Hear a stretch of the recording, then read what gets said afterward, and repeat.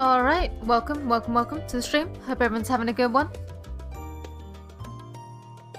We're back with Final Fantasy XIV's Endwalker expansion, once again.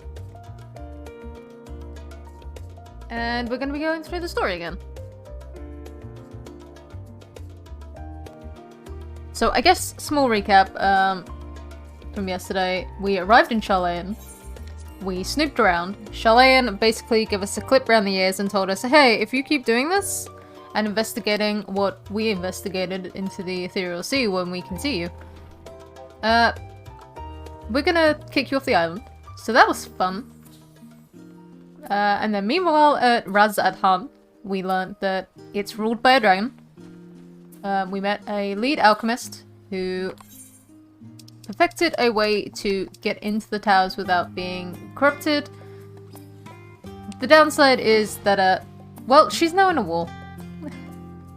So our goal is to try and get her out of a wall. We have a plan, kinda. We're hoping that the tower has something we can blow up.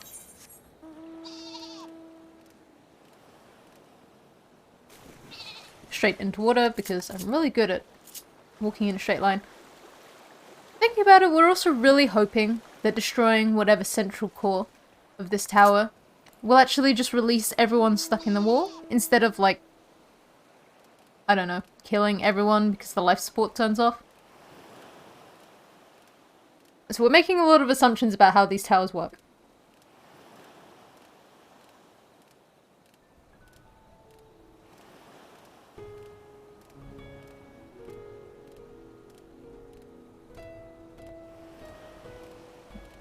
But I do think we're going straight into a dungeon, so that's cool. I get to yell at trust NPCs at a more reasonable place, namely somewhere new. And so I can yell at them for standing in things while also simultaneously screaming because I'm dying of my own accord.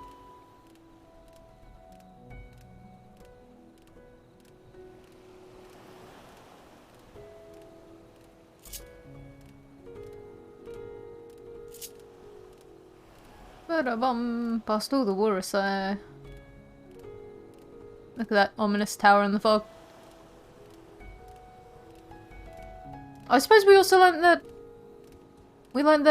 Fantastical Fandaniel was Amon. So he originally was overly dramatic and had a fancy hat. Now he's just overly dramatic.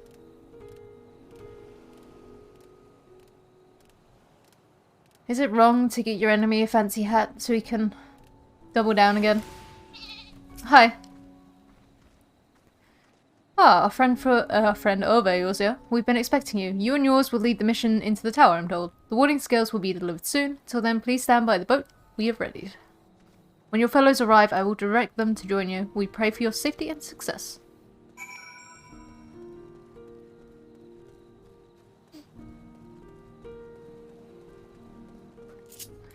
Alright.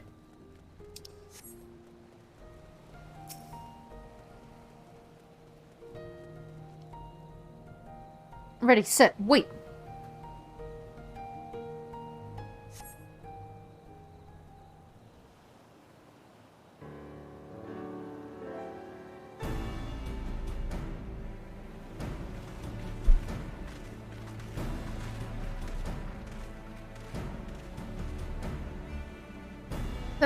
If this is the future of Aetheryte travel, I think I'll stick to boats. No warning, however emphatic, could have prepared me for that. Are they old enough to travel? That seems like there should be an age rating on that Aether sickness travel. On account of which we're a little late, but most fighting fit, mostly. That's okay, you're not in my team, so... Oh, what does Vritra have to say to us? My friends, permit me to thank you for accepting this mission. You must be, we should still call you Varshan, I suppose. Indeed, it would not do to confuse our soldiers. Very well then. For our part, we are humbled that you should see fit to entrust us with your warding scales. Please convey as much to His Excellency.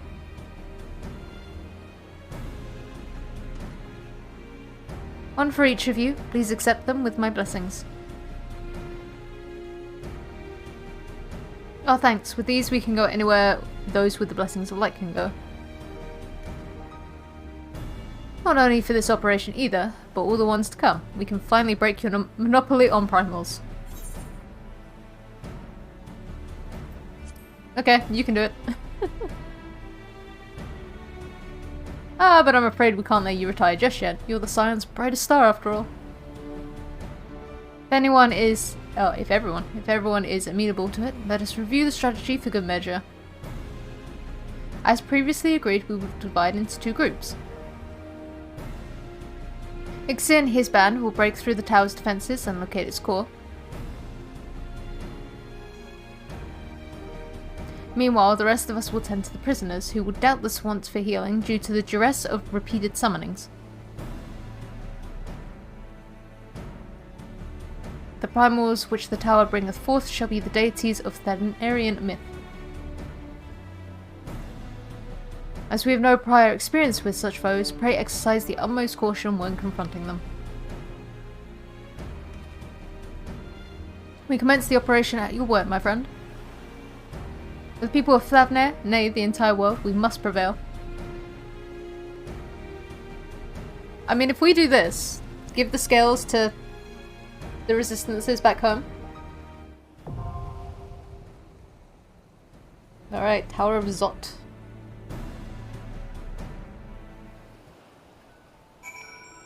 Alright, let's form a team up. It's not gonna be you though, I'm sorry.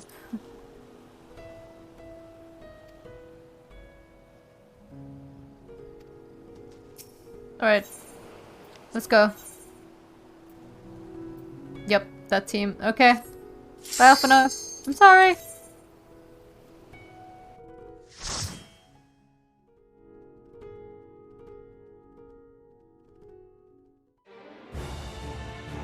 Oh, yeah. The people wall. Love that first shot. Oh, hello.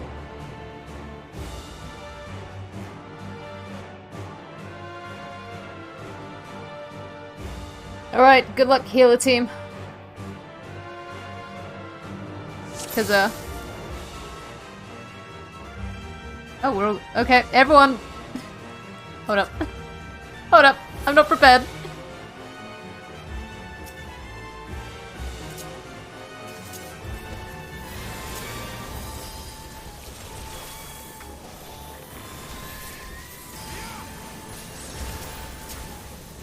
And let me give this to you.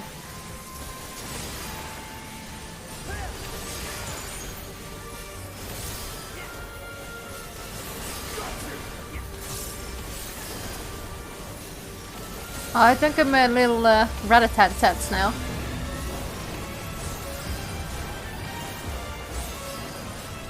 I've just stolen the machinist limit break. That's all that's happened.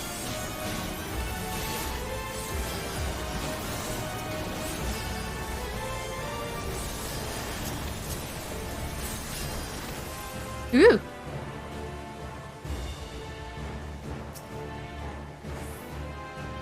For a moment there I thought it said armored friend.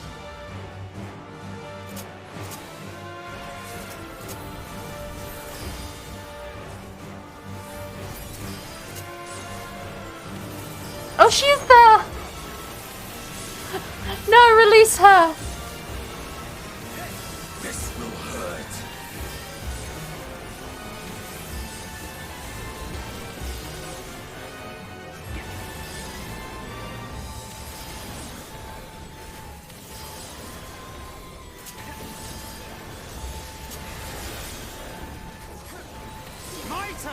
I brought you friends. Well, I didn't bring you friends. I brought the rescue crew. Don't worry. Hopefully, don't worry.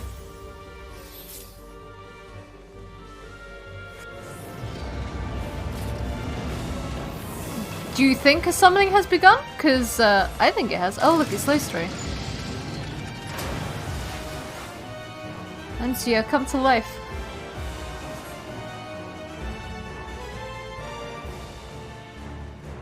Alright. Good luck, healer team. There they go.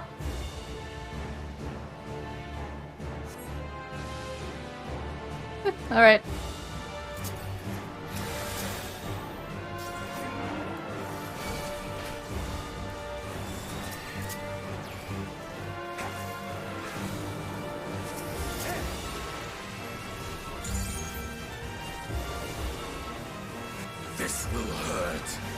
I mean, it might hurt. You don't know.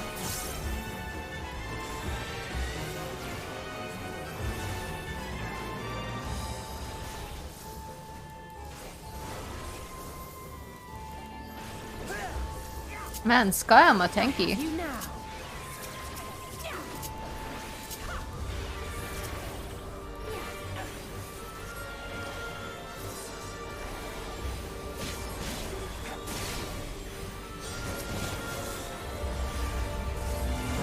That looks so cool. And I'm finding Alizé's thing way more cooler than Estinian's because the Dragoon combo terrifies me now. This will hurt.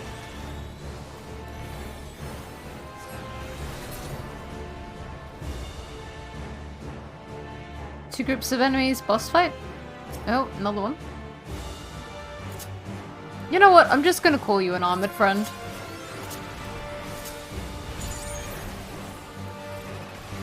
Ah, but it's gonna drop something and then there's a boss fight. Okay.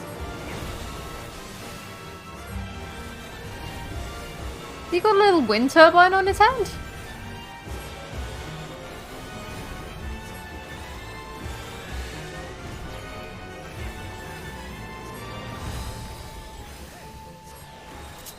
Oh, I'm getting hit. I lived!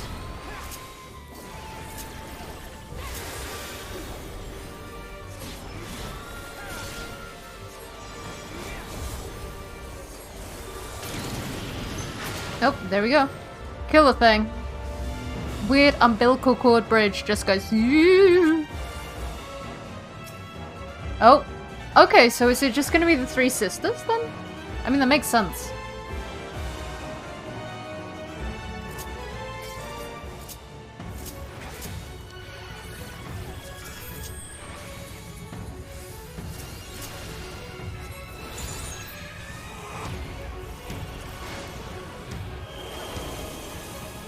Blizzard. Oh.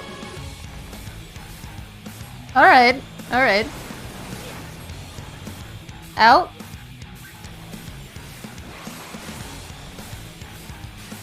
Oh, she's just got all the elements, alright. By her powers combined.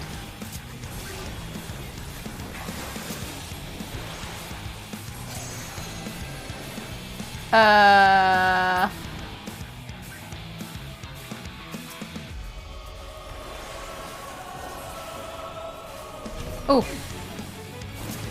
Oh dear. Okay. I did not understand that mechanic at all.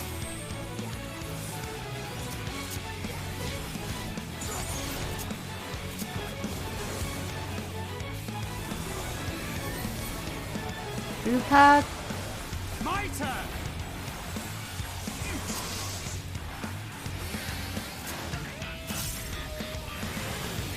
Transmute Blizzard.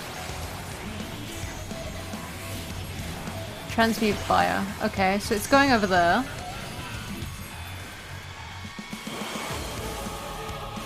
Blizzard. Oh no. Ah.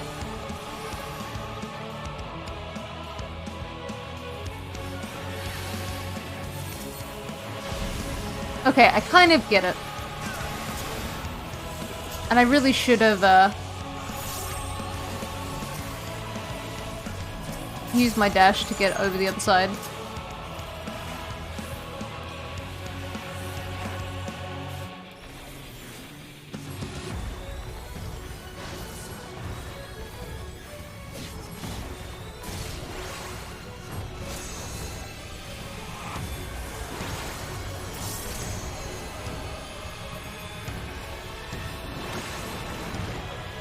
I've got fire. What was the other one? Blizzard?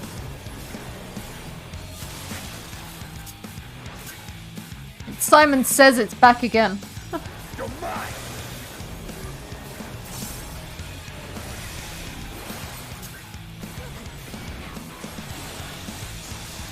Thanks, I love Frostbite. I'm not gonna get it off on you. Oh well. That's fine, mostly.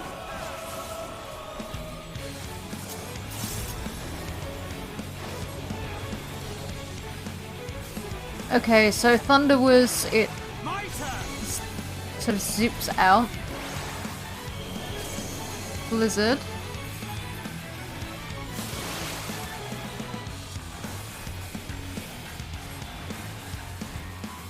Yeah.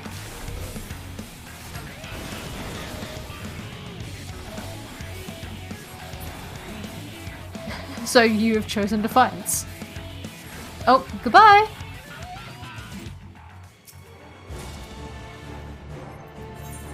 I know I can't wear it, but what do you look like? What is that? Whatever it is, it doesn't like my hair. Can't win. If you can wear a hat, it just doesn't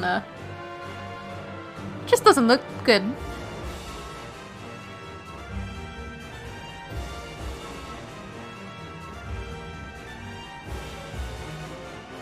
Oh, we have found the Imperial... Ooh! Hello, you seem to be grosser, spooky dude.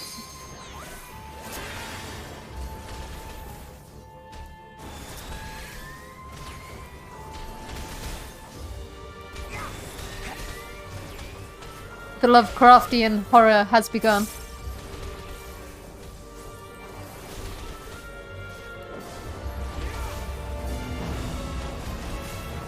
Once again, my kingdom for the trusts. Like, I get why they don't do AoEs, it's so you don't, like, constantly run with trusts instead of other people. But I would take scaled down numbers on the AoEs as opposed to single targeting everything when there is a mandatory hack of enemies.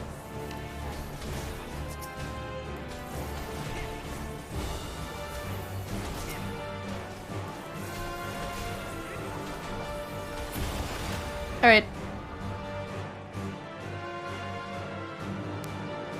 I really don't like the weird flesh in these places.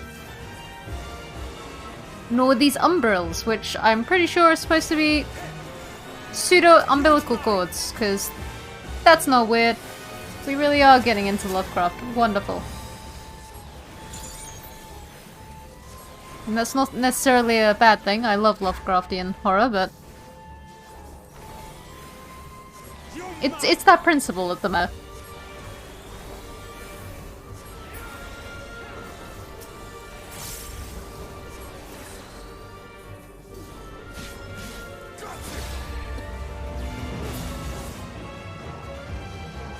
Oh, that's a big boy.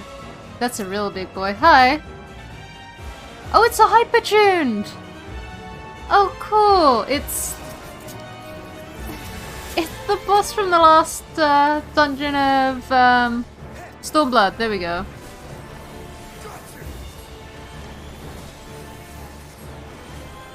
And he's got his hands as well. He just doesn't have weird injectors.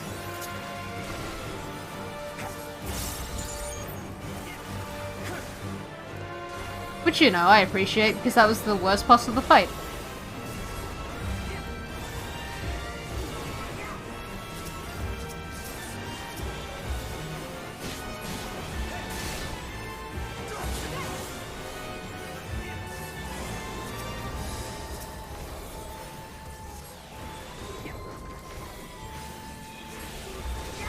What's in the magic chest? You guys are fine.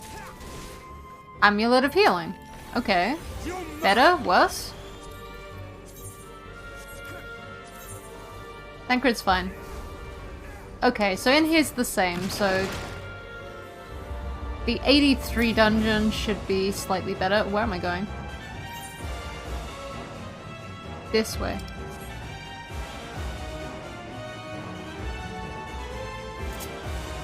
I'm sure Y'shtola and the others are fine, hopefully. I'm sure we'll find out. Oh, I see another big boy. Because, that's what I love to see.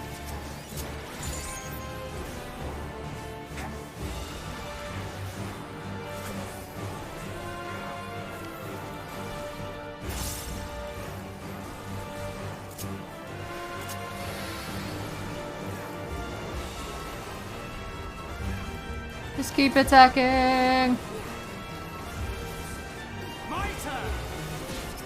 It doesn't have to be your turn every turn.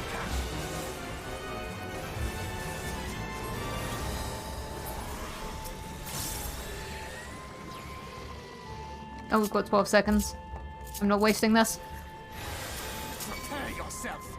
Oh, this is gonna take a while.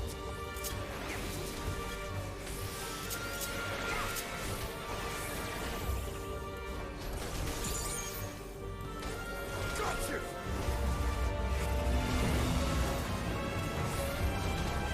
Please don't. Please leave me. I'm innocent, please.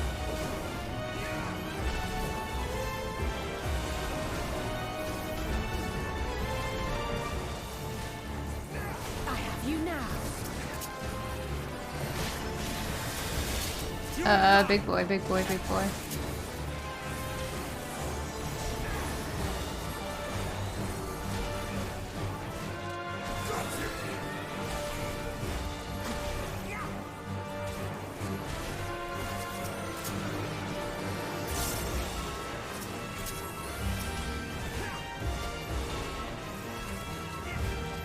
Keep going! This will hurt. I mean, probably. Will it hurt you? Will it hurt me?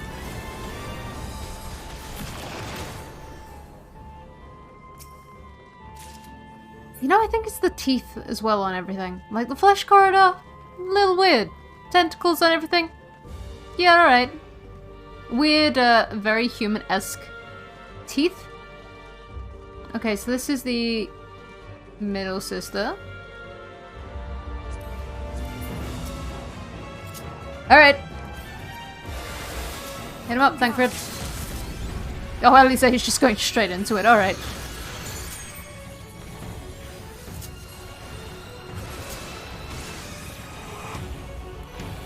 Well, I didn't mean to. Oh, hello. Okay, so we've essentially had a Blight Mage, and now we've got a Goon. That's what I'm getting from this.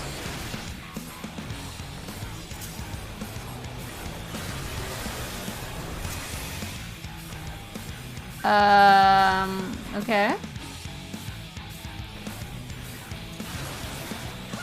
Oh, I was standing in that. Oh dear.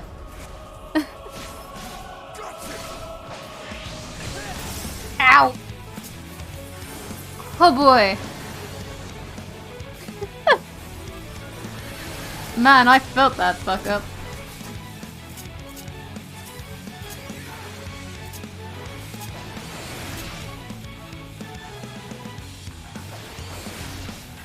I'm feeling all of these.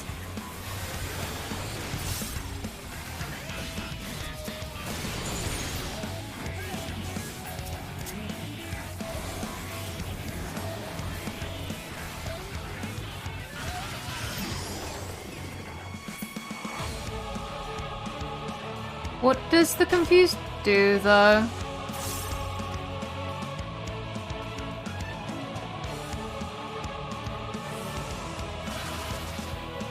I don't... Okay, the confused one I don't really get. It didn't seem to do anything. Let's give them a show.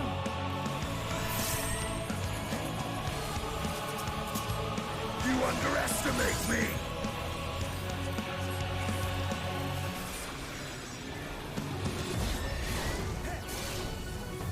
Stop.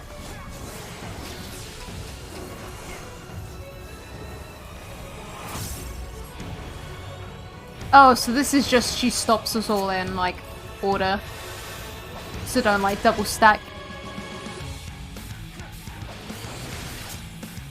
So then there'll be Alize.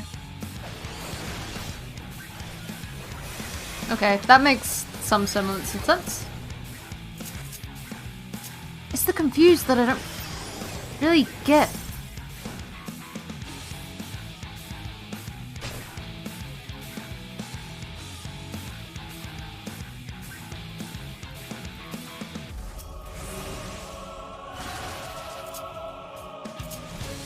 Let's give them a show. Like, I'm assuming it does something, but I'm confused as to what it does. My turn.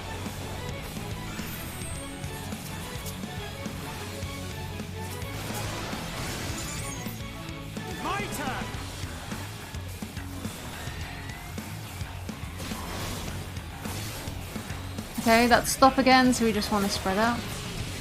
Okay. Oh, is it going to be all three of you at the end? Because you're not quote-unquote dying, you're just falling over.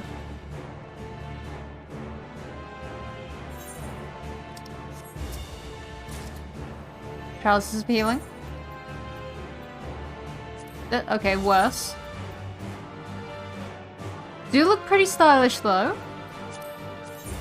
And diable. Okay. I can maybe work with this. Especially because they stay black and then it's just the trim that changes. Essential glamour gear, if nothing else.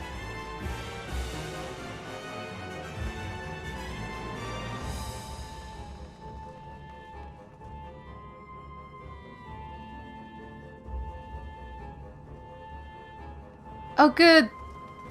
These guys. Alright. I mean, I do appreciate that it's a sort of combination of Gallian stuff, given that they're the ones who are really caretaking the place. Not by their own choice, but they are.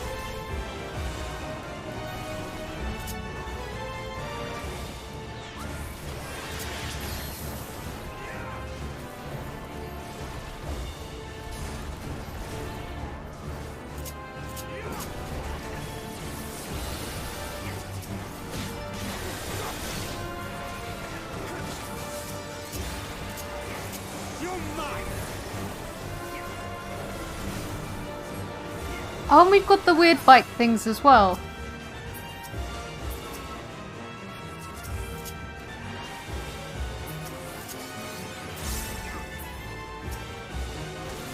Oh, okay. Already a duplicate. That's, interesting.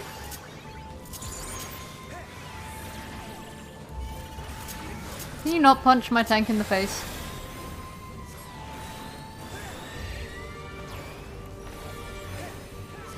I do kind of need him alive. You know, just throwing it out there. I have you now. Do you though? Airships.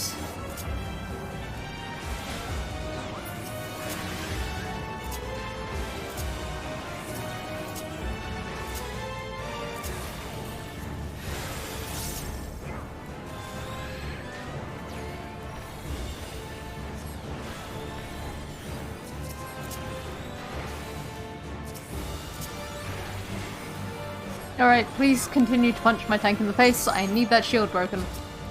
Thank you.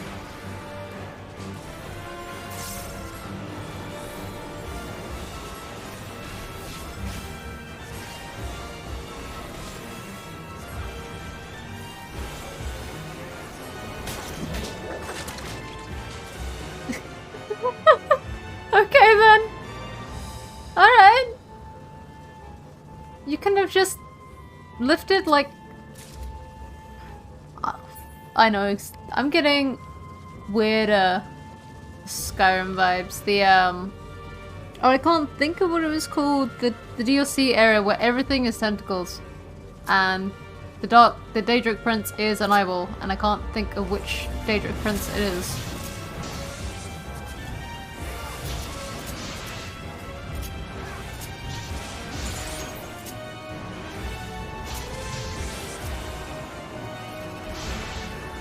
Is it weird for me to wonder if...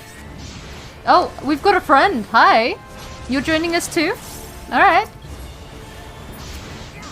I was about to say, is it weird for me to wonder if we're gonna have a situation of the sisters just sort of combining. Wow, I stopped paying attention, Thancred, I'm sorry.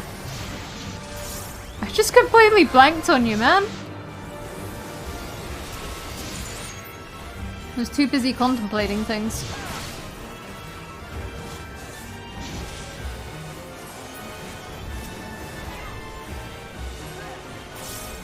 Things you never want to hear your healer say.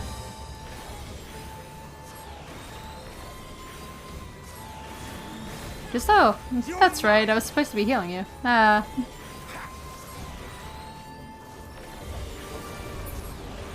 Alright.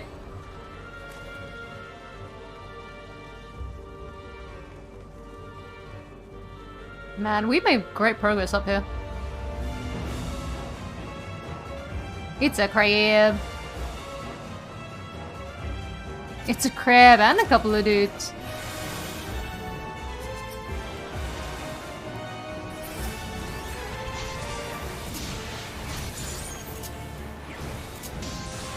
If I just throw that out. You're mine.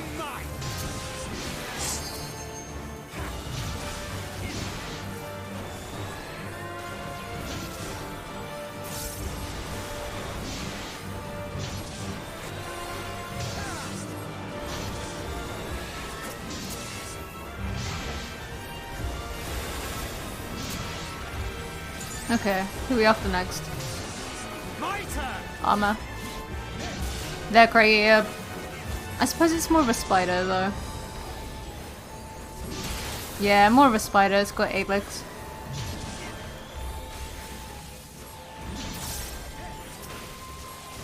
Hi, Thancred. How are you, buddy?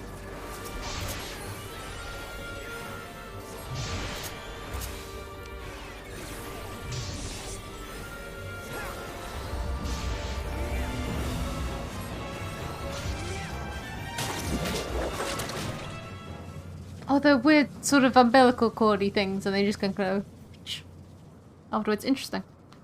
Oh, there she is. No matter the cost, we must protect the tower. Your sister's gonna come? Harbingers elect. The Magnus sisters. Okay. So they are gonna switch. Alright. I'm liking this music though.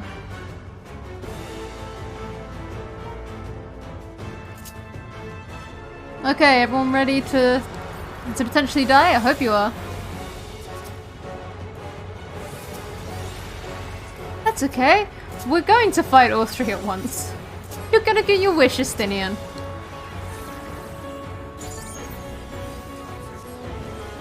I do persist in the desecration, you're quite right.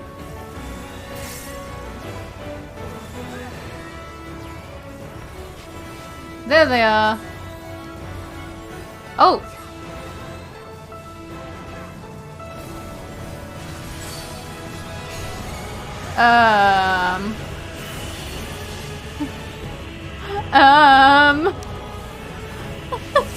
Estinian, where are we going? Oh god, help me. Where is everyone gone? Oh god. Oh god. Give that to Thancred, give that to Thancred. Give everything to Thancred. He needs all the help he can get.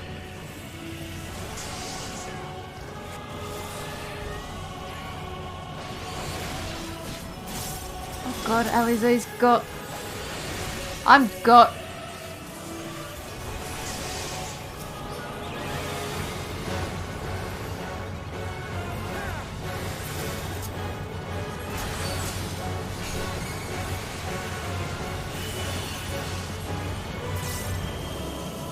Get away, get away. Oh god.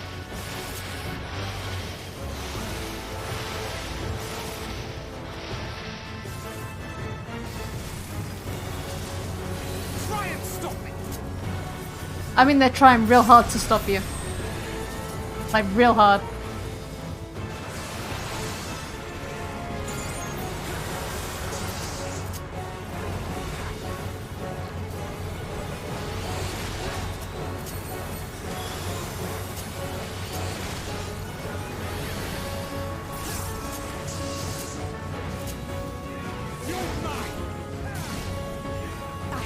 Okay.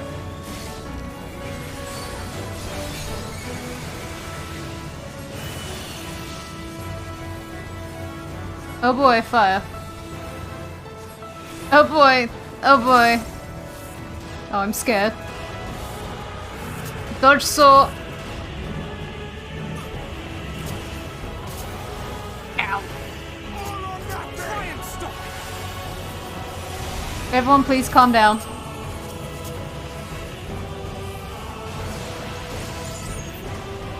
I had mostly been joking when I said about us dying, but I'm very afraid.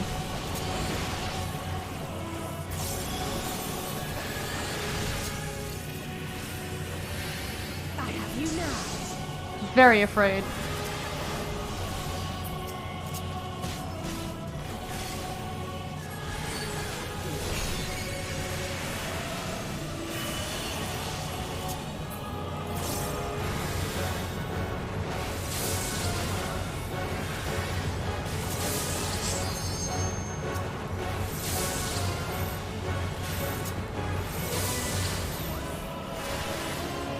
With heart of steel.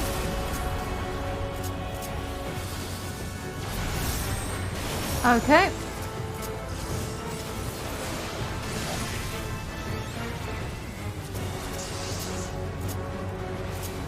I don't like the fact that her body is still there. Because anytime a body is left on the field, that normally means a revive mechanic, which, you know, leaves me greatly concerned. Do we take out...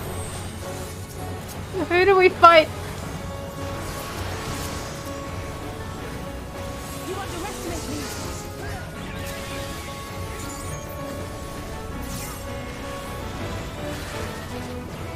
Oh, oops. Oh no. Oh no. No! I was joking when I said about death. You're mine. Ow. Oh god. You're mine.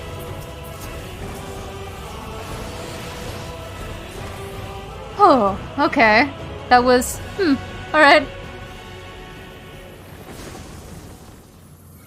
There they go.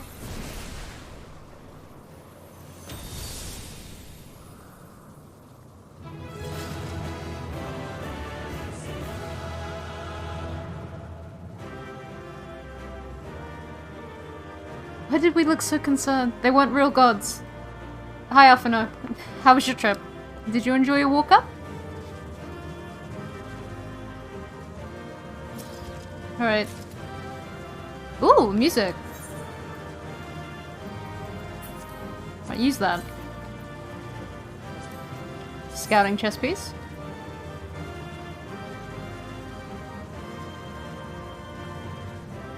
I'm liking it.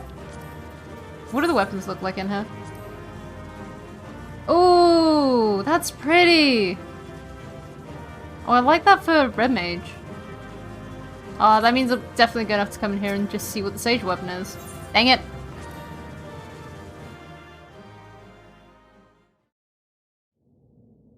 Okay, but did we succeed? Or will we succeed in breaking this? Like, I'm still worried it's just gonna kill everyone immediately. Is everyone all right? We fortified the captives with what magics we could. Have the defenses been disabled? All appears quiet for the moment.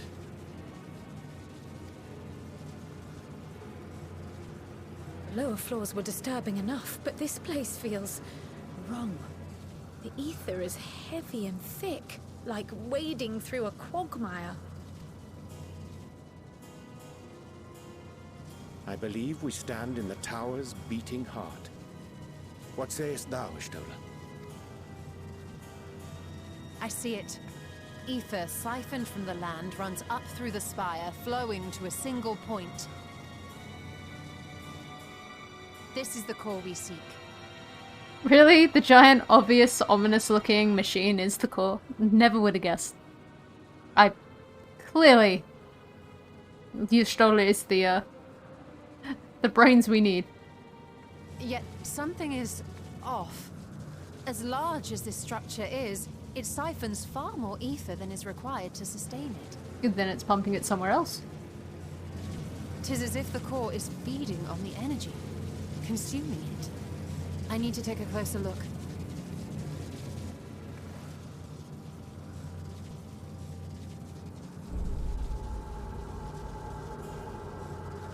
Maybe you shouldn't? Curious. There is something there embedded inside the core. Oh. You okay? A man's limb. Hold up. Hold up. Give me a moment. What age rating is this? Hold up. We really just leaning into Lovecraftian horror. Let's have... Does that mean there's a bit of a man's limb in every tower? Are all towers Fandaniel? This is what we came to destroy? Yes, if you would be so kind. Please get the arm out. I'm assuming an arm. She only said limb. It could be a leg.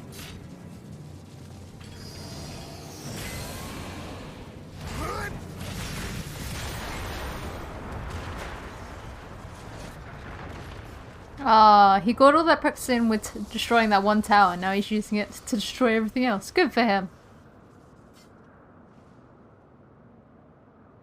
And that should be the end of it. And now the tower will collapse. We didn't think this through. My theory that the tower might come crashing down following the core's destruction doth appear to be correct. You didn't tell anyone beforehand. Bully for you! And how are we supposed to survive the fall?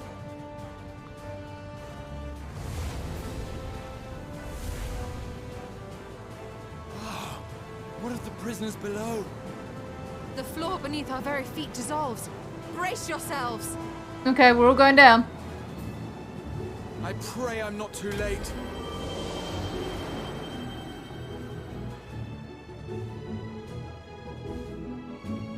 Deus Ex Rahatia.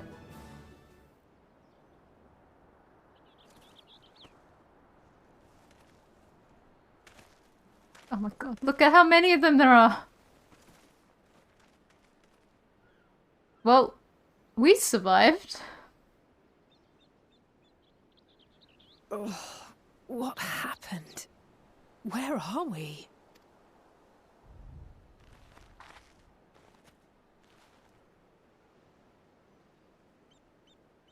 Where's the tower? By my reckoning, we're still on the island where the tower stood. But 'tis as if it never existed. I mean, what, it came up as if by magic? Probably entirely composed of aether, so it just dissolved back into the ethereal sea, one would assume. Hardly a scratch. But how? Someone get Ra. No! Please tell me he's sleeping. I didn't save him for nothing. Graha wove a levitation spell at the last moment. Large enough to catch everyone, it would seem.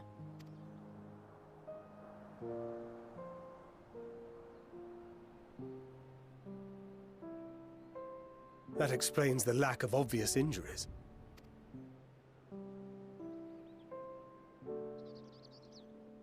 The expenditure of so much ether has taken its toll. He will need plenty of rest, but should otherwise be none the worse for wear. None of us... We've learnt that we can siphon ether to each other. None of us are going to try And that. the immediate problem is what to do with our new friends here. Wake them up. Bury They'll them be home. much changed for their time in the tower. Even if their bodies are intact, I doubt we could say the same for their minds.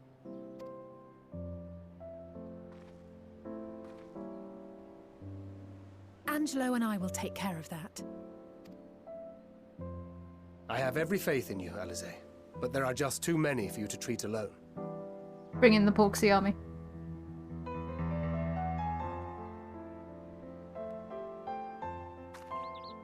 We'll send at once to Eorzea for more Porksies, and call on the local mages to lend a hand. Hail, Scions! Hello. We were watching the tower when it simply disappeared. What happened here? The threat is banished, and thy people delivered. They are, however, in need of treatment, and we of a secure locale and helping hands to assist us in its provision.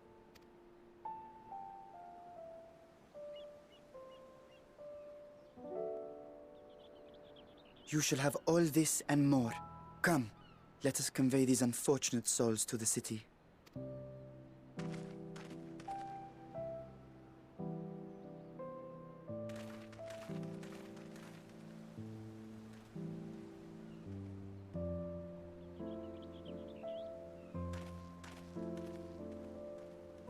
Nidana!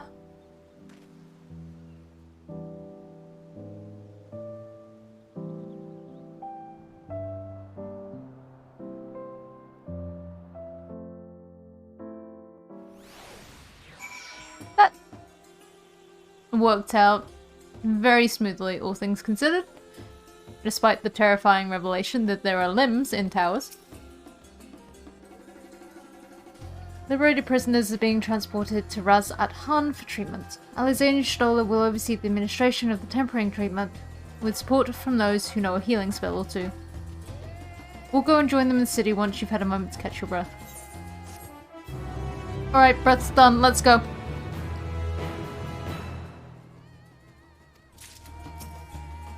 Thoughts, Istin? Hold up, you carried them? You're not that much taller than I am. He's got that core body strength.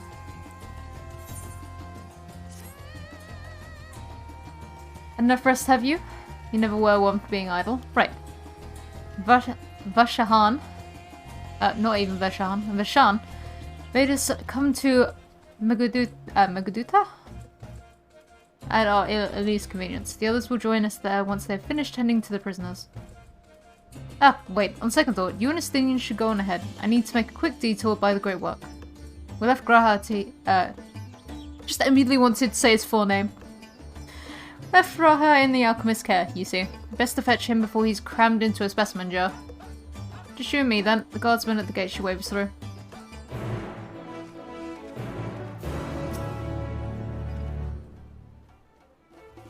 When we delivered Graha to the alchemist, they were not a little excited. Perhaps it was Nadana's rescue that brought them joy, but given their fascination with Estinian, I'm not quite so sure.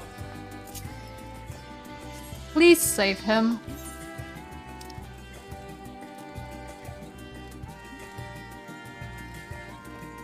Don't let them experiment on him.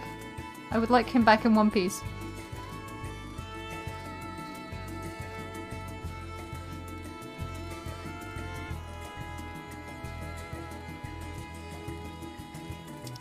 Does that mean I can get that pesky 8th right?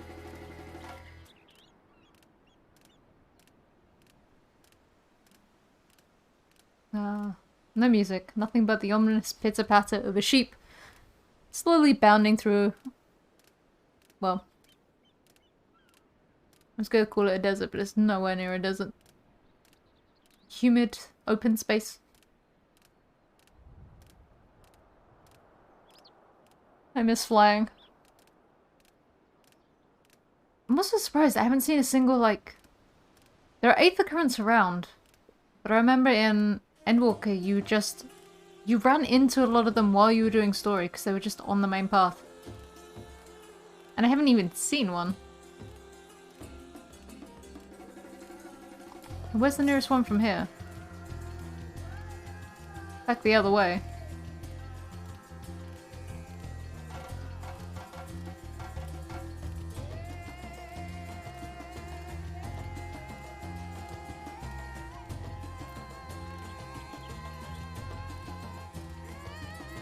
Alright. Oh, Honored Scions, you're free to enter at your leisure. As I cannot leave my post, I'm afraid you must make your own way. Should you require directions in the city, the sentry stationed at the fountain atop the steps should be glad to assist you.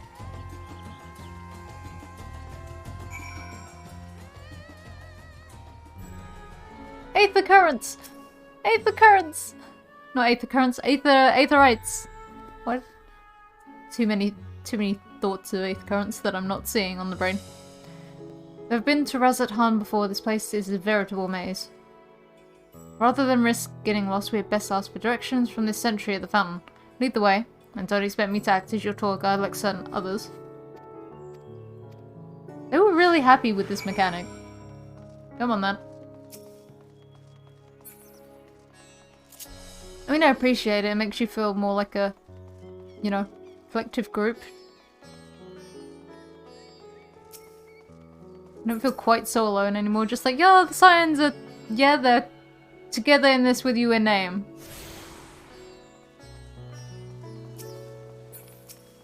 Hello. Oh, Master XIV, I presume. I understand you are here for an audience with the Sartap.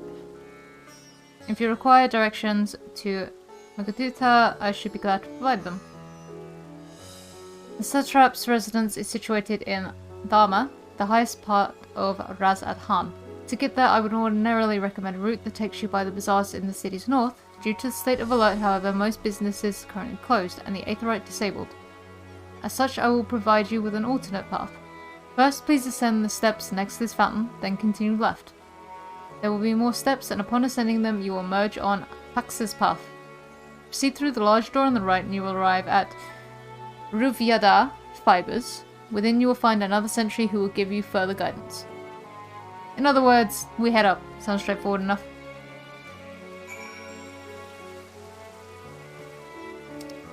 God, there really is a maze.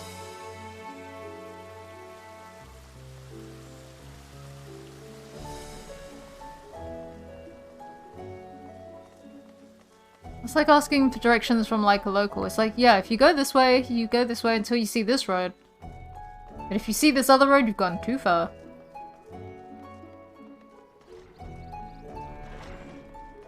There we go. Hello. Heading to Megadusa, are you? In that case, please follow this hallway to my right and go through the door at the top of the stairs. You'll emerge at the entrance to the airship landing, where another sentry should be on hand to assist you. Incidentally, if you ascend the steps to either side of me, you'll find the workshops of Ruvida Fibers. Though you're free to observe the artisans, take care not to lose your way.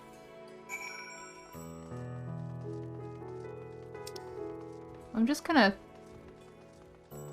follow your directions so long as they lead me near Aetherites. Aetherite first, then we'll talk.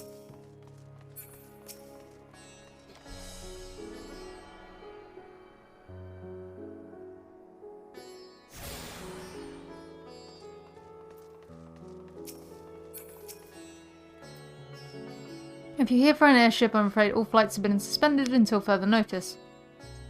So the state of alert is still in effect, perhaps it's for the best. Aside, we're not here for an airship. We have business in Megduta. Oh, in that case, permit me to direct you. From here it's quite simple, really. Ascend these steps and then continue straight ahead across the bridge. You cannot miss it. I'm gonna take a slight detour.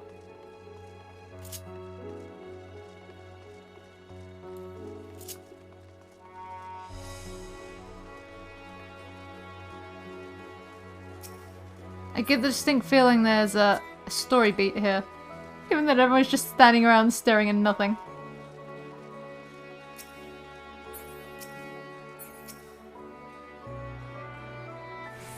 Why'd you have to look so judgmental?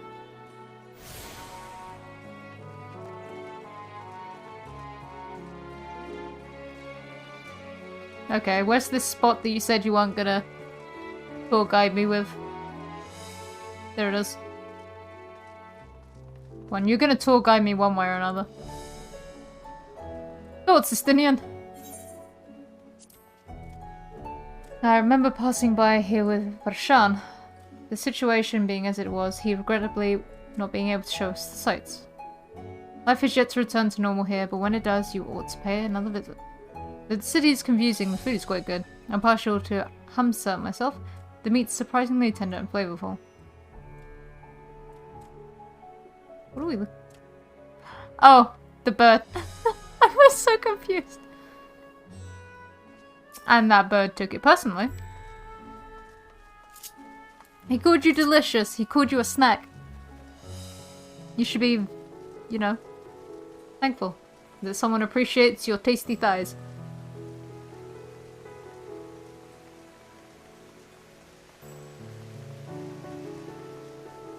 I do think I prefer hanging out here than Chilean.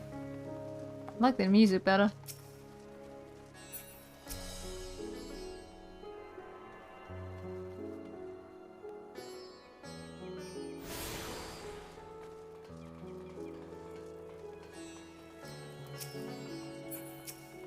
Nope.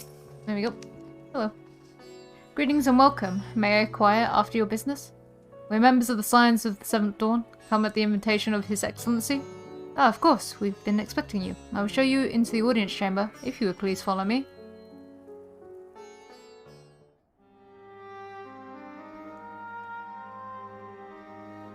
I love those elephant things. I don't think it would fit inside my house, but I love it.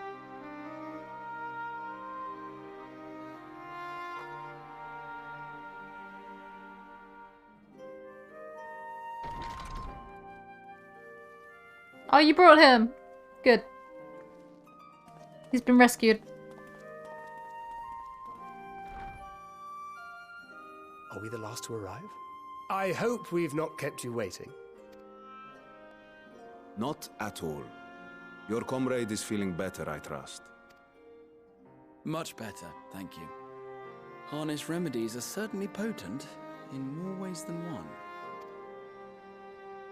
One becomes accustomed to the taste, although I hope you never have cause to do so. Pray, take your ease.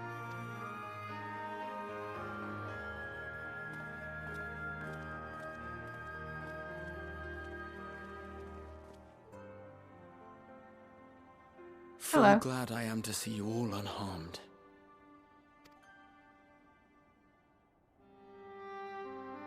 Oh, I love him.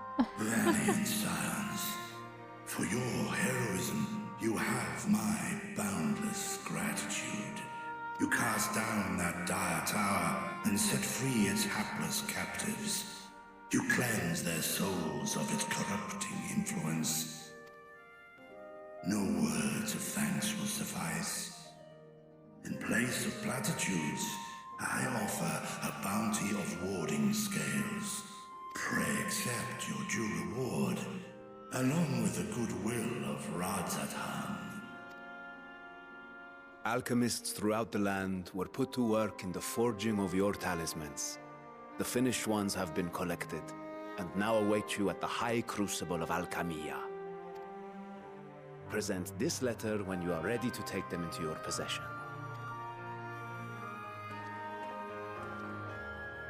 You look to be the most responsible? Here. Oh, they actually gave him something to hold. We are humbled by your generosity. Know that the inventive wisdom of Radzat Han will be vital in restoring serenity to our star.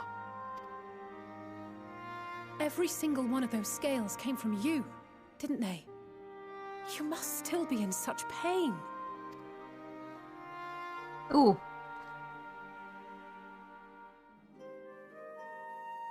"'Tis of no moment.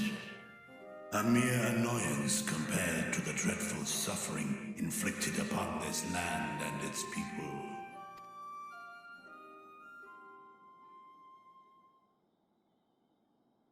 Albeit brief, my involvement in the Dragonsong War afforded me a glimpse of the myriad sorrows which consumed both dragon and man. Oh, that's a nice little touch, going back to the dragons, like the Heavensward music. Though you were half a world away, such tragedies as befell your kin must have affected you deeply. And yet, you chose to live among men. In the age when that conflict first bloomed, my choice had already been made. In some distant place, man slew dragon, and dragon slaughtered man. Yet no hate could I muster for those smiling faces which did look to me for guidance. Not even my brother's righteous rage could rally me to his cause. I huddled here, secret and still, hoping against hope that which I had built would remain untouched by the chaos and carnage.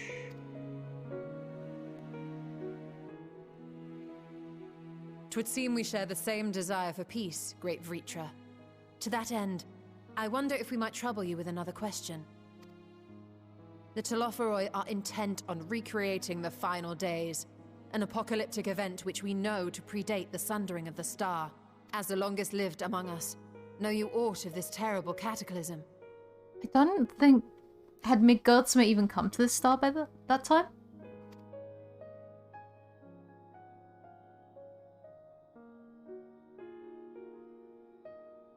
Nay.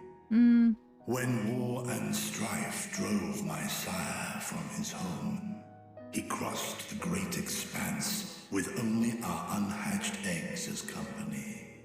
He alighted upon a shattered source, its 13 reflections long since scattered beyond the rift. Of events preceding his arrival, he knoweth naught, save that which Hydralin hath deigned to disclose. I see. So again, 'tis the inscrutable Hydralin to whom we must look for answers.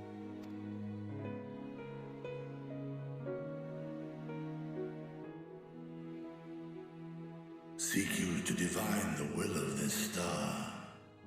If so, I have a tale which may afford you some small comfort.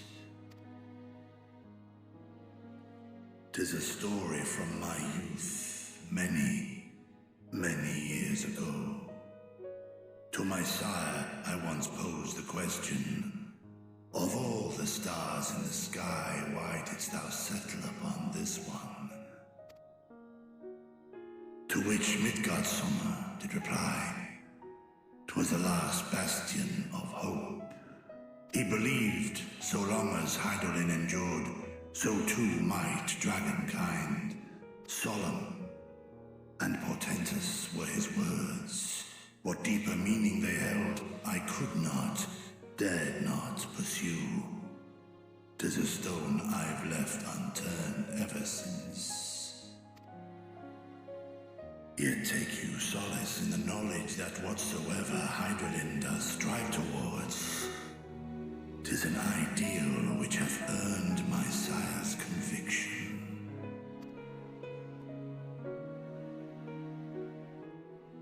Thank you, Vritra. You've given us warm reassurance in a world gripped by cold uncertainty. While I'm sure we all have a great many questions, I think it's time we collect the talismans and be on our way. Our fight against the Telophoroi is far from finished.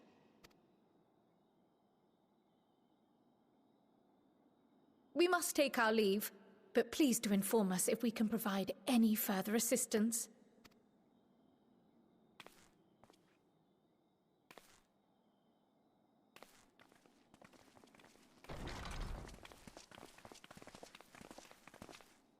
Prithee, a moment. I had a feeling that was gonna happen. Sure. What do you need, my friend? There is one whom my sire hath judged worthy of honor and respect. The one known to men as Eorzea's champion. This hero of renown and rumor, 'tis thee.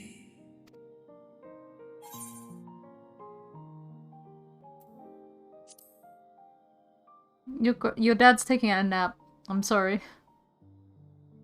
I know of his clash with Omega, and the long slumber which was his price. Yet even closed in sleep, my father's eyes are far from blind.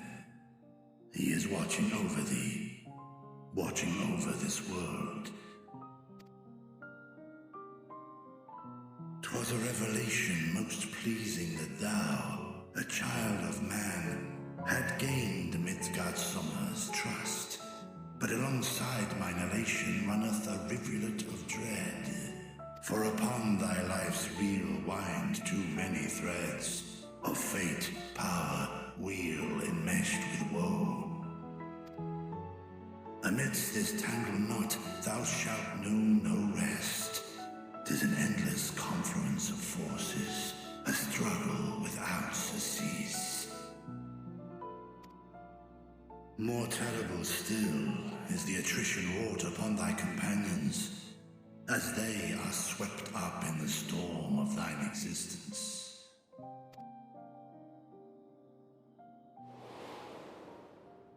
No, don't show me the sad thing. Oh no. Are we skipping Harshafont this time though? Oh, we've skipped Harshafont in a flashback this time though. No, we didn't. Oh no. Why are you gonna do me like that, game? Take heart and protect them well. They will be your strength and your salvation. The hope thou wilt need come the end. Even cowering behind my curtain, I know the suffering of the powerful. I have watched my siblings driven mad by loss. Have you at least heard that one of your sisters is now free and going back to Mercidia? Thus do I exhort thee to spare no effort to keep thy loved ones safe.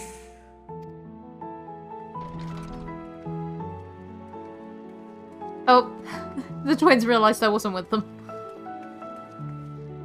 Ah, apologies. We hadn't meant to interrupt. It's just that we do have a history of suddenly collapsing, and when you didn't follow us out... 'Tis I who must apologize. I have detained your champion overlong with idle chatter. Go. At war's end, I pray I welcome thee back into my hall, where together with thy joyful comrades, you may toast your triumph. I get the distinct feeling that one of us isn't making it back from war, Vritra. And I don't know whether it's going to be you or me.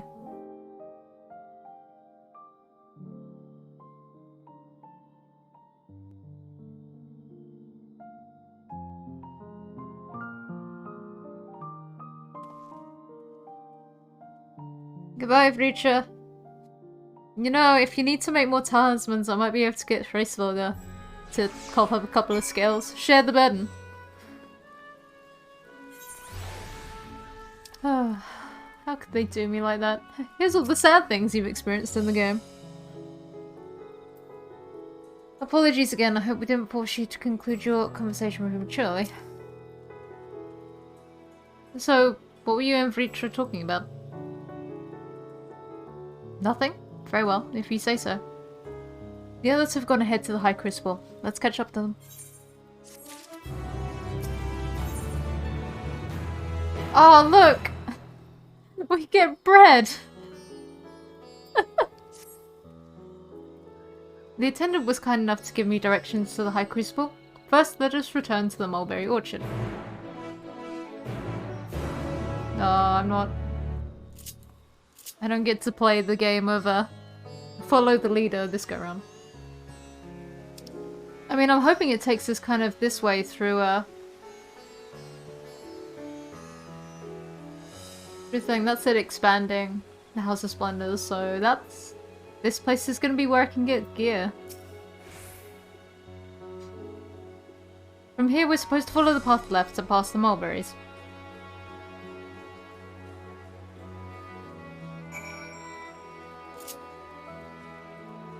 My kingdom. Found myself an app. My kingdom to be able to... Man, I wish I could jump. Now I know how frustrating it is to be a black mage. Why can't I escape on my own? Okay. Where the street turns, either the door straight ahead, then descend the steps. I thought the Crystarium was confusing, but it doesn't compare to Razat Han. The architecture and decorations make it even harder to get your bearings. Anyway, let's see where this door takes us. Alright. I'm gonna take a small detour to the left for an aetheryte.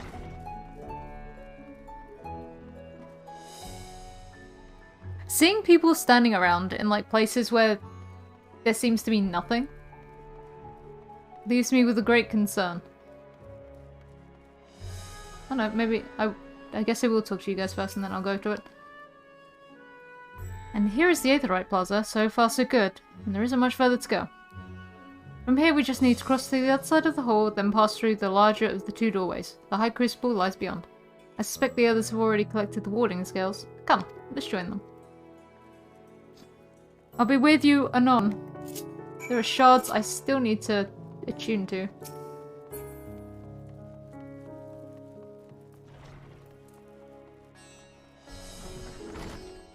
Oh, I missed that one up there. No, I missed one. I'll have to come back for it.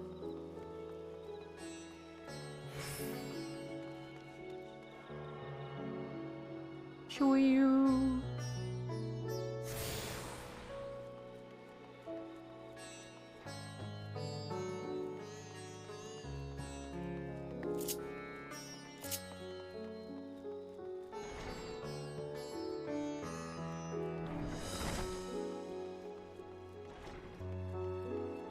Let me at the very least get this big Aetherite Plaza so I can actually teleport back to the city.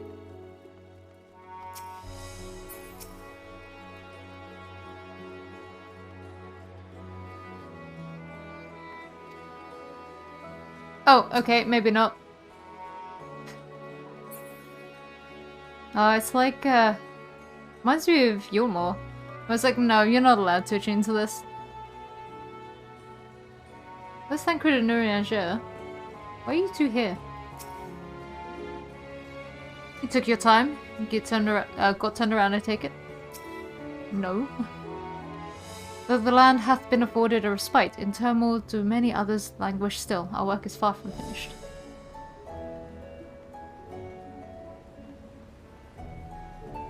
Alright. We're lost, of course, but at least we found the place. I can read. I can't read. Oh! These are the talismans we were promised. Yes, and I made a quick count. There are far more than we could have hoped for. Enough to outfit an entire company of soldiers, in fact. Considering the involved process, that they were able to manufacture so many in such a short span of time is nothing short of a miracle. Once we have distributed them to our allies in Eorzea and the Far East, we'll have a fighting chance to bring down the other spires, just as we did with the Tower of Zot. Or we could use them to invade Garlemald proper, and strike directly at the Telophoroid's base of operations.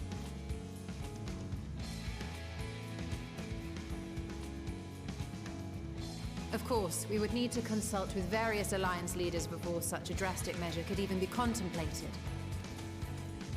To which end, I could set out forthwith and present the idea to each of our allies in person. Pray allow me to undertake some few of those journeys. I find myself restless and in need of purposeful duties. I can head eastward. Bosnia and Dalmasca are just a short hop from here. And Doma's shinobi network should come in handy for passing on the word. We shall share the burden then. Meanwhile, I think it best that you and the others take the talismans back to the Baldessian Annex. We must keep them safe and secure until we've decided upon a course of action. Please, I must speak with you. Okay, hi. What's wrong?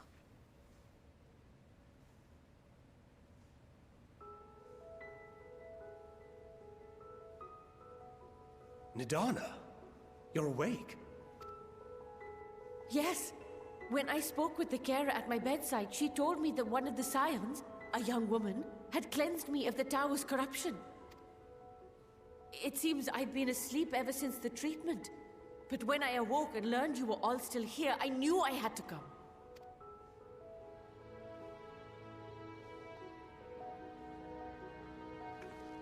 As you said, Nidana was captured only recently. Such a brief exposure is swiftly cured, so I tended to her before we gathered at Megaduta. I'm so glad I wasn't saying that wrong. And I am truly grateful that you did. I cannot thank you enough. All of you, for everything you've done. Destroying the tower, rescuing our people. You've saved Havnir from an awful fate.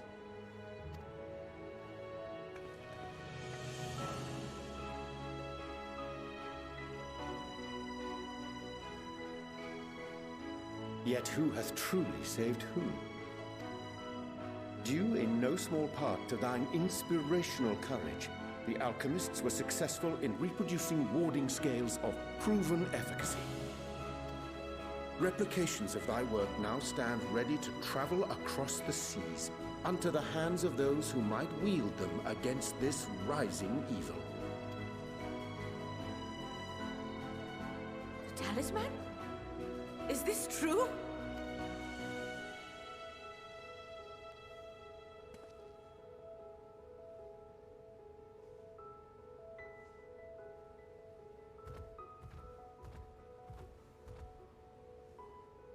Oh, I was so groggy from sleep. I didn't even think to ask. Oh, our great work sent across the seas. It was worth it. Oh, it was all worth it.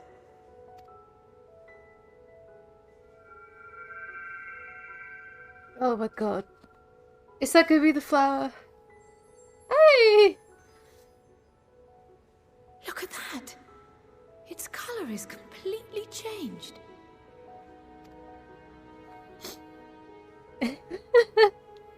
What do you have there? It's a flower.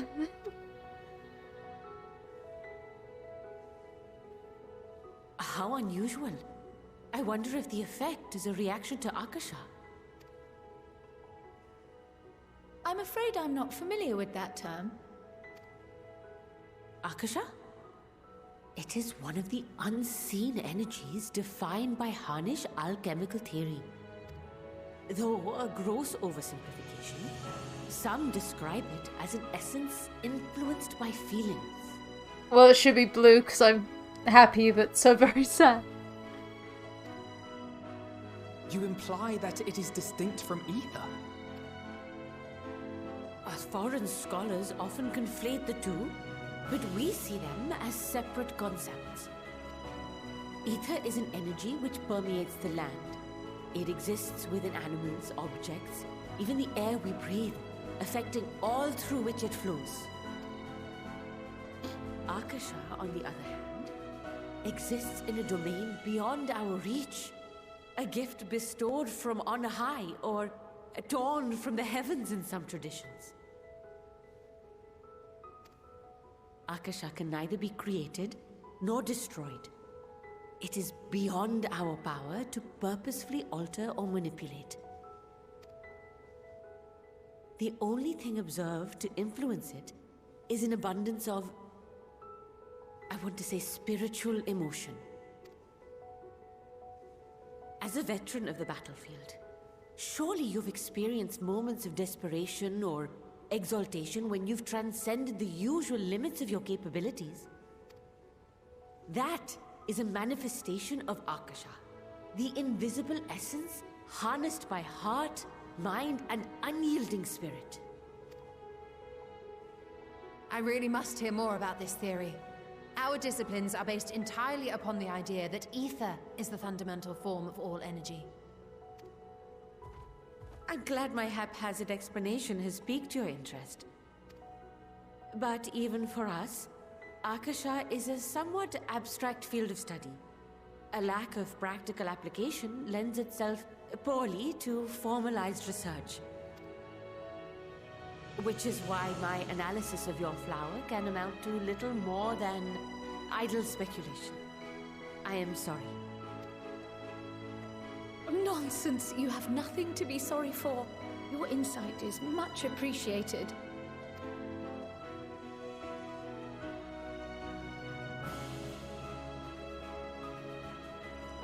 Shall we depart for Sharlayan then? I will see to it that the talismans arrive at the annex. Oh, I really don't want to go back. I'm having more fun here. And we will be in touch once our talks are concluded. I suggest you rest while you can. From here onward, sleep is bound to be in short supply.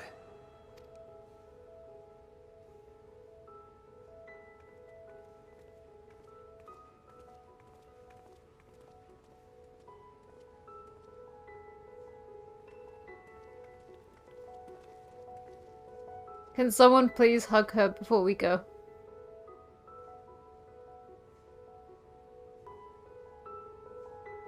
If I don't see it on screen, I'm going to say that one of us did.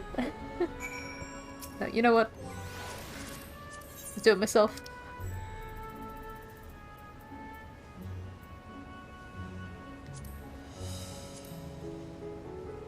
Close enough. Okay. Last thing I remember about before being absorbed into the tower was you rushing towards me. Can I imagine the hardships you and yours must have had to overcome to rescue us? No amount of words will suffice to express my gratitude. But I hope the flower's radiant glow says everything I cannot. I can already make a guess right now that anytime that flower comes up, I'm gonna be crying. God, if I'm crying this early in... Nope, still not. If I'm crying this early in,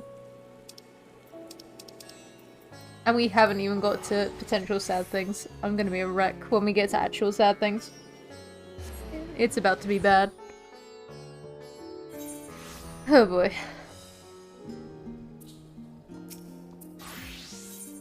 Alright.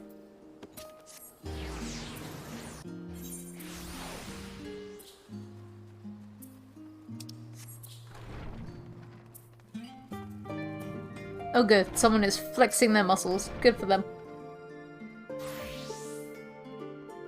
It's good to be back and with the fruit of our labours safely in storage.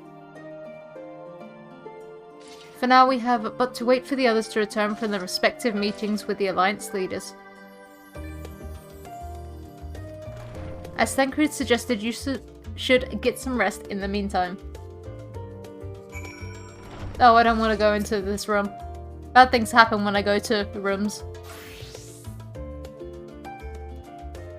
Welcome back. Crowds praised me of your recent accomplishments. What an amazing feat to eliminate a tower and pave the way to deal with the rest. While it isn't much, I've changed your sheets and plumped up your pillow. After all, there's nothing like collapsing in a nice clean bed after completing a major milestone. Be it penning a thesis or defeating deiform entities. So would you like to take a look at your new and improved lodgings now? I guess. Oh good, and you give me the bread. Just what I wanted, the bread.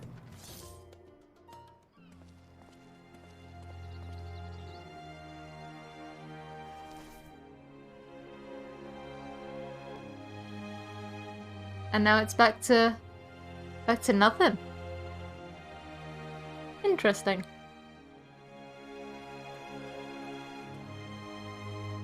Told you, Razat Han was better. Take heart and protect them well. Someone's gonna die.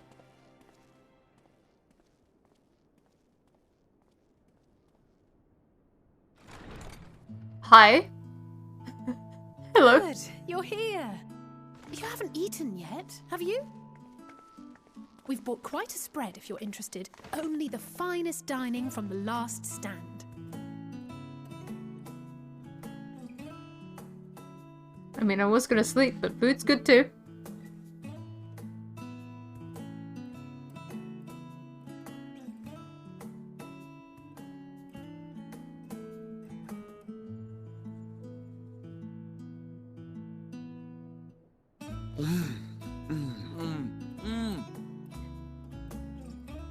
Why are these burgers so huge?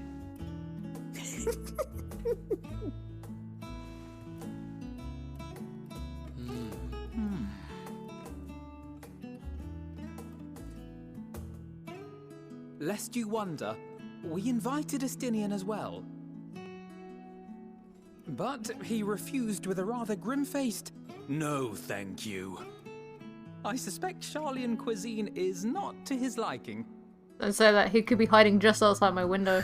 Oh, I don't know about that. Perhaps our lone wolf just needed some time apart. Can I have those giant biscuits? What? To perfect his brooding stare? Next time, I'll drag him out by the ear, sit him down in front of a Charlian feast, and see that he eats every last bite. She would. An excellent idea. Of all people, warriors must take proper meals and rest. if they are to maintain a healthy constitution. Poor Estinian, beset on all sides.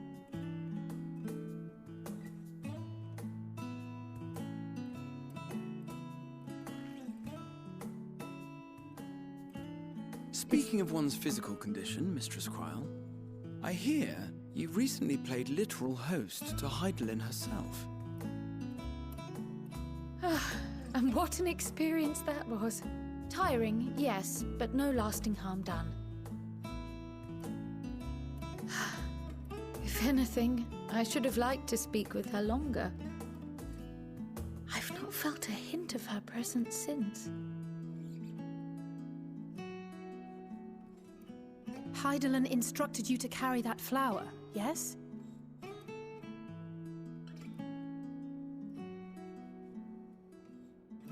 Twill be your guide, test and proof of your conviction.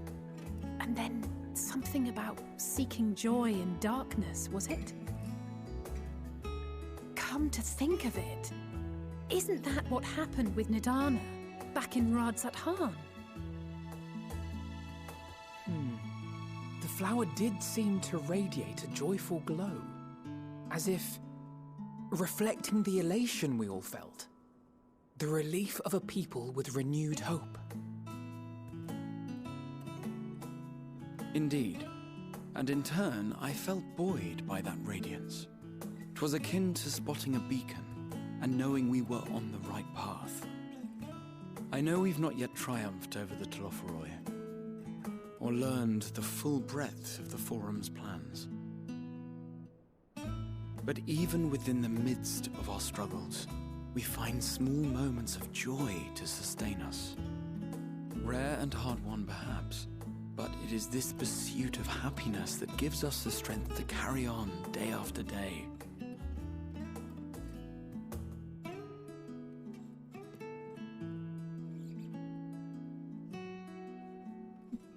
No one's gonna say anything. Hey, that's mine. To the swift the spoils. Though I recall that levitation spell of yours was quick enough. Oh my god. Only barely. And even at my best, I'm still too slow to wield it effectively in battle. Mayhap I simply require more practice with this new magic. You're about to yeet her out the window for over a cookie? You unearthed it from the depths of Numenon, I presume. Aye, and from a veritable mountain of arcane tomes at that. 'Twas necessary to facilitate my solitary explorations. Or, to put it simply, you used it to sneak around the Forbidden Archives. Yes, well, after a fashion. Still the biscuit. She's taunting you with it.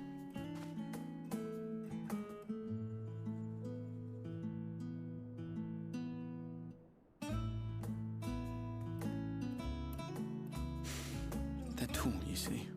The shelves, they're too tall for me. And I could hardly move the library's platforms without attracting attention now, could I? Oh, I feel that. No, I feel that as someone who is short. Who left a donut, a cookie, and a muffin? I mean, the gherkin bean left. Fine, that's fair. Who left the sweets?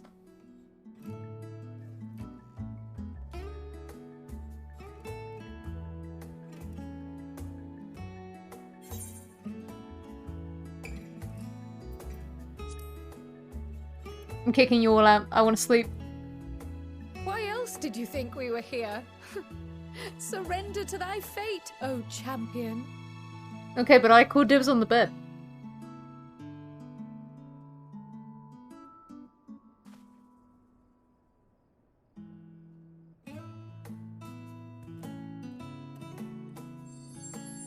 It's green!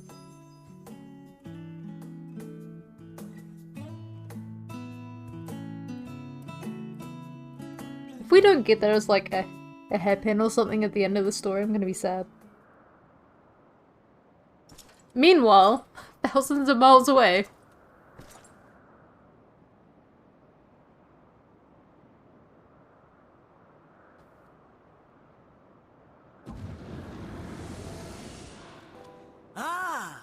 Enjoying the bracing cold, I see. Do you not own a warm coat or a cloak? Something in fur? Or fashioned from the skins of your enemies? Or... well, never mind that. I come to you once more as the bearer of bad news. Because you sound really torn up about failing. Our tower in Thavnir has been toppled, and I need not tell you by whom.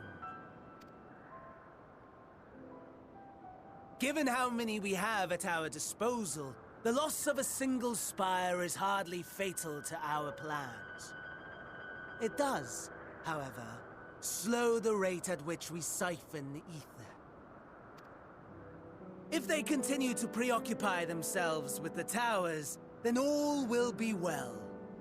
But should our foe prove bold enough to strike at us here, then the timing becomes questionable. Our foe is bold enough. Of that, I can assure you.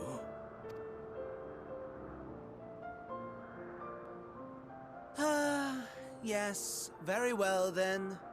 I suppose I must prepare a proper welcome.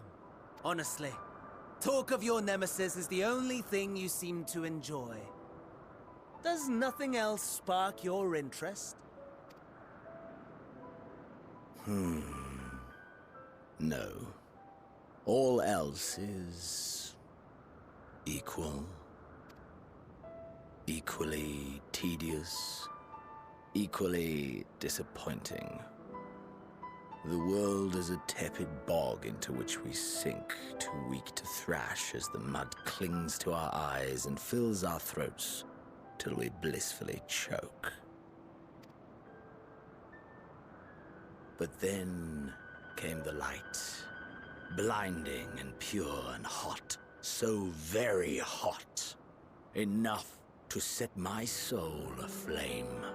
I basked in the afterglow, until the void yawned once more. And then I knew the muck would never claim me again.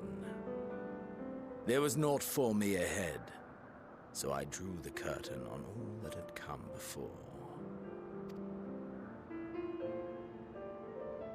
Burn, burn, let the whole star burn. I will have my contest. I will reclaim my moment.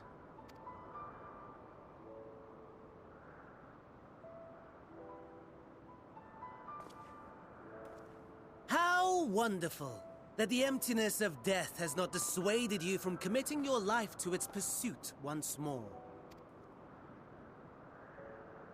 I don't know whether to envy you or pity you. Both? You question my disinterest, but what of yours? Despite your noisome antics, I sense you take little pleasure in this endeavor. Mercy, my lord. Such pointed barbs from one who barely acknowledges my existence. Nevertheless, you are mistaken. For I do find this part somewhat enjoyable. You see, when I was mortal, I would always have the same dream. It was a fragmented thing, disjointed, all the faces incomplete. The setting, too, was unknown to me. So I thought it simply a fantasy of my sleeping mind. Until one day, I realized it was showing me the truth. Much as your dream of the final days enlightened you.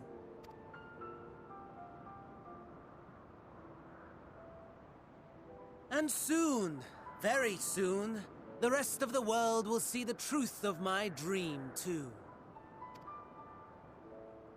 Yes, I think that is something we can both enjoy.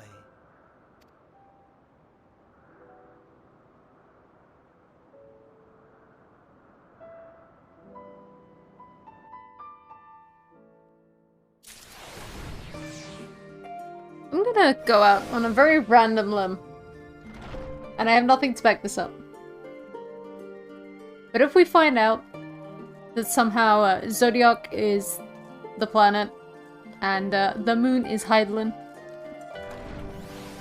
then I'm gonna call it out as being similar to Borderlands, with Pandora and its moon. Hope you didn't mind us barging into your room for a late night feast. For what it's worth, it did me a world of good to put our troubles to one side, but only for a moment. Alright, Krell. Oh, I don't want to go to school. Oh, there you are, feeling refreshed, I hope. I was about to make my way to the studium, as it happens. I want to try and speak with Skolak, that's her name, and thank him for coming to our rescue in the Rustra. As it turns out, he'd come to see us following the hearing, only to find that we'd already departed for Thavnir. Knowing him, he was probably hoping to chew the cud with his former students. Since we're still waiting for Stola and the others, I thought now the perfect time to pay him a visit. Care to join me?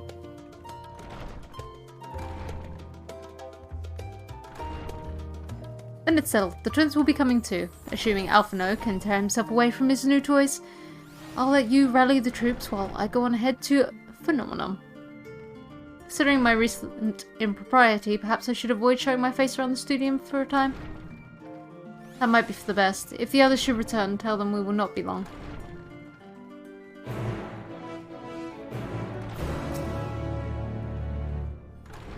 Like some of the scions, I am not an alumni of the studium. As such, I have no acquaintances there I am obliged to visit. While I would love for nothing more than to pore over the many great tomes of Phenomenon, I fear my presence there would stir up more unwanted trouble. So, for now I will be patient, much as it pains me to do so. Alright, I need to go and find the twins. Alright, twins, sound off. Where you at? Adorable. Grab your brother, we're going to school. Heading out for a stroll? The Skolak himself was here? In that case, what are we waiting for? I too am eager to see him, though I somewhat dread the thought of visiting the studium. I dare say our notoriety precedes us. Notoriety. Alphino of all people worrying over his reputation. And at our alma mater no less. For wonders never cease. I'll understand soon enough. Off we go. I've heard tales of his time in the studium. I've heard tales of his artwork.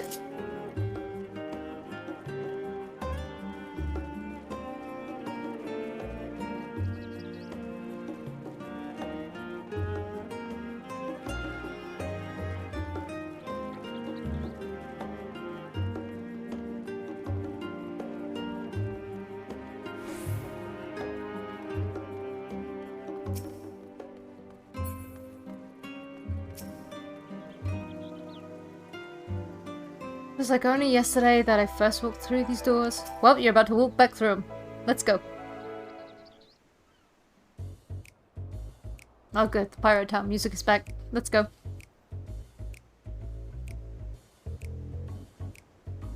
Here it is, Phenomenon. While I expect you made note of it before, one can hardly miss it. This is the first time you've been here on official business, correct?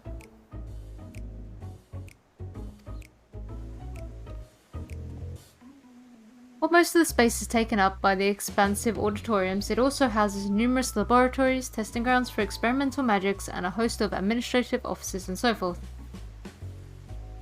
As the centre of what would later become the studium, it was also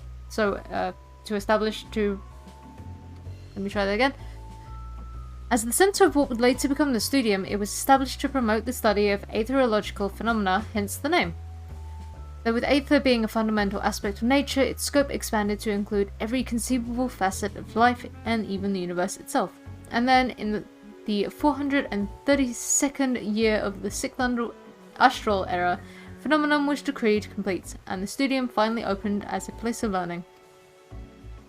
With a long and storied history, it is without question the world's leading authority in aetherology, the arcane, the occult, astromancy, and countless other fields, standing proud as Chalayan's foremost educational institute. I always did enjoy giving the grand tour to new students. Indeed, have long since lost track of how many times he's recited that same foppish speech, such as his undying love for his old stamping ground. He was in top form back then. Youngest to enter the studium, graduated with highest honors in magical arts and aetherology, undisputed champion of the debating chamber. Hold on, you both joined the studium at the same age, yes? And from where I stand, you're equally prestigious scholars? Nice of you to say, but Alphino actually entered half a year before me, nor did I do well enough to graduate with honors, and I am certainly not the studium's most notorious master debater. In all respects, have I ever been in his shadow? If nothing else, just remember that this is where the legend of Alphino Leviua began. We should expect everyone to be fully aware of our recent escapades. Hopefully we'll be somewhat more welcome here than we were at the last stand. I know better than anyone the adoration the student body has for Alphino, and with a bit of luck, it might work to our advantage. Well, there's no time like the present. First things first, let's look for Scholar... that's the name. Our faculty tend to frequent their offices, but unfortunately for us, he's fond of wandering wheresoever his whims take him. Let's spit up and ask the students if they've seen him.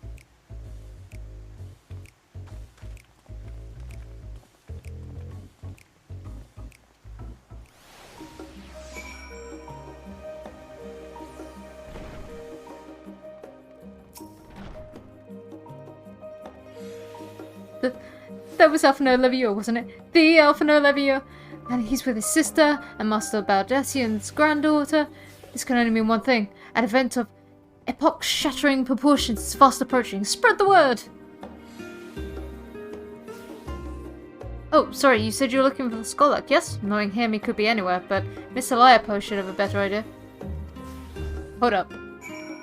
Hold the phone, Miss Eliapo.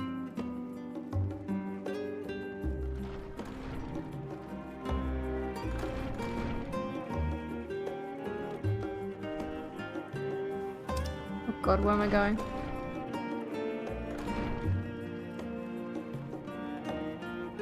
Hello, any relation to the other Eliapos I've met?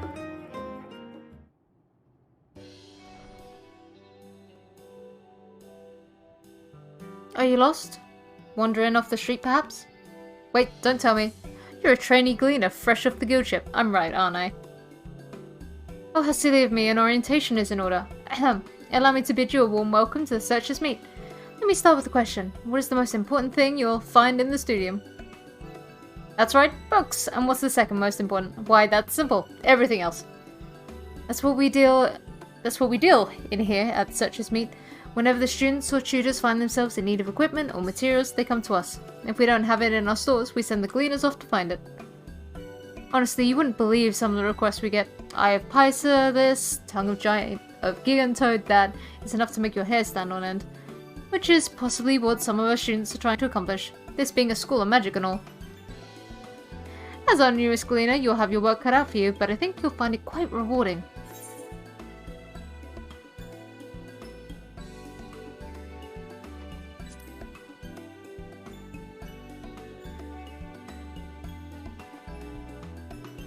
Oh my god, they are relating. They are related. It all comes back to the pudding. I beg your pudding, you're not a gleaner? Then this was all an elaborate ruse? No, wait, come to think of it, you never actually claimed to be one in the first place. My mistake. He was here, but now he's not. I did speak with him shortly before you arrived, though. He said he was on his way to make his meet. Go back the way you came in, and you'll see it on the opposite side of the entrance. It's a laboratory of sorts, home to many rare and expensive curios.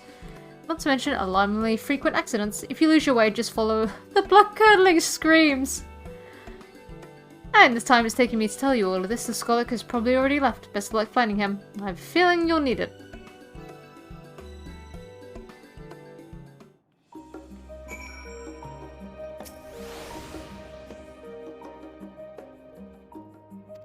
Okay, maybe not. I was wondering if maybe she would have a line about the other Eliapos. Apparently not. Alright, I'm on the search for blood-curdling screams.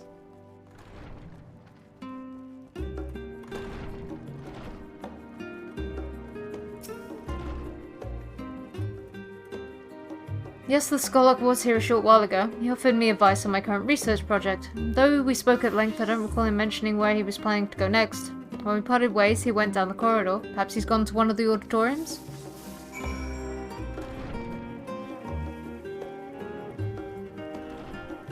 Carl, I might have a lead.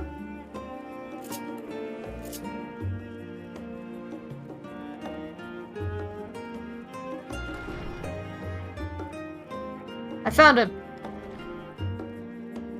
Gotcha.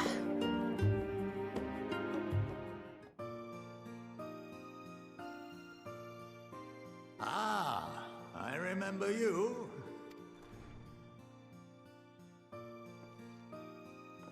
I pray we have not caught you at an inopportune moment. We wanted to offer our thanks for your kind words in the forum.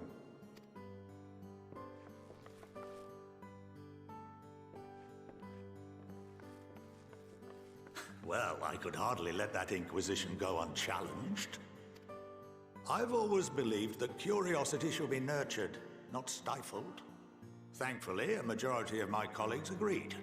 A slender majority, aye, but a majority nonetheless.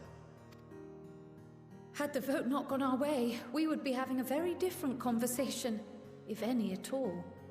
Though I'd like to think you would have not given up on our cause. I'm told you paid a visit to the annex afterwards. Yes, that's right. I was hoping to speak with the grandchildren of my dearly departed friends Galuf and Louisoix in a less dour setting. But it seems I just missed you.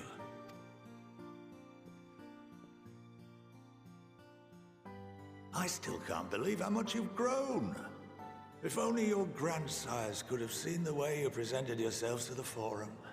Why, it fair brought a tear to my own eye.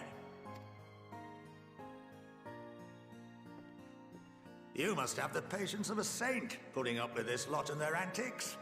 Never mind Montoya's prize student. They put up with me. Luckily, I know a thing or two about managing unruly younglings. If you ever need advice, don't hesitate to ask. The Signs of the Seventh Dawn is actually a daycare center. I'm looking after everyone.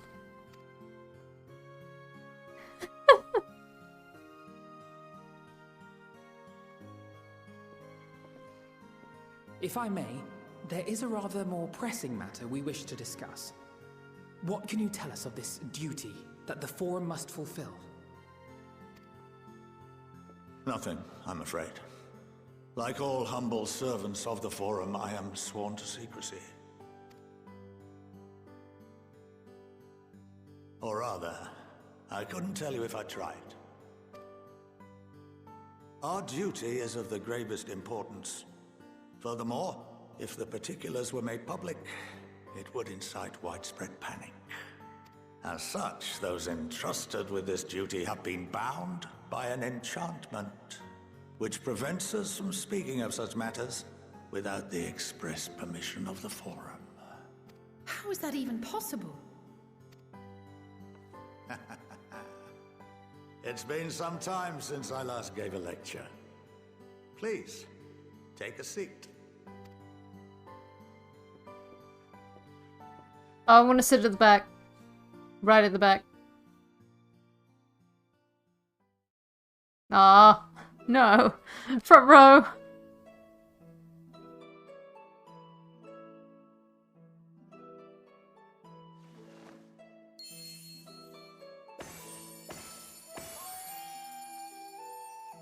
Oh no, you're gonna make me write. Sir, I wasn't ready for a written test.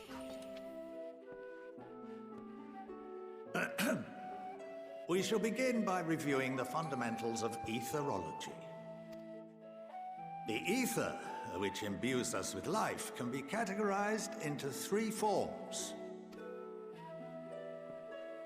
Two are of the incorporeal sort, the soul and the memory. Can anyone tell me the third?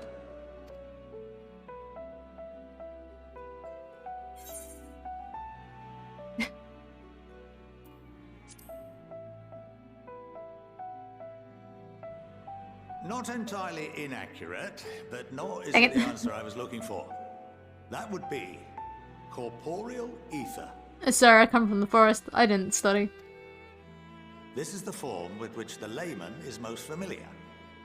Consumed by even the simplest of daily activities, and replenished by the food and drink that sustain us, this form of ether is in constant flux. In contrast, The ether that comprises the soul is rarely subject to dramatic change. The same can be said for memory, as the two are intrinsically linked.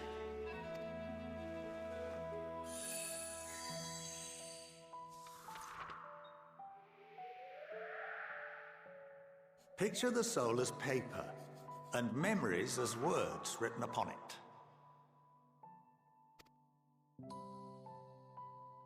Now, what would happen if that paper was doused with ink?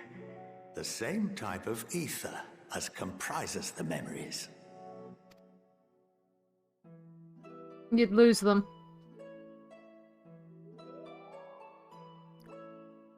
Shall we say you can't see them anymore?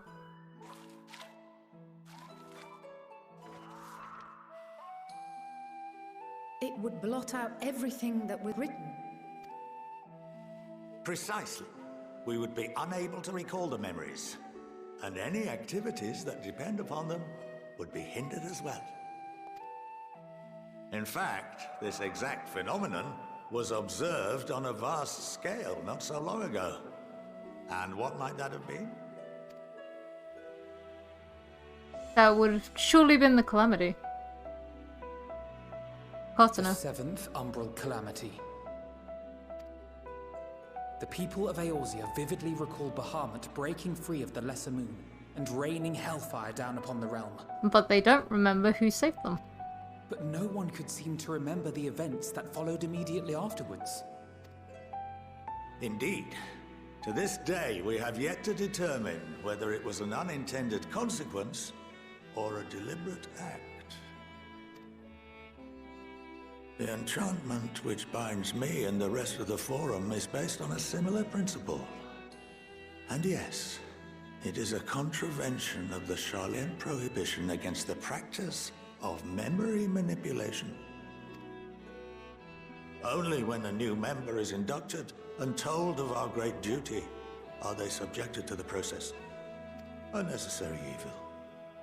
You have my word that it would never be used to manipulate the populace. I should hope not.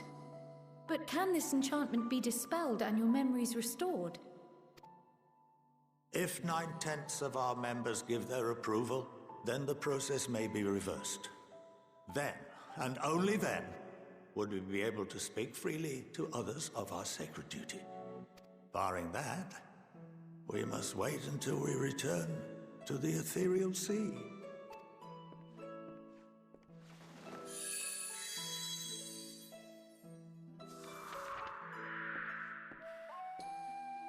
For there we will be purified, the blots upon our souls washed clean.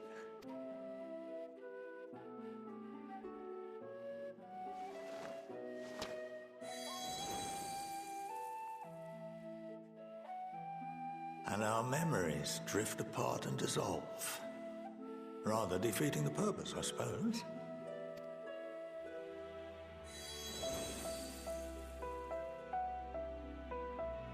But there are those memories that are indelibly etched upon our souls, some believe.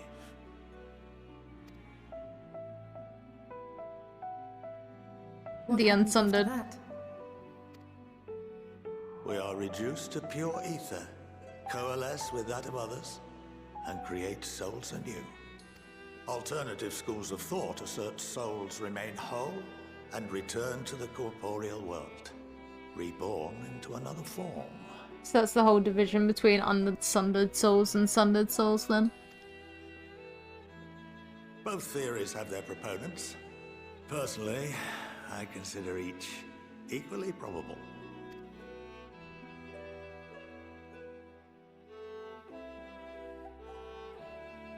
Would you like to hear the theory that I'm actually super old?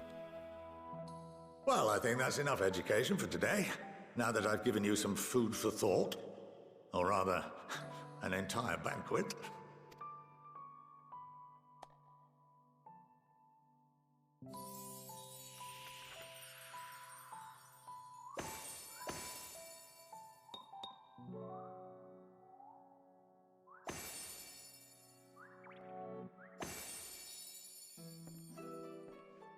I would remind you that although I'm unable to assist you with certain matters, the resources at my disposal may still be of use to you.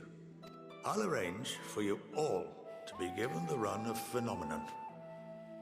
Of course, as associate to our alumni and the students of Baldessian, this privilege is extended to you as well, my friend. Thank you. Oh, and I suggest you speak with Ki Aliapo. She's well known among the artisans of Sharlayan, and her network of contacts may prove useful in your search for knowledge. I wish you all the best in your pursuits, wheresoever they may take you.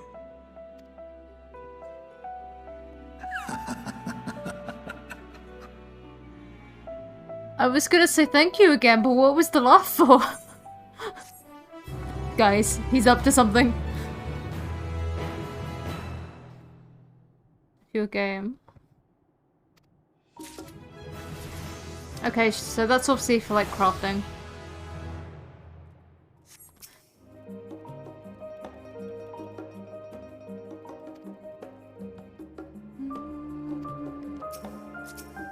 Alize, thoughts?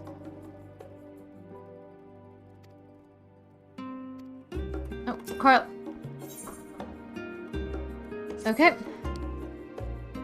Well, that's given me much to mull over. I feel as though we're one step closer to understanding the forum's true motives, and the mysteries of life itself for good measure.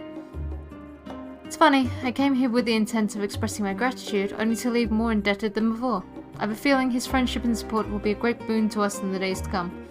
And on that note, let's head back to the annex. Perhaps on the way, you could better acquaint yourself with Alipo, as the Scholark suggested, while I share our findings with Raha.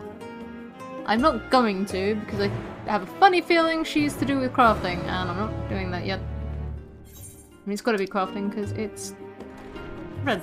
So, how do leave?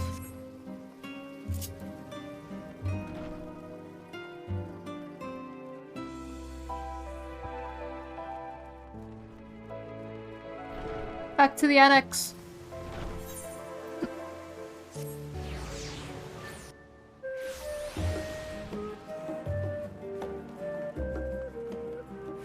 This one.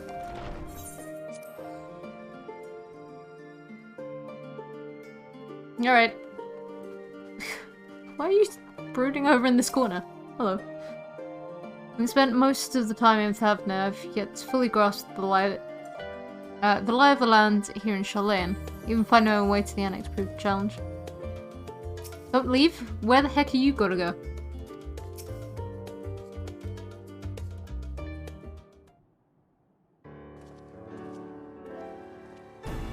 Welcome back. From what I hear, your trip to the studio proved most educational.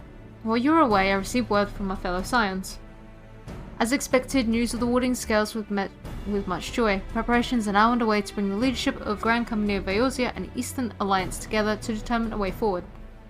Our friends have asked that we bring the scales in our possession to Olympsa Lomitza. So the time has come for us to go on the offensive. It's too early to say for certain, but that does seem to be the way the winds are blowing. I for one can think of no reason to oppose such a plan, but let us see what awaits us in Vilbrand. Let's start by getting the scales out of storage. Give me a hand, won't you, Istinian?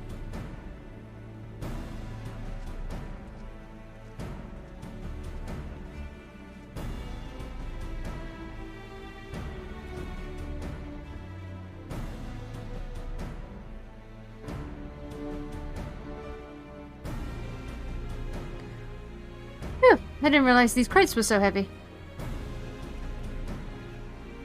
I shouldn't complain though. Vritra and the alchemists of the Great Work put their hearts and soul into each and every one of these scales, so you must treat them with the utmost care.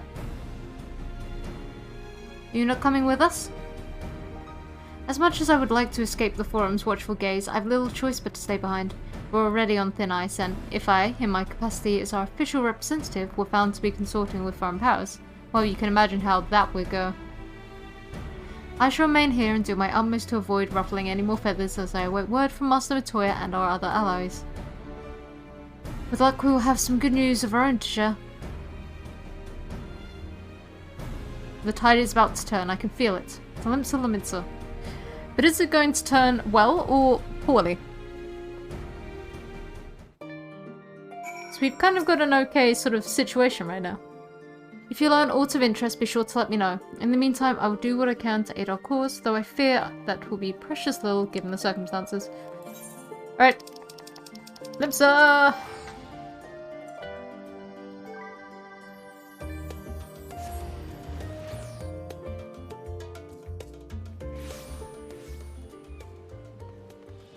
Let's go.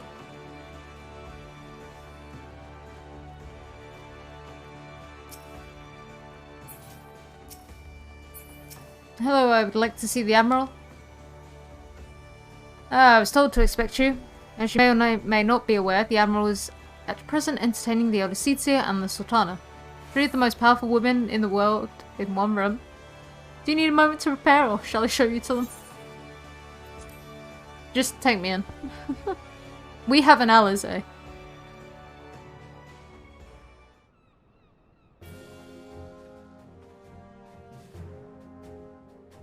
My apologies for calling you away from Chalayan at such short notice.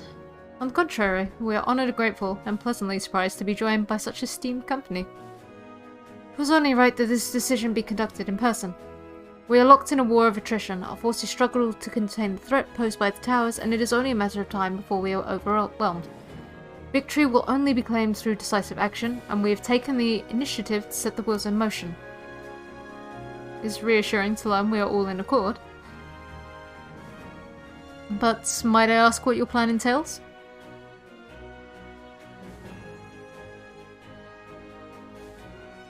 It hinges entirely on the warding scales and our ability to utilize their potential to the fullest.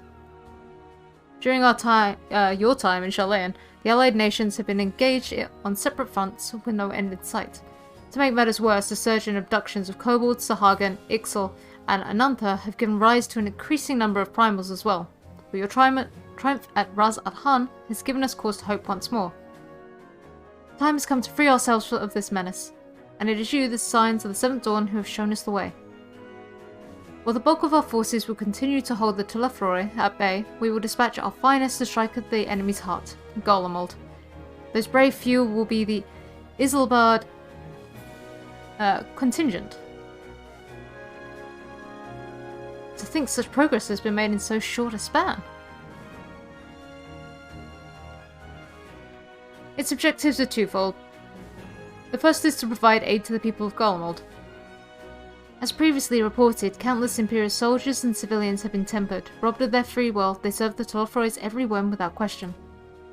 They too are victims. It is our duty to deliver them from their suffering, not for strategic or political gain, but because it is the right thing to do. I do not ask that we set aside the decades of conflict and conquest, that we simply choose to forgive and forget. I ask only that in choosing to remember we do not also forsake our compassion and morality, for without that there can be no reconciliation, only death without end. Aye, and on that we can all agree. Our second objective is the colossal tower that Thancred and Urilanger observe in the capital. Though its purpose remains unclear, there's reason to believe the smaller spires are merely a precursor of what's yet to come. Until the Tower of Zot was toppled, we failed to make any headway, but the same could be said of the Telephroi. There's certainly no rush to push further into our lands. I'd wager the Spire's primary purpose is to divide us and keep us occupied while they work towards our annihilation. This would appear to be substantiated by Ystrola's analysis of the Tower's influence on the aetherial currents. Based on her observations inside the Tower of Zot, the Spires siphon aether from the land, consuming it to maintain their form. However, they draw forth far more than is required for this task alone. The excess of aether remains unaccounted for, but we can be sure it is not being harnessed for our benefit. Wouldn't surprise me in the least if it was being redirected to the largest spire in the capital. There's a logic in that, regardless once we have uncovered the truth. We'll bring their schemes crashing down along with their infernal towers. That's all well and good. What would you have us do? I assume it's more than handing over the scales and being on our way. We want you and your scales to join the Isilbard contingent. Consider it an official request from both the Grand Company of Eorzea and the Eastern Alliance. Do you accept? Perhaps you should be the one to answer that.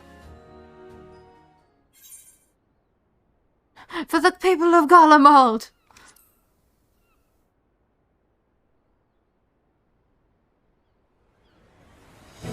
Couldn't put it better myself. Y'shtola, Thancred, and Uringer have already pledged their support and are on their way to miss with the rest of the contingent. They were positive you would come to the same decision as they did. Luckily, for all involved, their prediction was correct. Once you've delivered the warding scales to Alamigo, the contingent will embark on its journey to Ilsabard. Raban and Lord Emmerich are overseeing preparations, so I suggest you make yourself known upon arrival. Pack warm clothing, furs and the like. Without it, the cold will do you in before the Telophoroi so much as draw steel.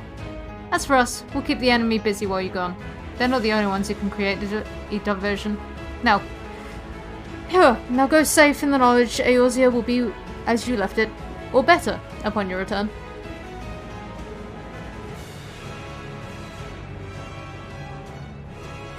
The fact that this is proceeding with speed leaves me with a lot of concerns.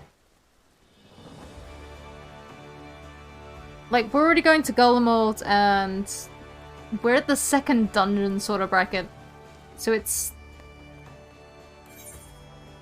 I don't know, I'm expecting everything to go wrong in Garlemald, and either we double down in Garlemald, or we have to do something else somewhere else.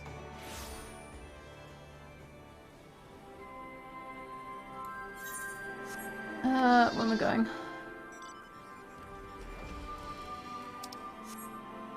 Over that. Like, I know at some point we're going to the moon, but it's a case of, are we really clearing up Garlemald this quick and then going to the moon?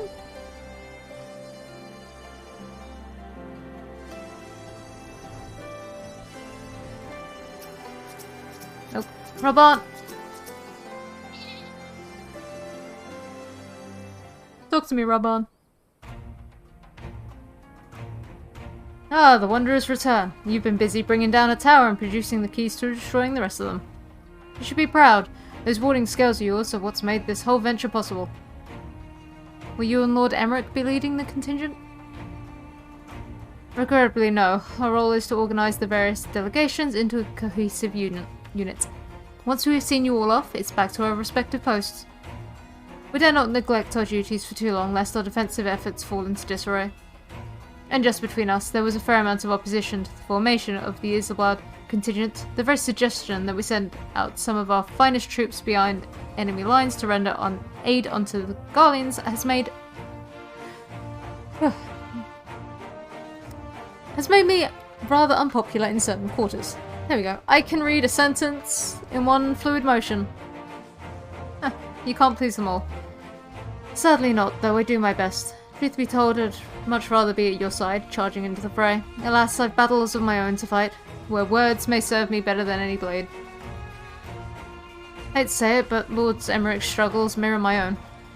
For the time being, the best we can offer you is peace of mind from knowing Eorzea is in safe hands. As you fight the good fight in Ilsabard, I and the other commanders will do what we can to continue to convince the naysayers that our cause is just. Thank you, both of you. It's him! Much has occurred since we parted ways in Welt. From what I gather, the protective talismans you obtained led to the formation of this expeditionary force. My contribution on this occasion is but a minor one, that being the information I've shared with Maxima for the sake of the people of Garlemald. May the fates be on your side. Oh, is Maxima coming with us? So you're not coming with us. Strange, I thought you'd have a stake in this. I do. The Telophoroi has laid waste to my homeland and enslaved my people. But though every mote of my being cries for vengeance, I cannot be the one to deliver it. My presence alone will place the entire mission in jeopardy. I stand accused of murdering Emperor Varus, plunging Garlemald into chaos. There's a Skyrim joke to be had there. Were I to travel with the Ilsabard contingent, it would give my countrymen ample cause to question our motives. Conversely, those who believe me innocent may instead celebrate the return of a former legatus and attempt to raise me to a position of leadership. further destabilizing the region and complicating the contingent's mission. Whether I am branded a villain or hailed as a hero, I would only hinder your efforts.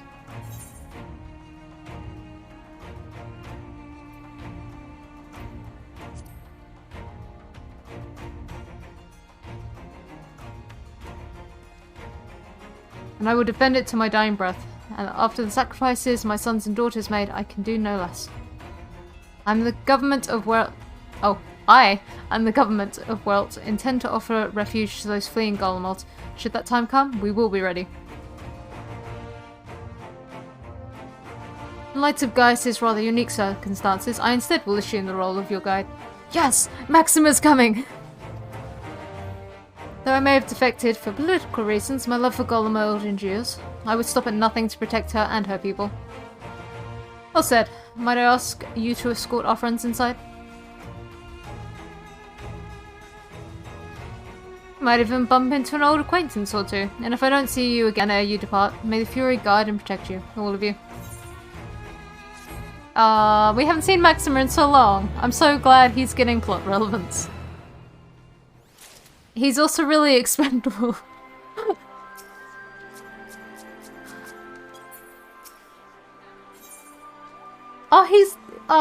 There's a box.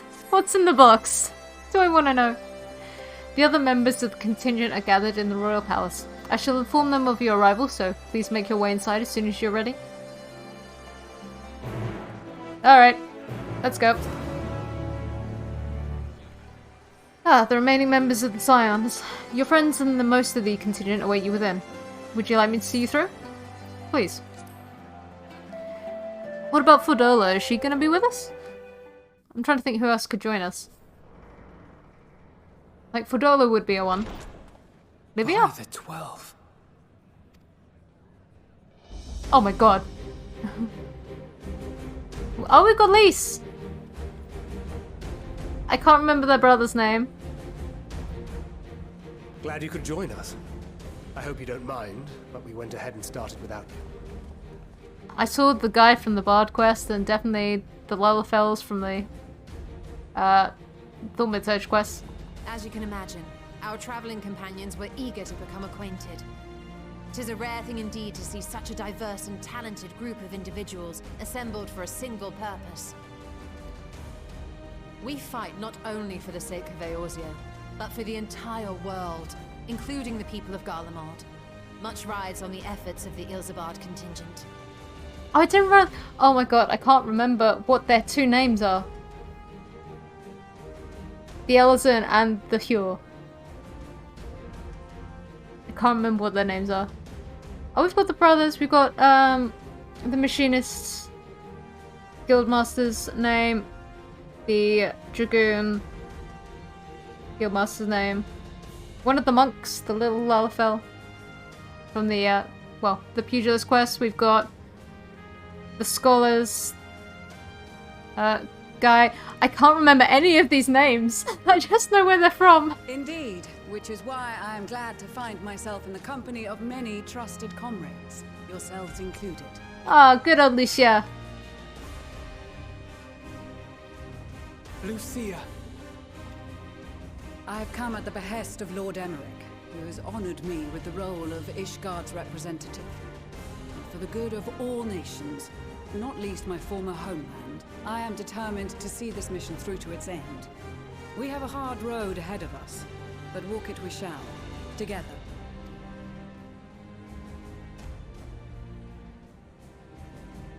We too welcome this opportunity to work together once more.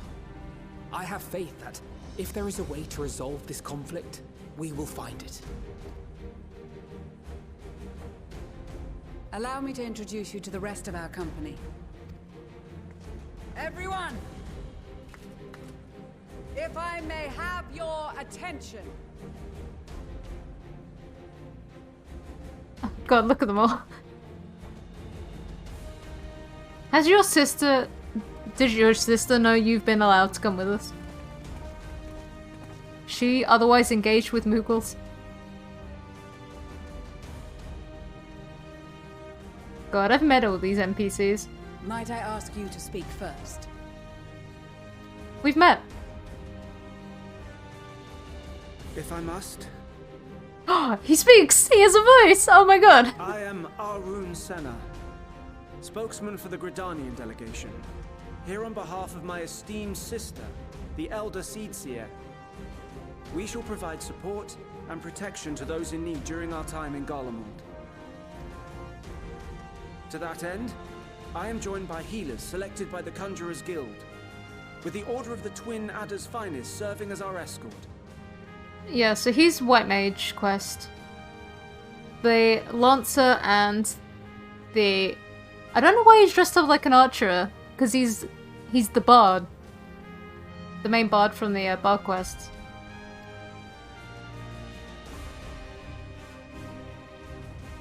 He's been demoted. With an experienced white mage such as yourself accompanying us as well, those requiring more involved treatment will be in safe hands. Raya O sends her regards, by the way. Are you all going to make comments? I leveled things up for the sake of comments. And tell your sister, should you see her, that I miss her too. Say my piece. Wait, I know you. I'm glad you do. The name's Sicard, in case you've forgotten. Truth be told, I'd rather you had forgotten. I don't remember you, but I know your Lalafell friend. Any road, the Admiral asked Captain Hilfear to send his best, and for whatever reason, he picked me. Of course, if I'd refused, I'd be the laughing stock of the bloody executioners, and my reputation's taken enough of a keyhauling as it is. But more importantly, like any pirate worth his salt, I know when you're staring down a storm, you gotta trust in the commander of your ship. Oh no, I do remember him now. No, it's coming back. So if the Admiral wants us to go to Garlemald, not for plunder and glory, but a promise of peace in our time, then that's what we'll do. Since we all know how much the Empire loves its steel, we thought we'd bring along a few smiths to make the most of it. Give them a pile of scrap and they'll cobble together anything you fancy. Of course, just like the Gridanians, we got fighters of our own. We might have come with a more constructive purpose in mind, but we're more than capable of cracking skulls, believe you me.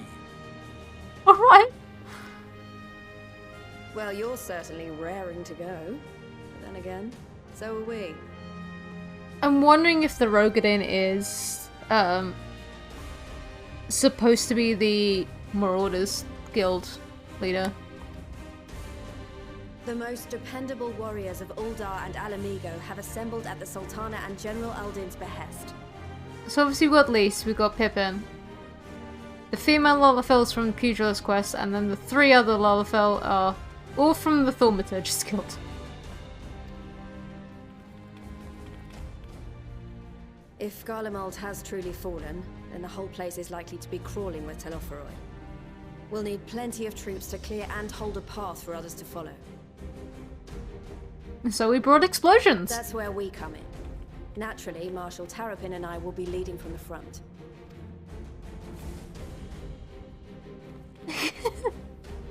It's been some time since I last saw you in your element on the battlefield. From what I've heard, you've become pretty fearsome yourself. Master Matoya, the Avatar of Destruction.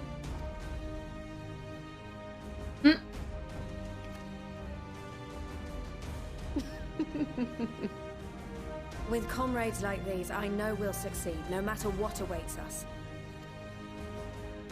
And then we might finally get a chance to enjoy a good long rest. But until then, let's give it our all.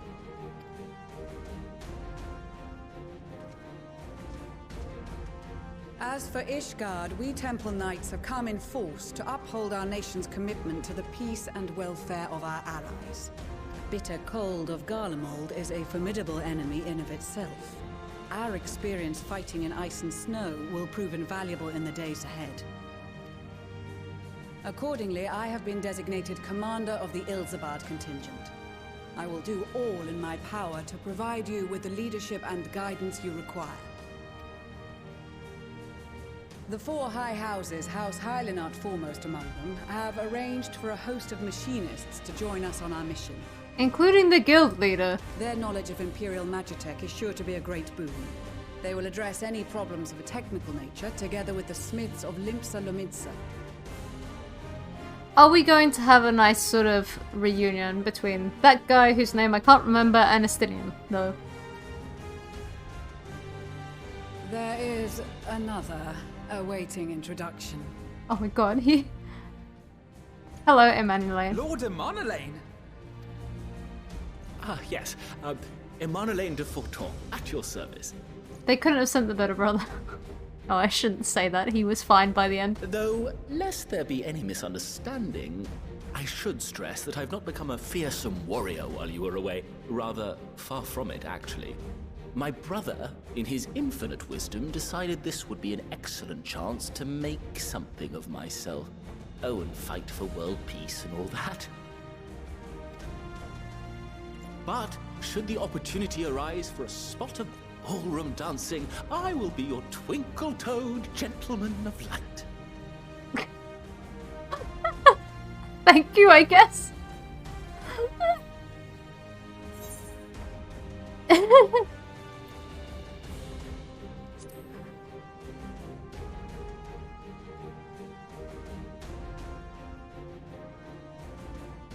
Huzzah! I cannot wait to regale Honoroa with my tales of derring-do. How is Honora? I believe that concludes introductions for the Grand Company of Eorzea. Our allies from the Eastern Alliance were due to arrive some time ago, but it would appear they have been delayed. Are they gonna bust it in through the door like, hey? Would that be the shinobi of Doma? Actually, they've been tasked with relaying messages back and forth between the various Eastern nations. According to Lord Hien, however, an equally capable company of warriors has been sent in their stead. Are we gonna have Magna and Sadu? Out of my way, you preening fool! Oh, I knew it was gonna be them.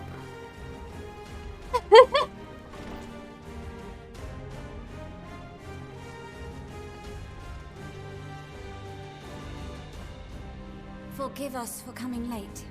We are the delegates of the Eastern Alliance. Cyrena, and you've brought company. For battle and blood we come, as a step is sorely lacking in both. No towers befoul our lands, so we marched on those of Doma, only to find them beyond our reach. But now our thirst for slaughter will be slaked. No quarter to the enemy! Oh, I love her. She just wants to fight everything. Sadu Hatun, no. We go to make peace with the Iron Men, not war. That's boring. Warriors of the Steppe, we've heard many tales of your bravery. We welcome you as allies. And these other ones you have brought are... Members of the Dalmascan resistance group, Lente's Tears. So, oh my god, what's her name? Someone say her name, because I'm blanking. And the Bosnian resistance. Between them, they have a wealth of experience in espionage, and are particularly adept at infiltrating Imperial facilities. Which is fortuitous, since Garlemald's domain is so vast that I could never hope to handle reconnaissance duties all by myself. Dalmasca, Bosnia, Alamigo. All lands which have suffered the tyranny of the Empire. I would never presume to question your motives. Nevertheless, I must reiterate that our goal is to aid the victims of the Telophoroi, the common folk of Garlemald. And they are victims, make no mistake. Though I understand that many may struggle to see them as such. You're more right than you know. For every one of us that answered the call, there were a dozen that refused. Not only in Alamigo, but everywhere we went. And who could blame them? The Empire's always been the enemy. But after seeing what we've seen, fighting and working against and with Garleans, there's no denying the simple truth. They're just people. No different from you or I. They've got their share of liars and murderers, but so do we. So do we all. Fordola, who once swore herself to Garlemald, has proven herself a trusted ally time and time again. Every Eorzean here knows Cid Garland, the Imperial defector who shared with us countless technological wonders. Gaius bloody Balesar himself is working to help rebuild Wurlit, a nation he once conquered. So you can believe me when I say that every fighter here understands and accepts that the Imperials are not monsters and are deserving of help. Or at least that they were able to put aside their feelings for the greater good.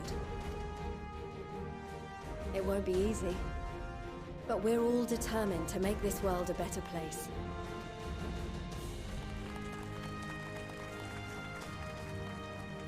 What lingering concerns I may have had were clearly unwarranted. I agree with everything you said wholeheartedly. Then we are in accord. Now, let us review our strategy. To reach the Garlean capital in northern Ilsabard, we must cross the central mountain range. Fortunately, Garlond Ironworks can provide aerial transport, sparing us this most treacherous part of our journey. However, attempting to fly any closer to Garlemald would attract the attention of the Telophoroi. As they appear to have seized control of the majority of the Imperial military, we must assume that includes its fleet. In addition, Garlemald possesses devices that can interfere with airship navigational systems, further discouraging an airborne approach. Given the circumstances, the closest we dare deploy our contingent is an area between the range and the capital, the Magna Glaciers. From there, we must travel the rest of the way on foot. We will also need to bring the airships with us to ensure we can withdraw with haste. Although much of the terrain will be blanketed in snow, we should be able to make use of local roads and shipping facilities. The vast ice field will afford us an unobstructed view of the surrounding area. On the other hand, it will also allow others to easily spot us, so it is imperative that we only make camp in positions where we can easily defend ourselves. And the airships, which must be kept safe at all costs. We cannot account for every possibility, so we must be prepared to think on our feet. We will be tested. Sorely tested, I expect. But for our homes and for our people, and a people not our own but in need, we will succeed. Spare no effort in your preparations. Once we depart, there is no turning back.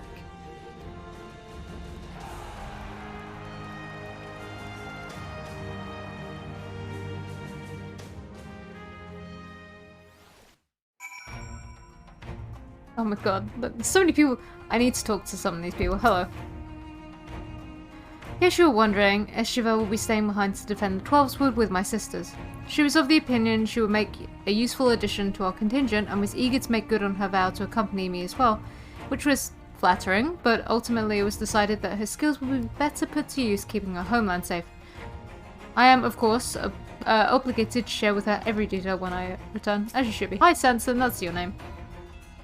Our prowess has finally been recognized by the Order of the Twin Adder. Naturally, Gidalot is also here helping us.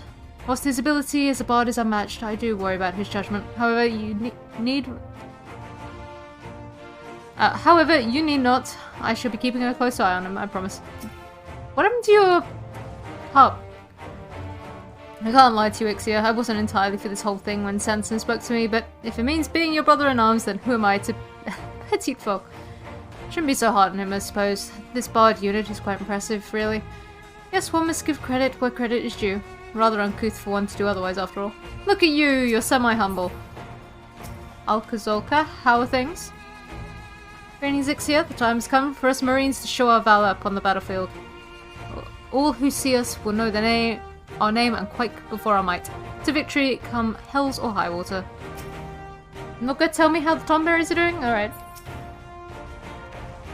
Until the Empire fell, Garleans were the only ones we was allowed to impose tariffs upon at sea. Weren't easy pickings, but I made myself a pretty gill. Since they've been so generous to me and mine, perhaps this time I returned the favor and gave a little something back. Nope. Changed my mind, I have no idea who you are. He's representing the Marauders Guild though. He's representing the Marauders Guild, and it's my job to keep the Smiths out of harm's way. Mind you, with the hammers of theirs, they could put up a fair fight themselves. With a bit of luck, this will be over and done before you know it. Maybe when this is all over, you could pay the Axe-Master a visit. He still tells all his new recruits about the time you killed Kajuta and avenged that boy's parents. Remember it like it was yesterday. Hi, Pippin. Often his father told me the struggles faced by Alamigo in the days of occupation, and I too crossed swords with the Empire on many occasions. The Golemord has long been our bitter enemy. Her Grace has elected to bolster the Ilsvard contingent with members of the Immortal Flames. As representatives of the Sultanate, we are one in our commitment to the cause. The Kabuki? We came as quickly as we could. We would follow your example and devastate the Telephory with the full extent of our powers. Were it not for your brothers, Boosie, we will return soon enough. I'm not allowed to speak to his other two brothers who are over there scheming. Seems so long ago we were sailing across the Ruby Sea and charging about the Azim Steppe with Serena and the others. Let's say we're overdue for another adventure. It brings back memories to see so many familiar faces. We've been through so much together. Good times and not so good. I expect Golemord will mostly be the latter, but I like to believe we'll look back on these days more fondly in the years to come. But for that to happen, we'll have to make it out of this alive. Don't die on me, eh? How's the Guildmaster? So glad I found you. For you, a letter from Master Hammond. Let's read it together, shall we? Now, let's see. I have every confidence that your fist shall bring the Telephory to their knees, and should you espy any beautiful maidens thereabouts, perhaps sing to them my praises. Charming, Master. Well, more fool for me for thinking the letter would contain something actually inspiring. Let's just, forget this note exists and focus on the battle ahead. Maxima? Cast my lot with the Popularis to bridge the divide between Golemord and her territories, that all may be united in common cause. But we were disparaged as a radical element, dissenters looking to stabilize the Empire from within. Many friends and even my parents perished in unfortunate accidents. I too would surely have met the same fate had I not defected. Nevertheless, I still dream of equality and peace for us all. As the world itself stands on the brink of collapse, I hold out hope that one day that dream will become a reality. How's your brother?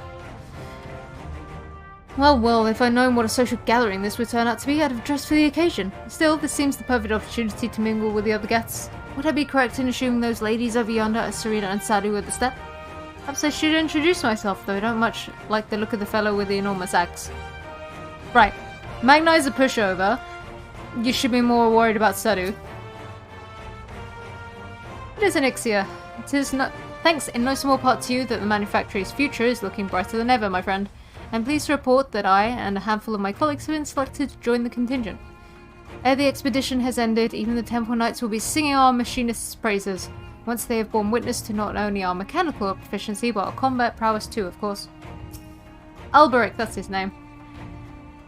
Let me have a look at you. A touch nervous to enter the battlefield, perhaps? Well, I should be out there alongside you as a Temple Knight, serving with your fine band. Though I may not look it, I was the Azure Dragoon once upon a lifetime, so you can rest assured I will give it all that I have in the coming fight. Certainly won't be shown up by you or Estinian. I don't believe we've met. Radovan's student. I hear from a certain student of my own. You've been kept rather busy of late. Okay. Have we met? It feels so long ago that I did the Gunbreaker quest. I remember Radovan. You might be wondering why a Boshan would want to aid the Guardians. It's simple. I'm a Gunbreaker and my duty is to defend. The way I see it, the civilians in the capital are in need of protection, so that's what I'll do. Fair. Hi, Serena. I'm glad to see you well, Ixia. Grandmother was worried for you. The night I agreed to come hither and join the contingent, the gods sent her a strange dream. 2 suns, one burning red, the other frozen black. Closer they circled, closer and closer, and as they danced the world fell to ruin. In blinding chaos she spied black silhouettes and knew at once that one was yours.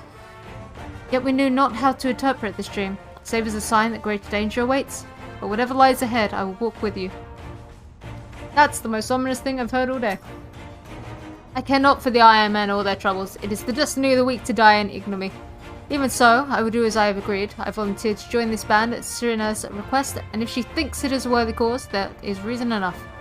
Though we hail from different tribes, our bond has grown strong of late. She is much better company on a hunt than any of the steps oafish men could dream to be.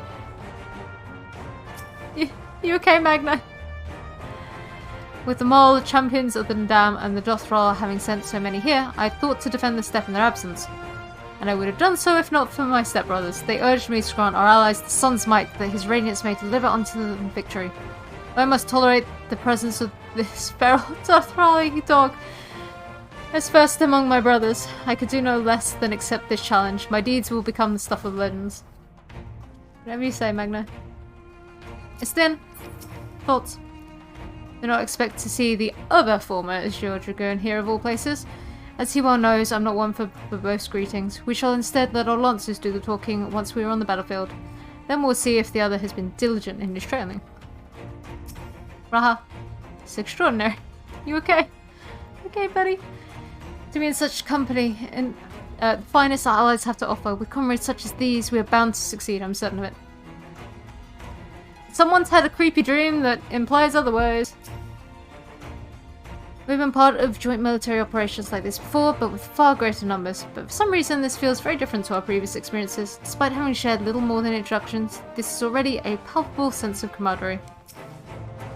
I was half expecting to find the man who taught me red magic amongst our number, but he's nowhere to be seen. I suppose he has had his share of unexpected, unpleasant experiences with the Empire. But so have we all. Perhaps there's some other reason? Well, in any case, I have a feeling I'll see him again once this is all over. I'm sure he'll be pleasantly surprised by how much my swordblade's improved since we last met. Best of we is to have made countless steadfast allies o'er our journey's course. Indeed, we are joined today by many new acquaintances who in time shall we come to call comrades, and mayhaps friends? I have close ties with the scouts of the Eastern Alliance and the various resistance groups, and they're absolute joy to work with. That's it. Alright, Nishtolda. Oh, I didn't speak to... I'm sorry, Lucia. Besides the delegates assembled here, the Amaj and several other beast tribes offered to send troops of their own. Unfortunately, due to their physiology, many would struggle simply to survive in the harsh climate of Islabad. They would also likely prove tempting targets for abduction by the Telophroi. All things considered, they can better aid the cause by bolstering our defences in Eorzea, though their eagerness to do more has been noted. We shall have to suffice. Ere we embark, we must distribute the warding scales to our comrades. Care to do the honors?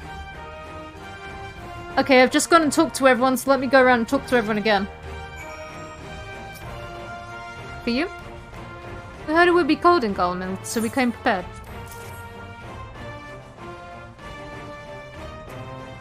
Oh, the talismans! We had to keep these close at all times, yes? I will see that no one misplaces theirs. Ah, and before I forget, I have a message from Hien. In distant lands in times of strife, together stand, together fight. In darkness shines the light of life. I do hope I have done his words justice. Doma, like much of Othard, has been plagued by the towers. Yet while he could not be here, he wished to express his shared conviction. Hien and Lugiri, labor without rest to unite the people, and with their aid will we keep the enemy at bay. And we of the Steppe in the Eastern Alliance will repay their efforts by ending this war. Yes?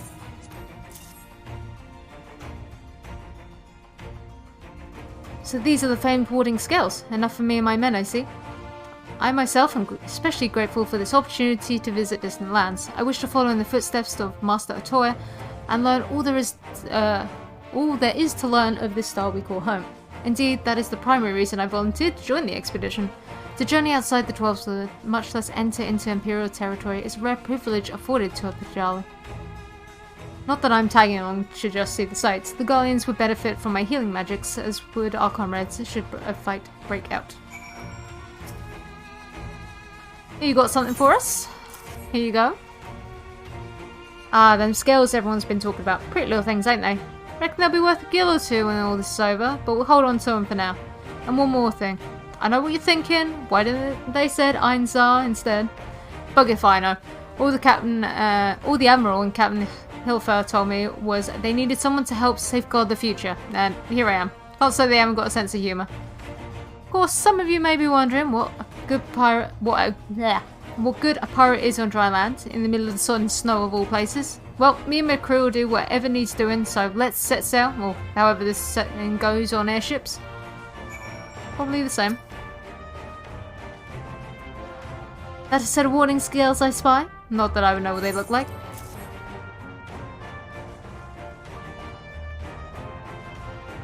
Wow, look at these. Even a layman like me can tell they're bursting with aether. All the better to fend off tempering waves? Is that the right term? Anyway, these will give us one less thing to worry about, which just leaves the other mountain of whatever else is waiting us in Golemald. Only one way to find out, eh? And nervous or not, I'd march through all 7 hells if it gave me a chance to put Xenos back in the grave where he belongs. Warning scales for the Ishgardian delegation, I take it?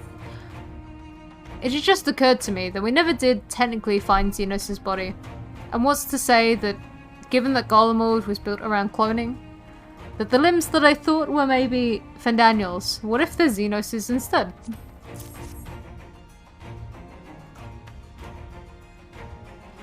Many thanks. These talismans may prove to be the deciding factor in the battles to come.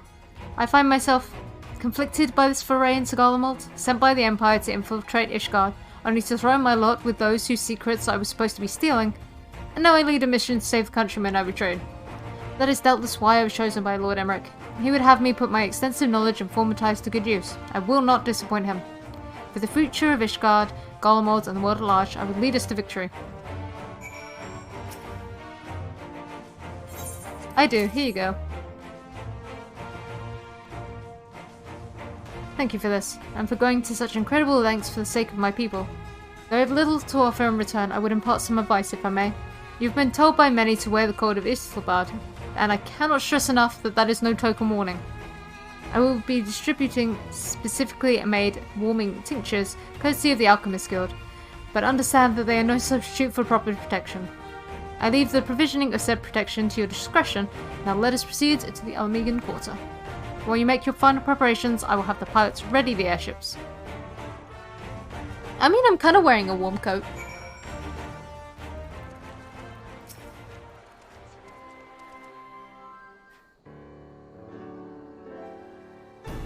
This is our last chance to make ready before we set forth. You needn't worry about Uranger and I. We still have what we wore in the Golemald before. Stinian claims to be quite warm and toasty beneath his armour, and since we spent a fair bit of time up north recently as well, I have no reason to doubt his words.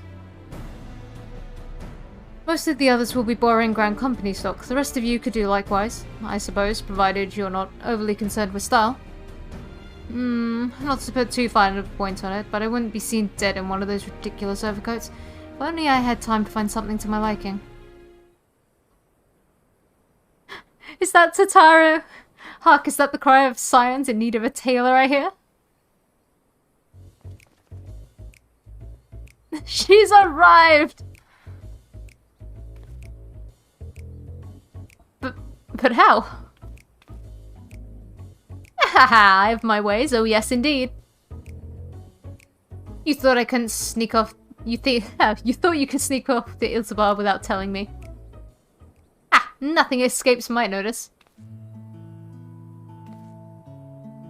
Now you will wear these garments I've made for you, whether you like it or not. Never cease to amaze. But why do you need a new outfit as well? Wait, are you coming with us? What? No, of course not, silly. It's all in the name of fashion. Rather the pursuit of the highest quality fashion. Besides, how can I expect others to wear my creations if I've never worn them myself? Ah, I did have one other thing to share.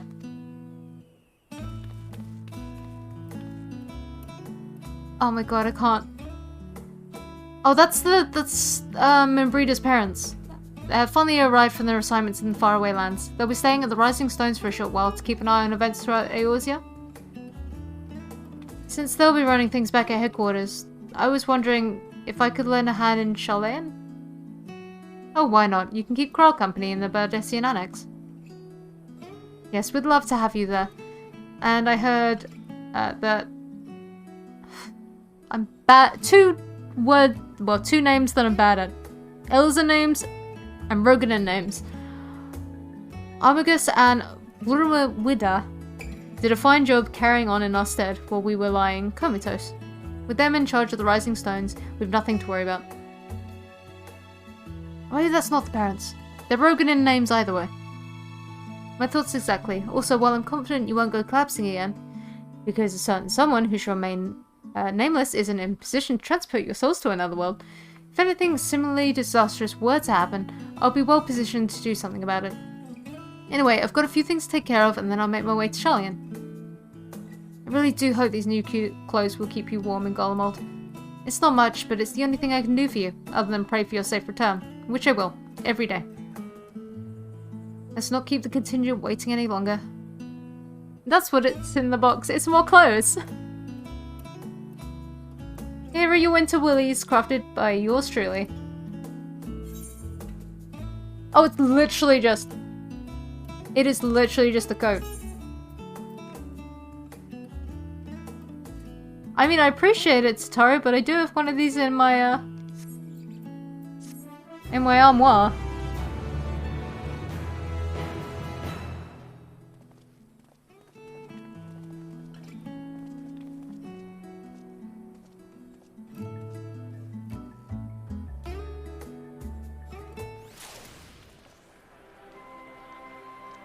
Alright. I'm told the airship pilot has been sent to meet you. Ah, there he is. Alright, this is where we go our separate ways. Do be careful, won't you? It is an honor to finally meet you, and we of the Garland Ironworks will be ferrying you and your contingent across the mountains and into Garlemald. For many of us, it will be something of a homecoming. Our illustrious founder was only our most notable Imperial defector. For that reason, the company is committed to the success of this expedition. Our resources are at your disposal, and if there is aught we might do to be of further assistance, please do not hesitate to ask. If you're ready to depart, I will ready the engines.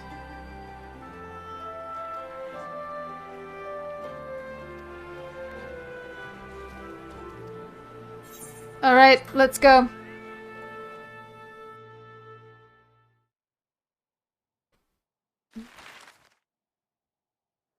Zhum, zhum, zhum.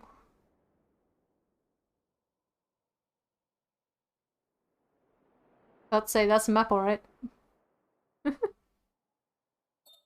Ilsabard, divided in twain by a vast mountain range. Those who would traverse its jagged peaks face peril at every step.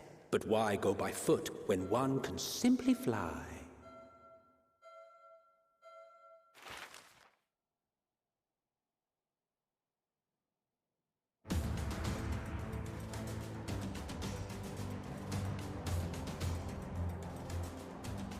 On the outskirts of the Imperial capital, in the frozen wastes of the Magna Glacius,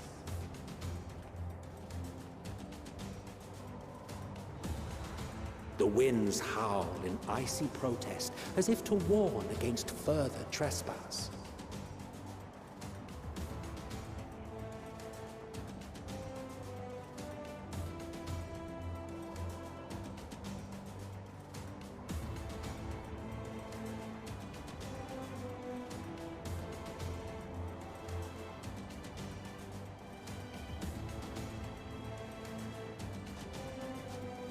We've received word from Thancred's reconnaissance party.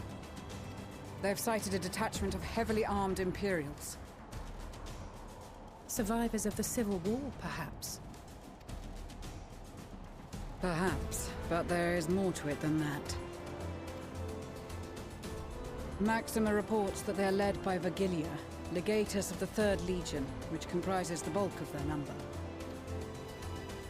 However, they are also joined by several members of the 1st. From what I recall, the 3rd Legion fought for Nerva in the War of Succession following Varus' death.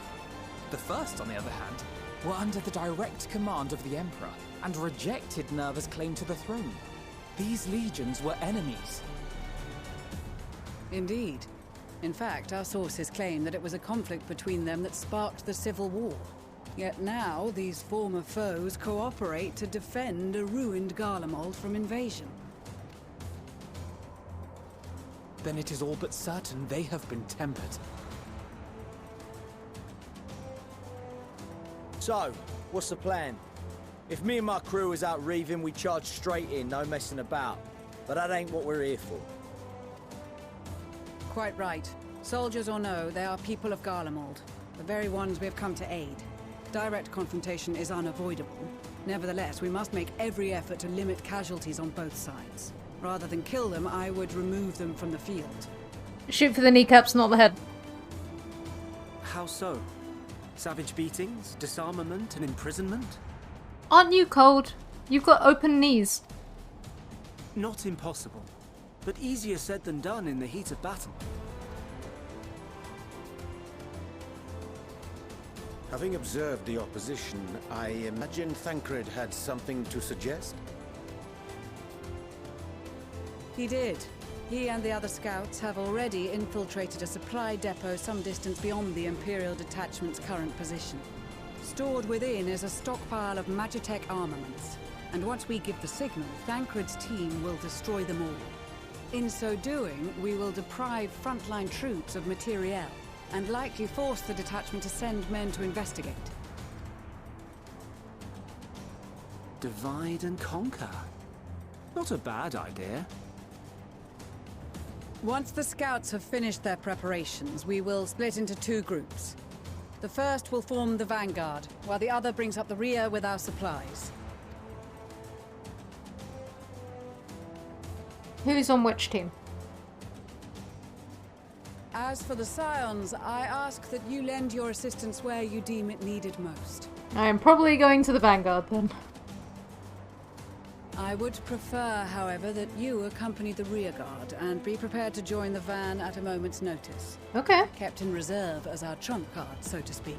Not what I was expecting. Pleasantly surprised. Okay though.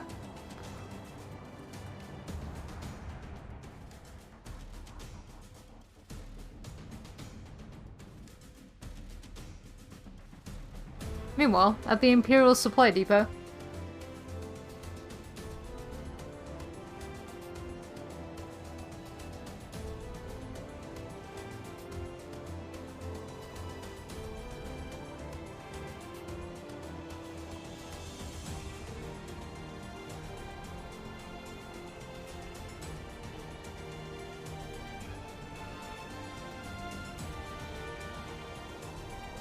Your proposal was well received. More specifically, they asked that we destroy the Imperial's toys in as spectacular a fashion as possible. Who put in that request? Ishtola always did have a flair for the dramatic. She's not an easy woman to please, but I shall do my best to satisfy her thirst for fireworks. All right, once more for my peace of mind. Our first objective will be to rig the enemy's Magitech with explosives. After we've withdrawn to a safe distance, we'll detonate them remotely. Our second will be to issue a deactivation command to the automated units via the control terminal. If our calculations are correct, this signal should reach those deployed on the front line, giving our friends a much-needed upper hand. A blizzard will help us stay hidden, so let's aim to get in and out before it passes. Trust in the plan, and we should all live to see tomorrow. In the meantime, I will relay messages back and forth as the situation unfolds. You'll forgive me if I ask again, but are you certain you wish to play the lone wolf? Wouldn't have it any other way. Call it foolish and reckless if you like, but I'll get the job done. I always do. Very well. I wish you the best of luck.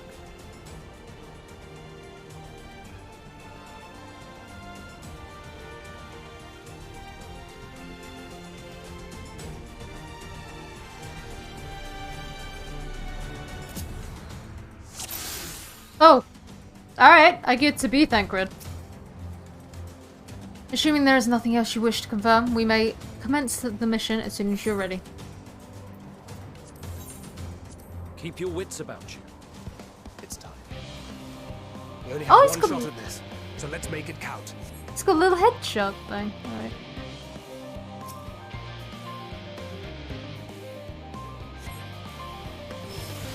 That's not what I wanted. Must be losing my touch. Okay, was I not supposed to do that? Okay.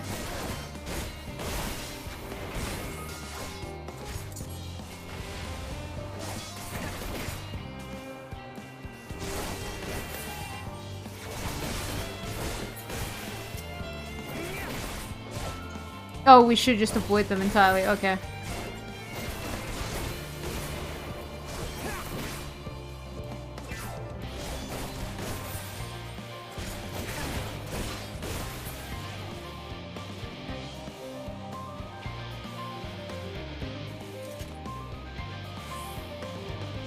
Hmm.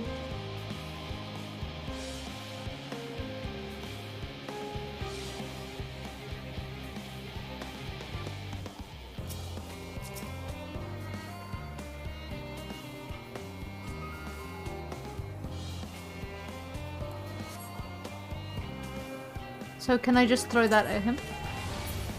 How did that miss? Spotted. I probably should have read what... Oh. Guard dogs. Okay. I should have read. Okay.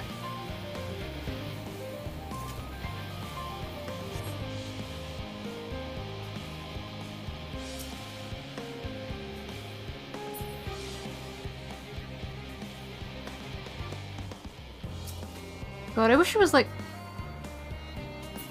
Skyrim or something where you had like a cone that you could see. I'm assuming they just see in a front cone in front of them.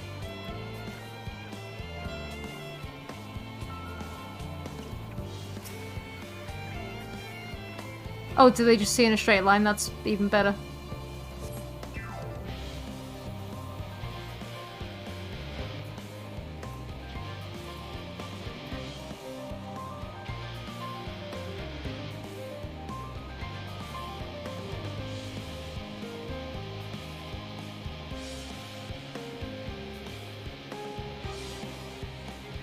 Need him to turn.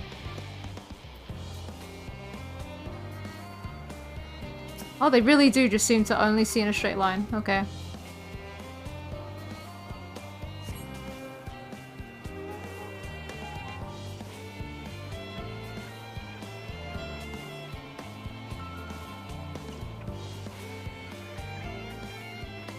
Well, it's like Ocarina of Time with the guards.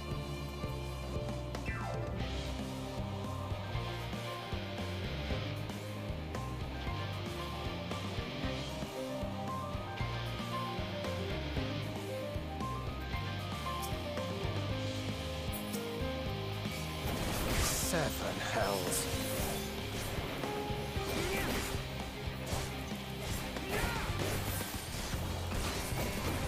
Oh, dang it.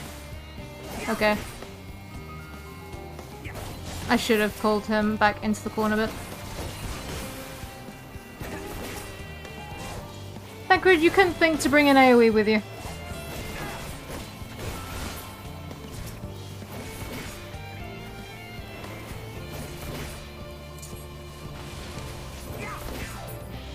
Okay.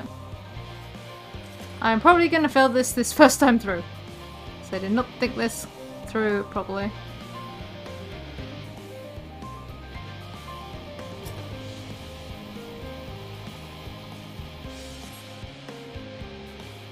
Okay.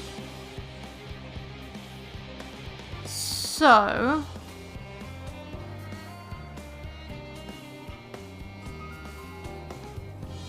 Right.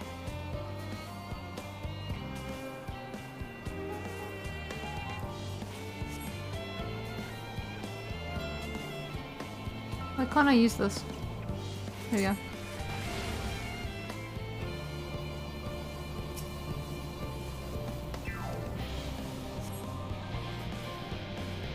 Okay, what sort of setup do we have?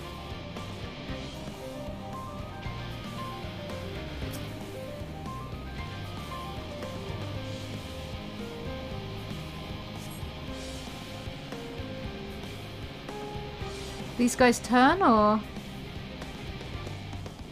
No.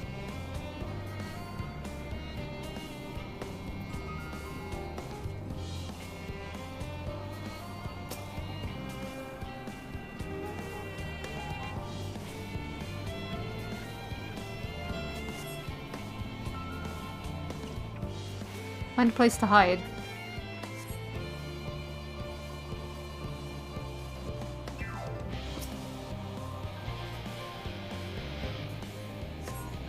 This is Thancred. The explosives are in place. Very good. All is proceeding as planned. Head to the control tower. It should be to the northwest. Understood. Have the others wait at the rendezvous point.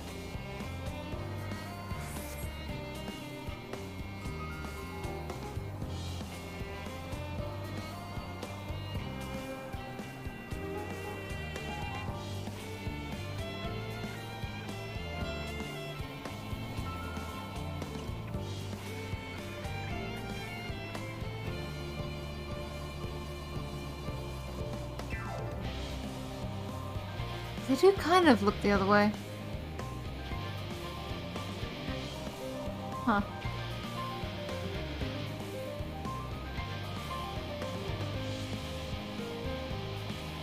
Okay, so he's facing directly in front. Then we'll turn to the right.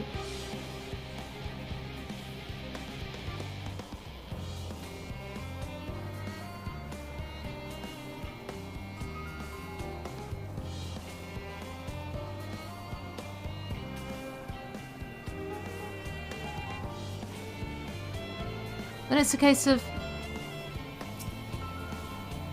do I really just stand behind him? Oh, that's dumb.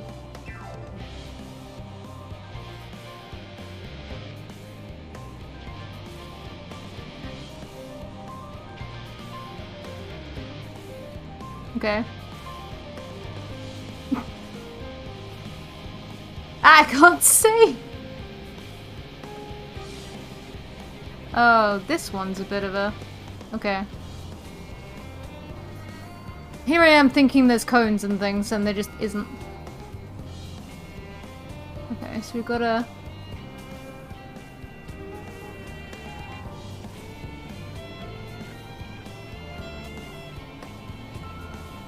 got a bit of a skiddly boy who goes the whole way around. We've got an Imperial going back and forth. Oh, he goes round. Quick!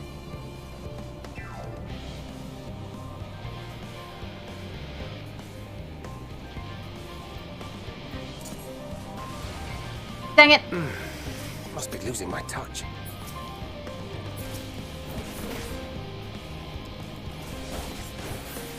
Meh.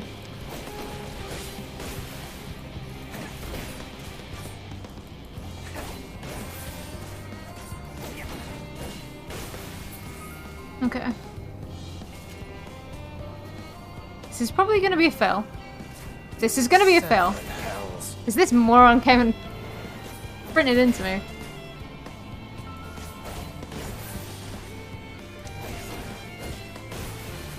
Oh sure, probably should have been using that.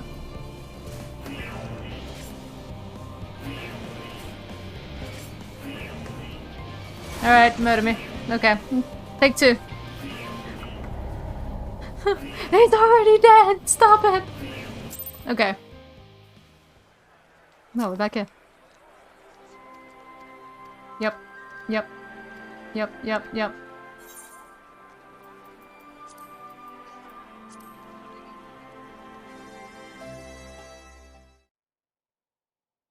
Okay.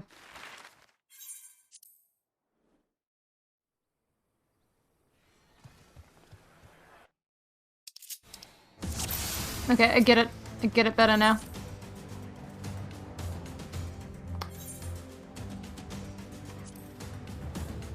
No, I get it now. No, I've been in and lost. Okay. Keep your wits about you. It's time. We only have one shot at this, so let's make it count. Okay. So yeah, so the idea is that I wanna...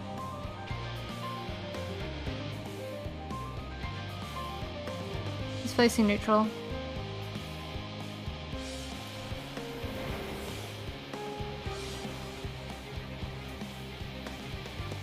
Like that.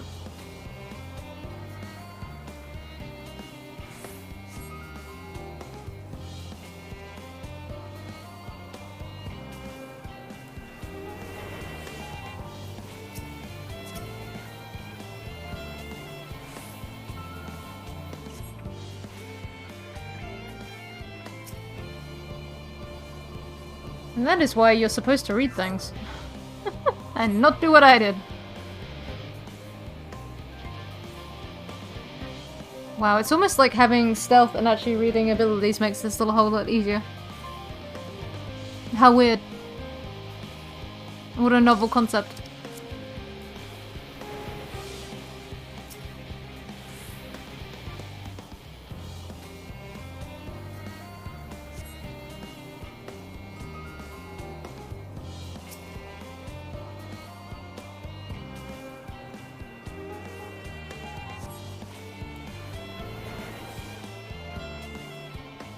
Oh, I think I'll just follow this guy around. Get in the middle.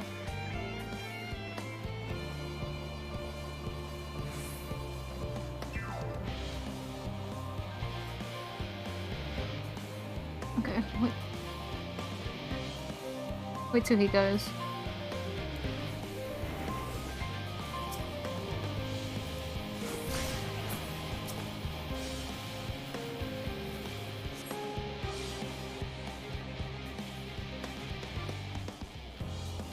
Then we have a good boy.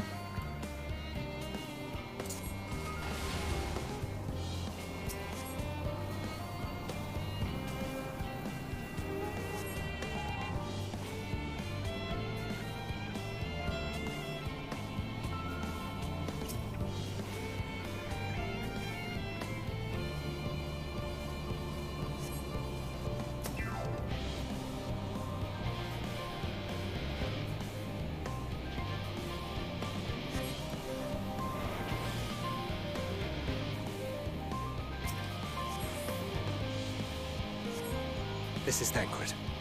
The explosives are in place. Very good. All is proceeding as planned. Head to the control terminal. It should be to the northwest. Understood. Should be. Have the others wait at the rendezvous point. Okay. I'm gonna wait for this guy to go.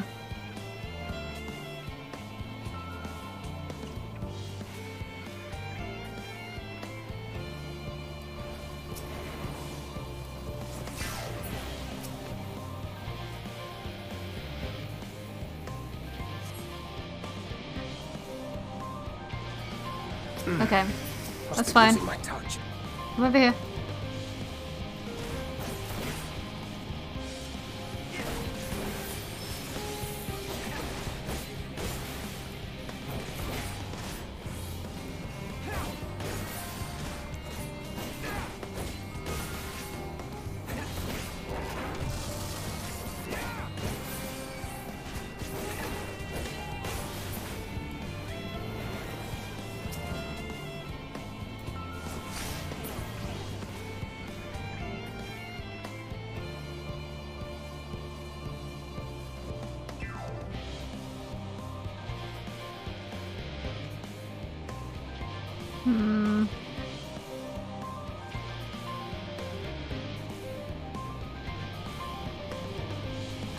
Try and figure out how to...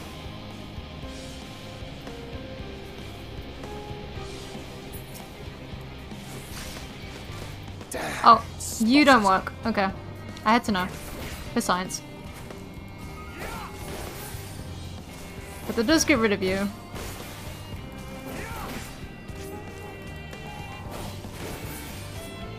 In a manner of speaking.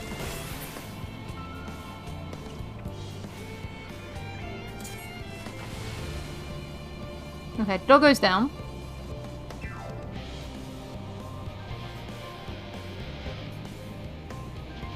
Wait for the slasher to go around.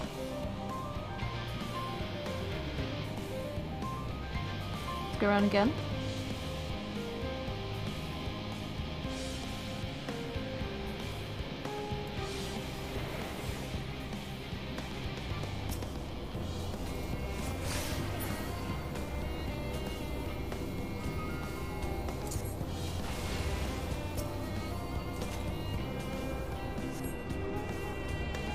Okay, what have we got?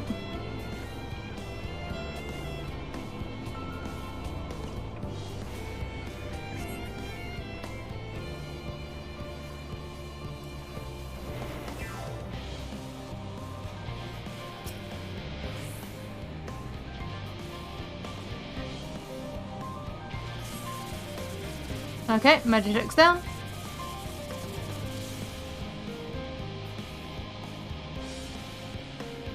Better! Much better! Way easier! Read your hotbars!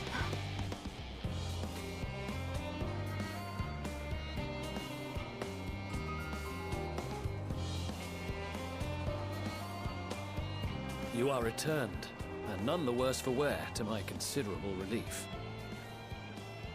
What news from our comrades? They stand at the ready. Excellent. Then let the fireworks begin.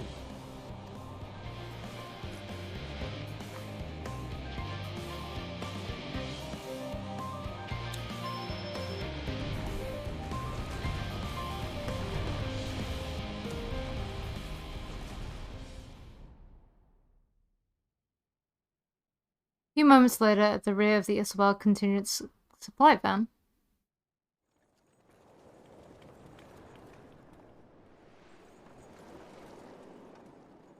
Good, right at the back.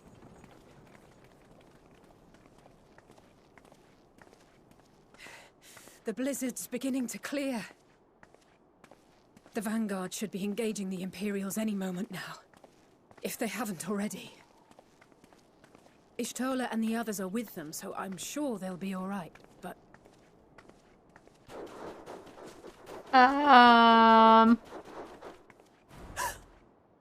Wait!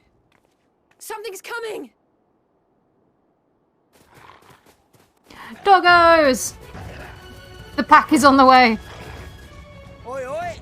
Looks like we ain't the only ones who sent out scouts. Keep them away from the carriages! We lose those, and we're as good as dead!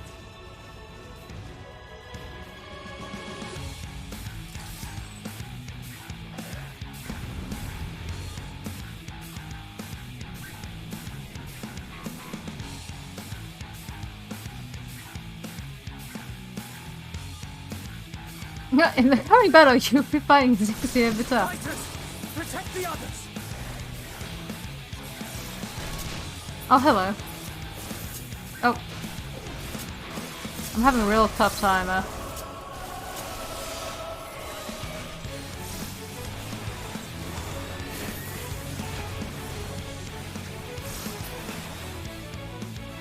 Right, who needs help?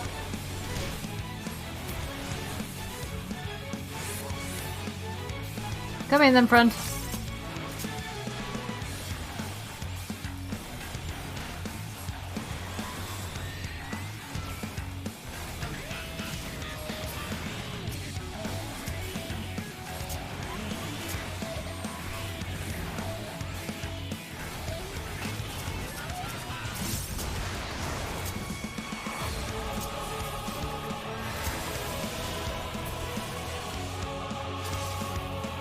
Brief respite, but stay alert. Keep the carriages safe. Okay, I'm gonna move forward. I'm getting real Dynasty Warriors vibes. Go to the north gate! What impeccable timing! You okay? Friends, the savior of Ishgard is here! In Battle Lane. Jesus Christ, dude.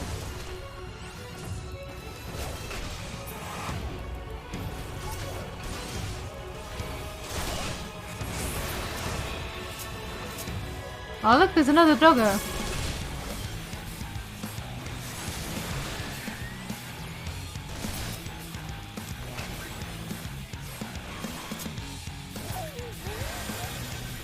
Right, there is a sky thing over here. Nope. Everyone's got them all? Okay. A fine display, but the other carriages are still in danger. Alright, I'm moving forward. We'll hold the line. His voice, man. I can't get over the coat the girl has. Yeah, you are. Put our backs into it then.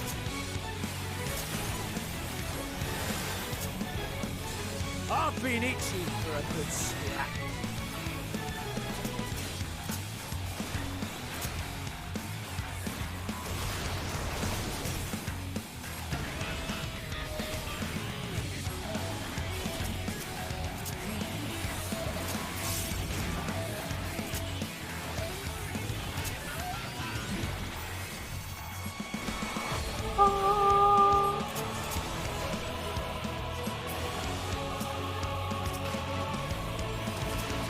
Go go.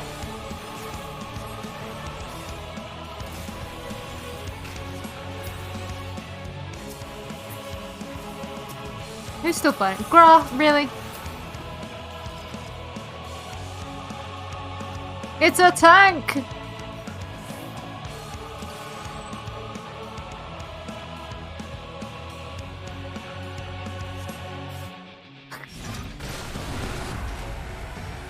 The fact that the three of them just literally just stood in its way, just like, nah, this is fine.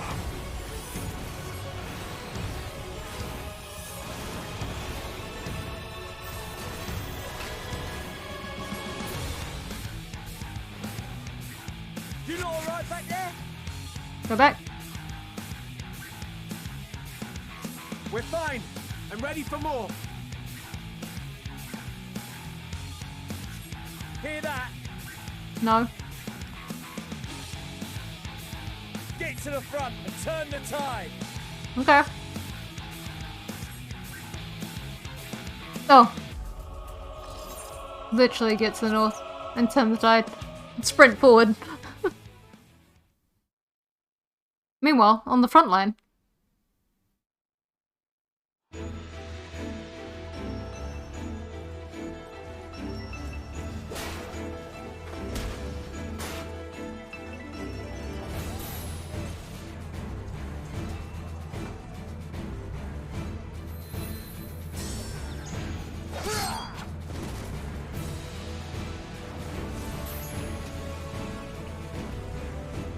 Removed from the field was not a euphemism for enthusiastically murder. It's nothing that won't heal in time. A little concussion, that's all. The trouble is, their tempering has made them utterly fearless. Subduing them would be easier if they had the capacity to submit in the first place. Well, this is the path our young charges would have us walk, and that we all agreed to follow. You knew it would be hard, yet still you pledged your lance, did you not?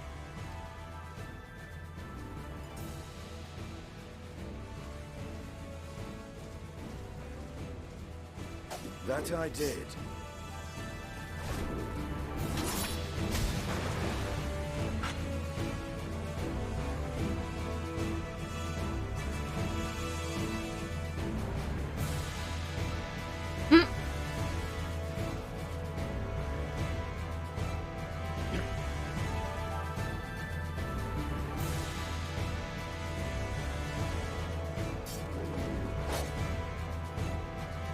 That's Vigilia! Damn it. I need to help the others take her down.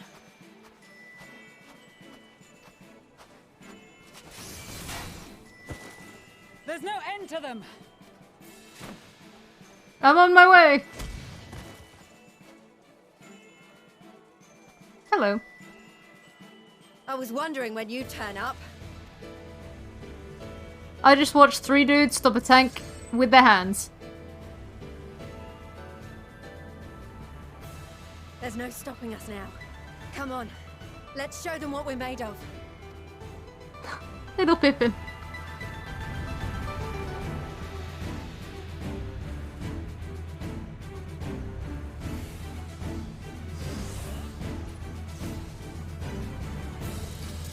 Alright. Have them now! Forward!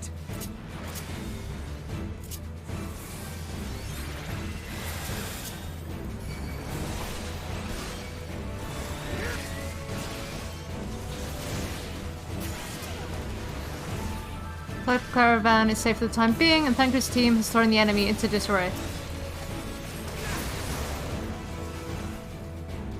Dogs! Oh my god, so many of them!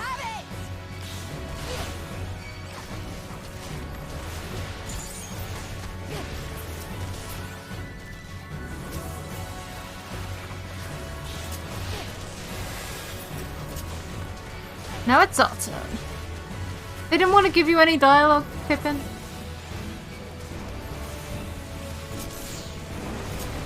As a raging bull! Oh, there we go. Jesus Christ, Pippin.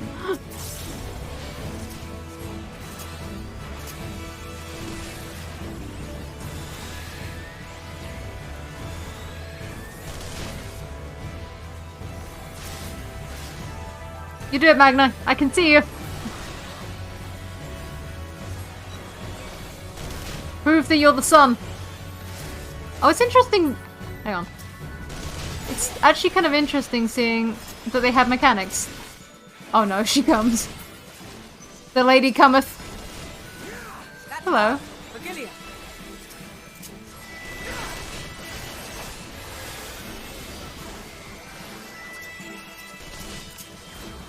Do not fall behind!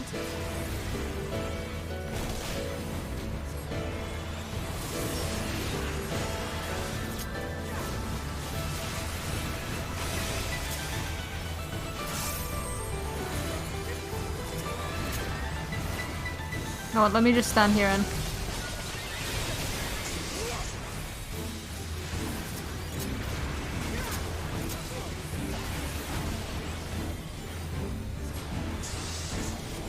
Ruination!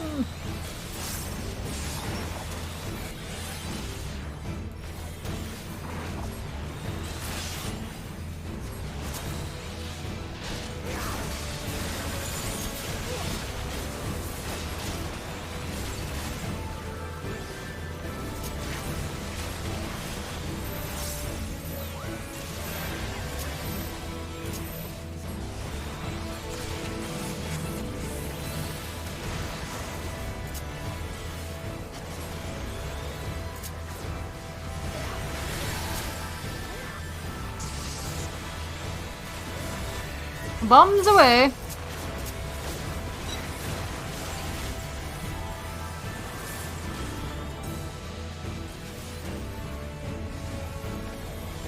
Is everyone alright?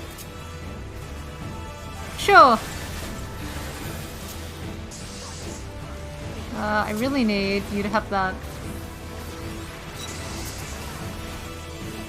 Oh no. Anyone, Oh god. I'm sorry, Pippin.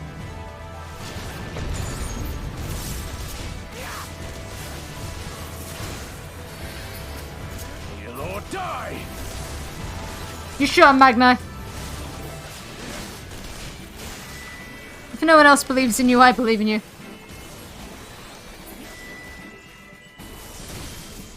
Ow, that's rude.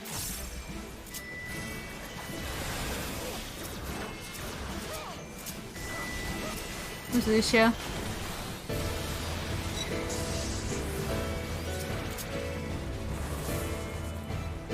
She's just gonna fall.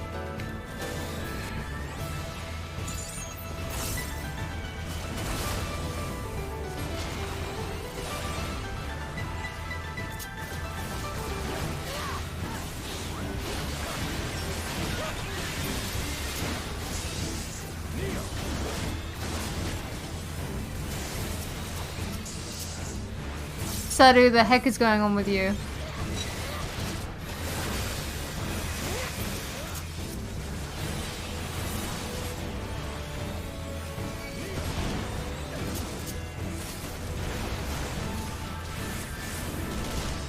Well, we better pull out something big. Go on, Sadu!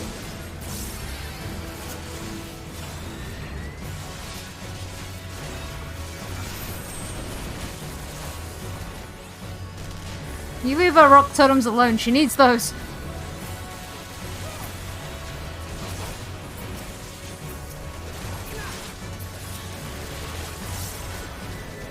Oh. Tremble before the sun!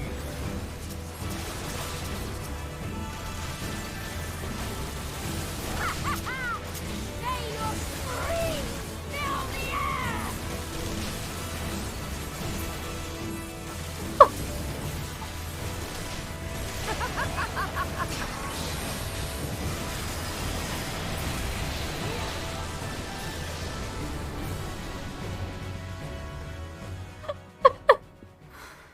Oh, I do love Saru. She's nuts, but I love her for it.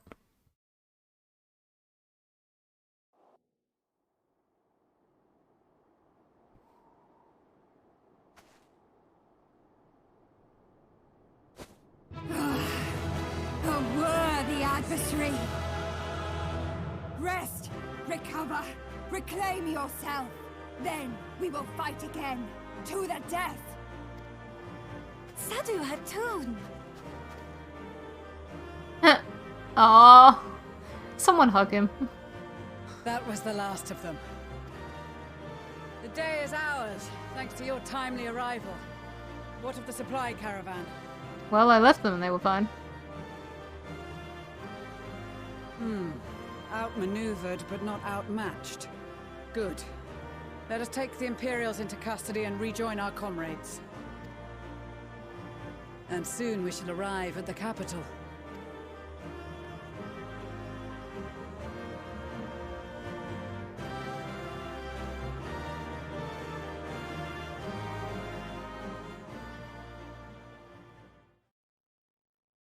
So cold and unforgiving. Thus spoke Emperor Solus as he gazed upon his barren domain.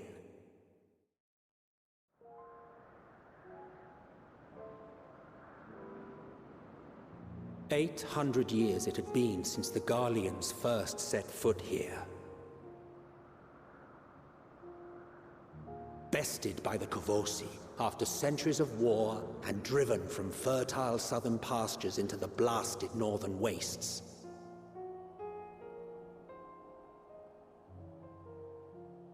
In that garden of desolation, they clung to one another for warmth, freezing, hungry, desperate, hated.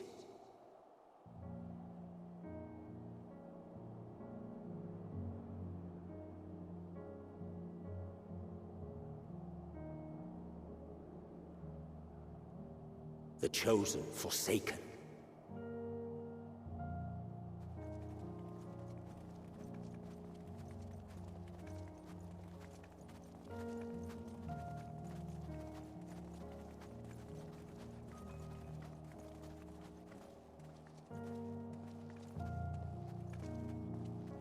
In the year 1513 of the 6th Astral Era, a young legatus named Solus single-handedly sparked the Magitech Revolution.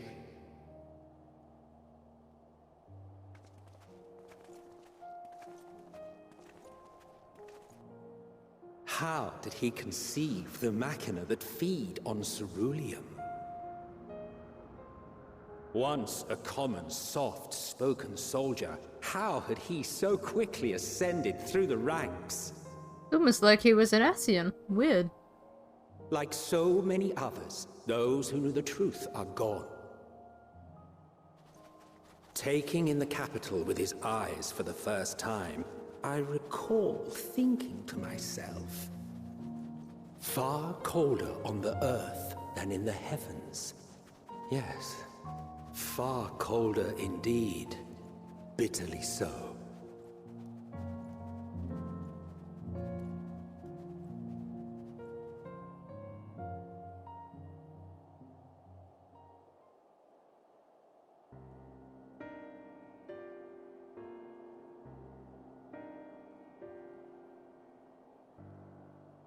Not so much as a whisper. The roads leading beyond the city walls would have been used less in recent years. Nevertheless, this was one of the most important gateways into the capital. A buzz day and night with activity, aye. Merchants passing through the checkpoint, many of them stopping at the local hostelries. Surely they cannot all have been tempered. They could be dead. We can consider the question after we have made camp. If we spend any longer outside, we may well freeze to death where we stand. The tempered Imperials, too.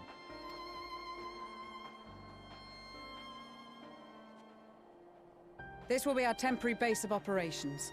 Secure shelter for ourselves and the injured, and dispatch scouts to survey the surrounding area. If we're planning on staying here a while, we ought to give this place a proper name.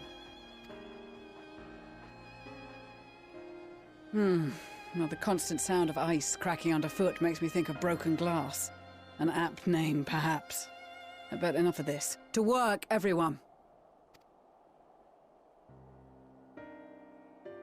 Their Aetheryte's kind of funky. I mean, I know the whole point is they can't, like, Guardians can't use magic, so... Pseudo-Aetheryte?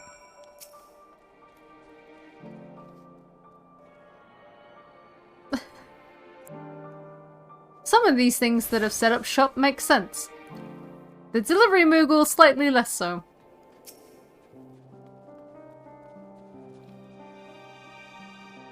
In spite of the obstacles we faced, our plan proceeds apace. Just a little further and we will reach the capital itself. Still, we mustn't get ahead of ourselves. As soon as the camp has been made fit for purpose, we are to discuss a course of action with Lucia. Would you mind asking Y'shtola and Graha to join us in that building to the northeast of the camp? Elize and I will meet you there.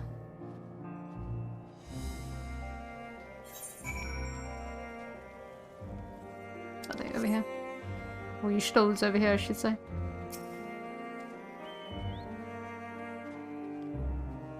A meeting? Yes, I'll make my way over once my head is cleared. In truth, I've been feeling out of sorts since we arrived. The air is thick with a palpable aura of malevolence. Just the monstrous tower on the horizon, jagged, hideous, unholy. Even at this distance, its presence is overwhelming. Much like the sensation I felt in the Tower of Zot, only far more terrifying. Aether flows unceasingly towards it, converging into a swirling mass of unfathomable power. For a blessing, the constant chill in the air is helping to anchor my senses in the here and now. Tell the others I shall be with you in a few moments. Right, where is Raha? Raha!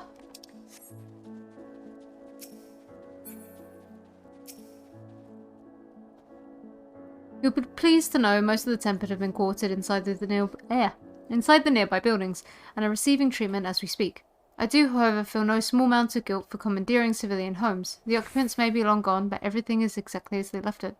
Considering the length of time that has clearly passed, one would expect to find them ransacked. Strangely, there are no signs of anything having been stolen.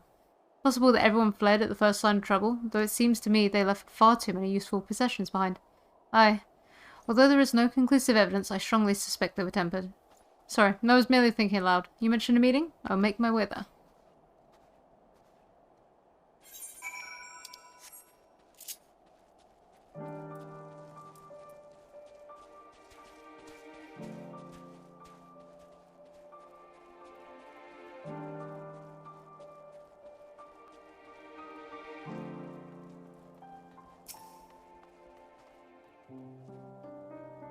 Thank you for informing the others of our meeting. When everyone is here, we will begin.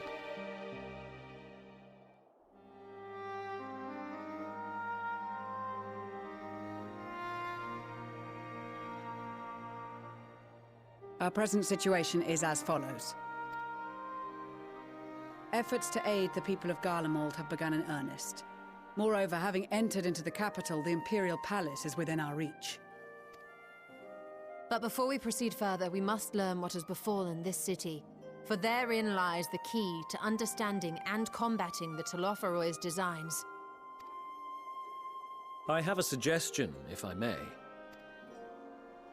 Several of the Imperial soldiers we captured on the Magna Glaciers are members of the Populares and acquaintances of mine.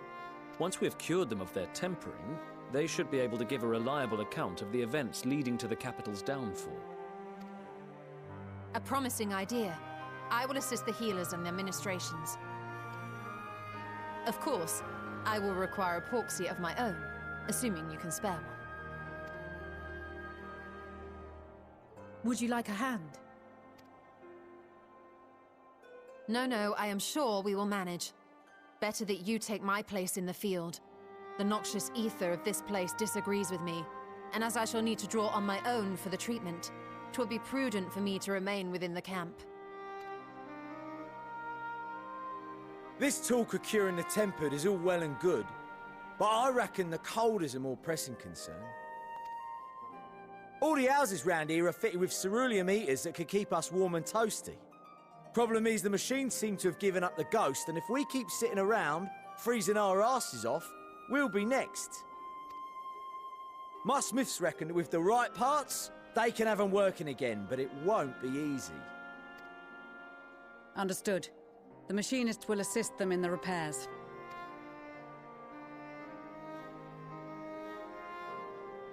The rest of us should either stand watch or survey the area. We've made our presence known to the Telothroi. They will be searching for us, if they have not already ascertained our position. That we have seen no sign of them since the battle suggests they have yet to do so. However, I suspect they may be biding their time. Or perhaps we are beneath their notice.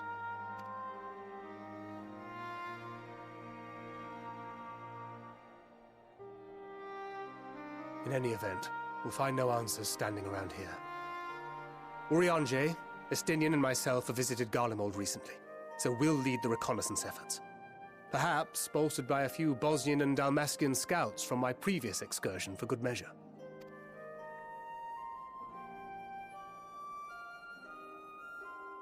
Don't forget about us Alamegans. We have experienced scouts of our own. Well now, this is turning out to be a rather sizable team. With such numbers, we should be able to cover a wide area with relative ease, including that surrounding the Imperial Palace. How about you, Graha? I have a feeling we'll find a use or two for that vanishing spell of yours. 'Twould be my honor to be of service. Though I doubt that you of all people need rely on my tricks. That leaves us with guard duty. Hooray! The most exciting of duties. As a matter of fact, I have something else in mind for the two of you and Alphino. Between here and the center of the capital lies the Eblan Rhine. I would have you search the area for survivors. Your keen sense of direction, honed in your extensive travels, should prove useful in navigating the ice fields. You are severely overestimating my ability to not get lost, Lucia.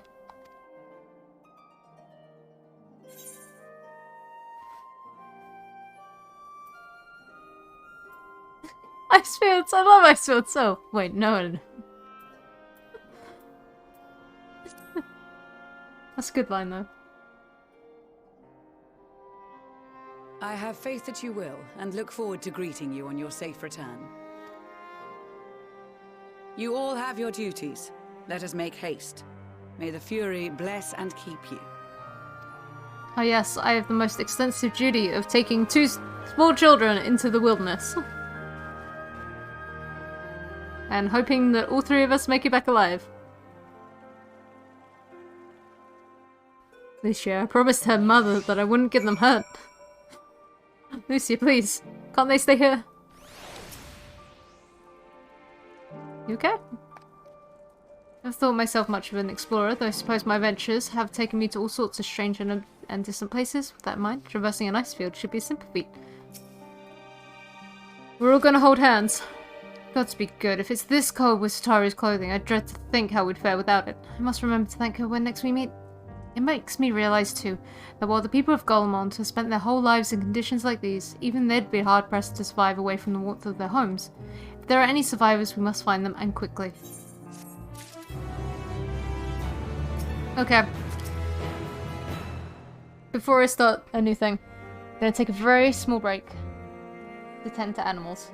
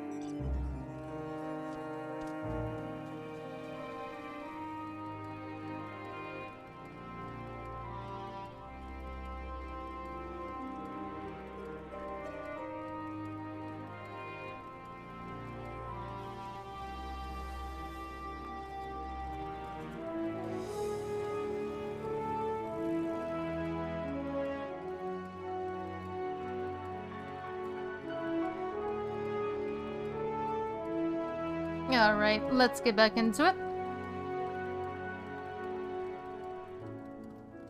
Good order, Madeline.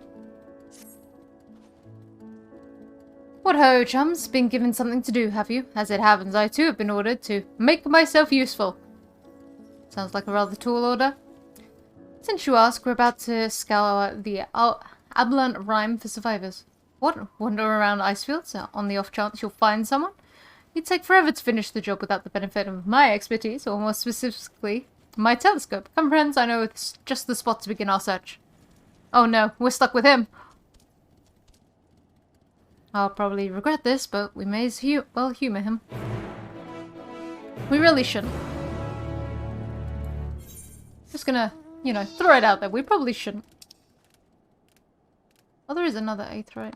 Right over there. That's got to be the city proper, I'm assuming. Oh my god, is that an aether current? I haven't seen one of those since I started playing.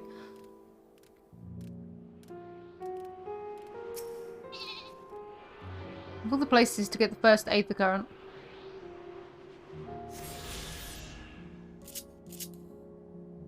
How many do you even need these days?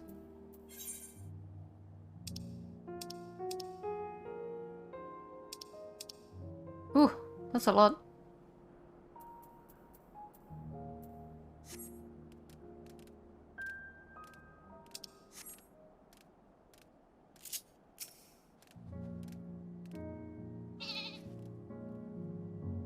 Do I get to have fun with the telescope, or is it just him alone?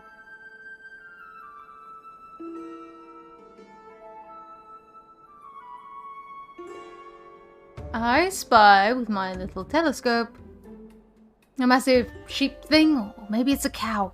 Not what we're after either way. Is that an aether current? Oh no, just a wind sprite. Other than that, it's all snow, snow, snow. But lo, what do I see over yon hillock? No mistake here, that's a girl.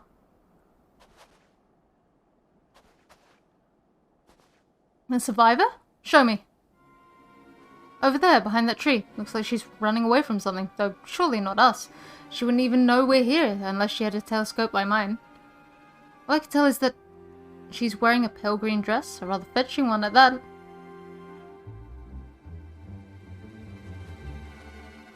She'll be long gone by the time we get anywhere near, but we should be able to follow her footprints. I'll let Lucia know where you're heading. Oh, and take these warming tinctures with you.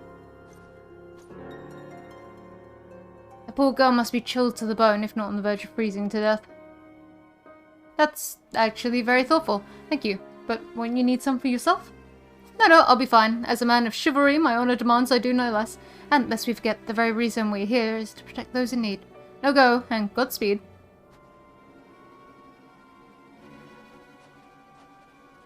You're a bit of a twit, but thank you.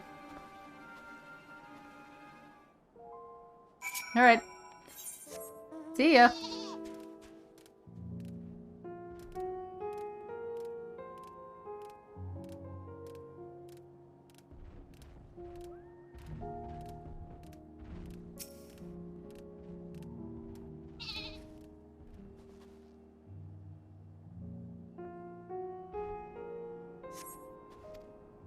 Fresh footprints lead east.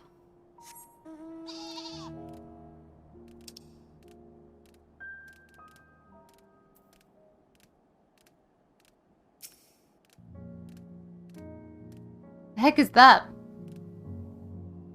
Oh my god, is that one of the things from Amarot? It basically is. Oh, it's like the Amarot boss but scaled down. Oh no! Marlboro stacked on marbles. Footprints seem to appear to be the same as those you saw previously, and they're heading towards the building.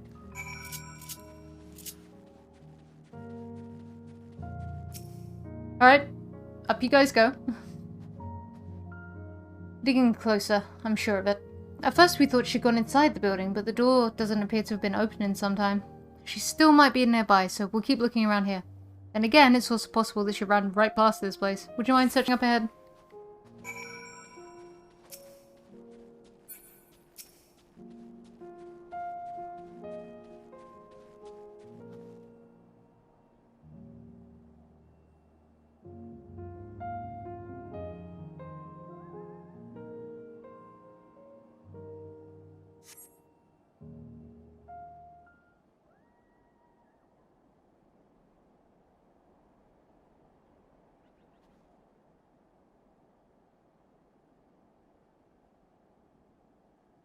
Well, I don't see anyone.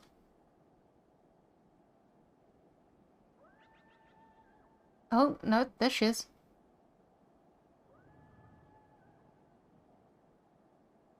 Girl in green, in the green dress seems anxious. The girl in the green dress anxiously surveys her surroundings. Were you to call out to her from this distance, it might attract wild beasts to your location. It would be safer to get closer first, but you must do so without drawing her attention. Oh no! More stealth! Follow the girl from a safe distance. The objective will end in failure if you're noticed. Make use of cover such as rocks to approach her without being seen. Similarly, the objective will also end in failure if you fall too far behind.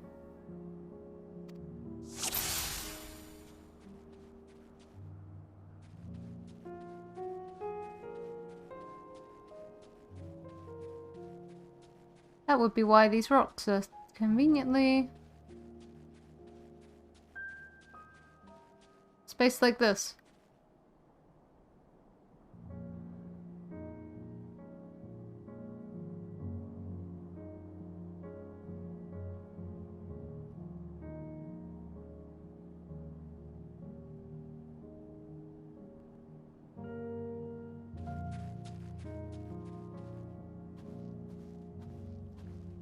But I don't quite know where I would go from here. Find the tree?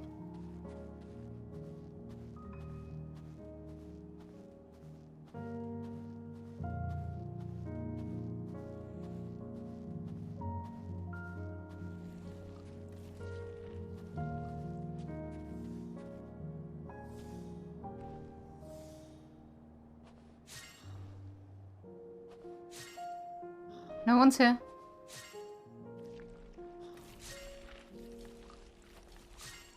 You are imagining things.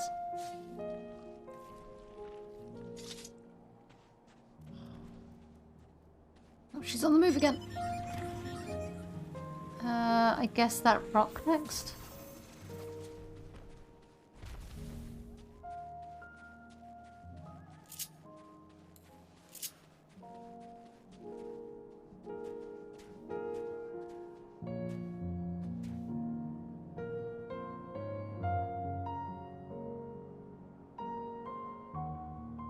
Well, don't get spot, little girl. This isn't creepy. Not in the slightest.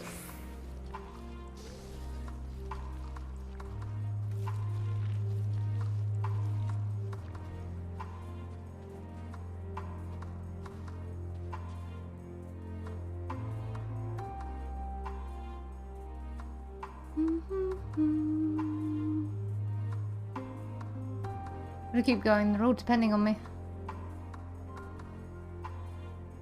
Where is my next point of call? The pillar, I guess.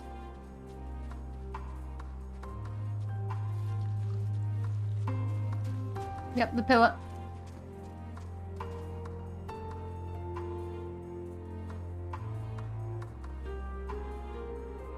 Oh, she's going up to this little town area a bit.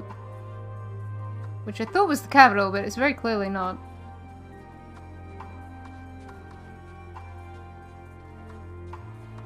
Tree again.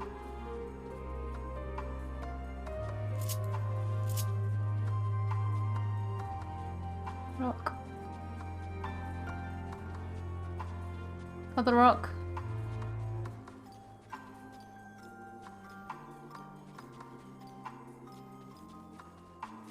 There we go. Hello. I found you. Mwah! Phew, still in one piece. Hello.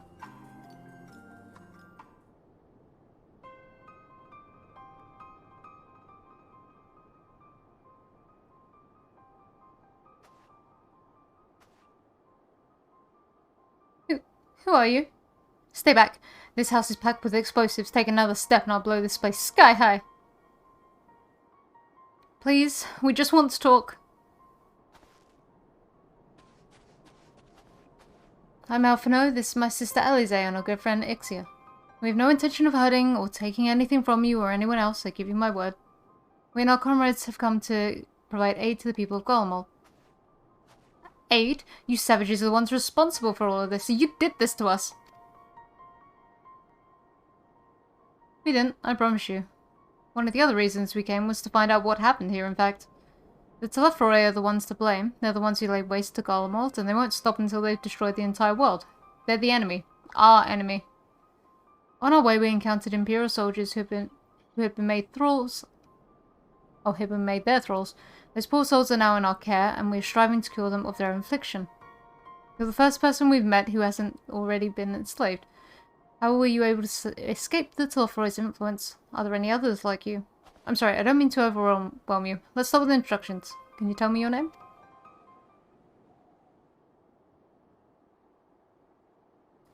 Hey, Lysina. Or Lysinia? As for how I've managed to stay sane, I've been asking myself the same question. Ever since that night, and the roar, that terrible roar, and then the screams. I was screaming too, I think. I'm not sure, I can't remember. Then came the silence. Everything was still. It was like waking up from a nightmare. I thought that the fighting had stopped, so I stepped outside.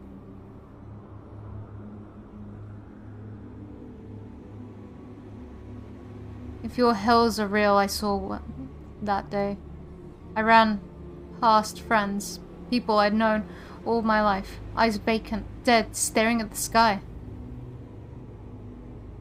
Others were mad and violent. I saw them struggle with soldiers, but didn't stay to watch. I fled as far as my legs would take me.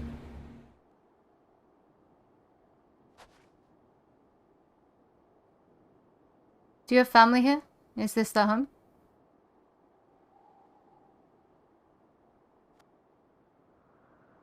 No, this is Victor's Spoils, a mansion for retired soldiers. Well, it was, but now me and a few others are, borrowing it.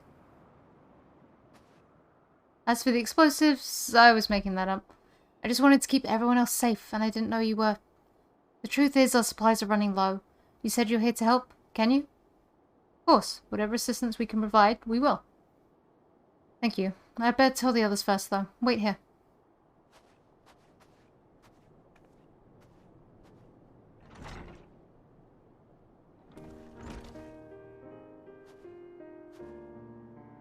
Is this everyone? Lucinia says you can be trusted, but these are desperate times. We'd be fools to let foreign troops into our home. Having said that, will you provide us with a means of healing the place as a sign of goodwill? Perhaps we could take you at your word? If that is too much to ask, then leave us be. Time to put my fire with gathering skills to use. Could you provide the spark with a little bit of magic, Alice? We'll have a fire burning in no time. Maybe we build it under that gazebo? The what? Oh, you mean the bower? Yes, yes, do as you will.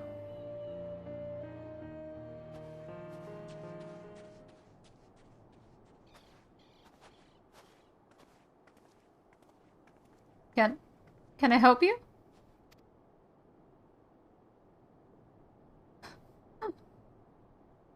That's...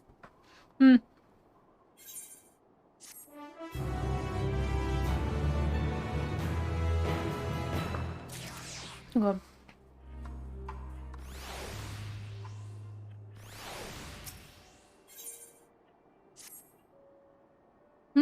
Sorry, I'm still finding it hard to come to terms with all that's happened. Now that you're here, though, I'm hoping things might change for the better. You know, I've worked up quite a sweat from all that running about, so I'll leave space around the fire for the others. As you can tell, they're in a far worse state than me. We were planning to look for somewhere warmer, or with more food, but they're not going anywhere until we nurse them back to health. Which I don't know how to do. Is there anything you can do to help them? No, I'm not allowed to use my healing expertise. I will have to bug Alphino.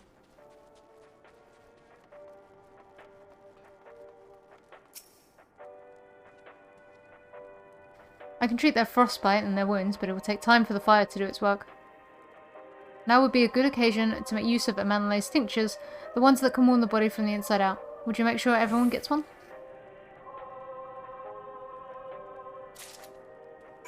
Oh, they've got a little radio. The numbness is beginning to subside, though I suspect once the fire dies, it will return with a vengeance. Yeah. Warming tincture? I've never heard of such a thing. No harm in trying. But tell me, have you heard aught of the city? Though calling it that seems absurd after what's happened. It's nothing but ruins now. A few buildings still standing offer no more than meager protection from the wind and snow. Food production, water purification, the magitech that sustained us has come to a grinding halt. What machina that remains operational cannot be run for lack of ceruleum. Of course, Cerulia Ingens is full of stuff. For all the good it does us, no one here knows the first thing about the extraction or refinement. All is well, yes, never better. You're emaciated, sir. Oh, what sweet libation is this? Is it poison, by any chance? Ah, 'twas a joke, a joke. If I laugh, 'tis that I may not weep, so said the poet. And alas, my tears would freeze on my cheeks ere they fell. We are the blessed damned to bear witness to the fall of the great empire, while our brethren lie dead or live on as puppets of flesh. First came the war, then came the roar. When morning came, Garlemald was no more. In a cacophony of gunfire, explosions, and screams, was our beloved capital razed to the ground. From the rubble rose the dishevelled remnants, the lavish refinery caked in ash as they shuffled mindlessly towards the palace. Even bearing the refinement of stone or metal, and offering, perhaps, to the architect of our destruction. A hopeful few tried to reason with the deranged only to be beaten for their kindness, and I knew better than to plead with the horde. I fled with my health, if not my conscience preserved. Now I wait with my fellow cowards for our final judgment. What do you want?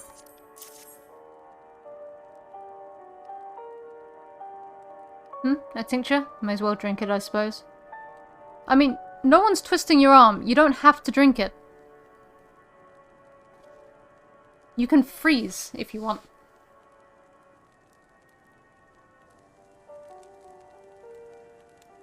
This? It's a radio. You don't have those where you come from, I take it?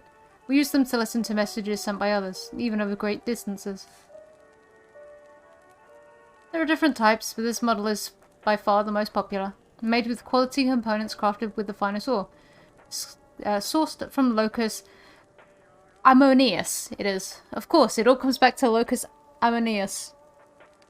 Not all that useful since the capital fell into ruin. The people at the broadcasting station must either have fled or ended up like all the others, because all we've been hearing is the same music, being played over and over again.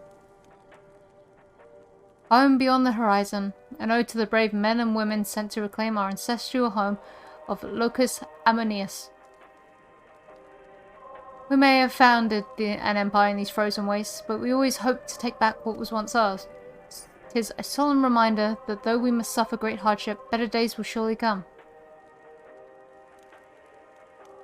Despite everything, I believe that Emperor Varus yet lives, and that he speaks to us through our radios. It was a cunning strategy faking his murder. He must have foreseen this catastrophe and chosen to conceal himself that he may one day make his triumphant return. Yes, I'm sure of it. Emperor Varus would not be so easily defeated. Whatever helps you sleep at night, sir.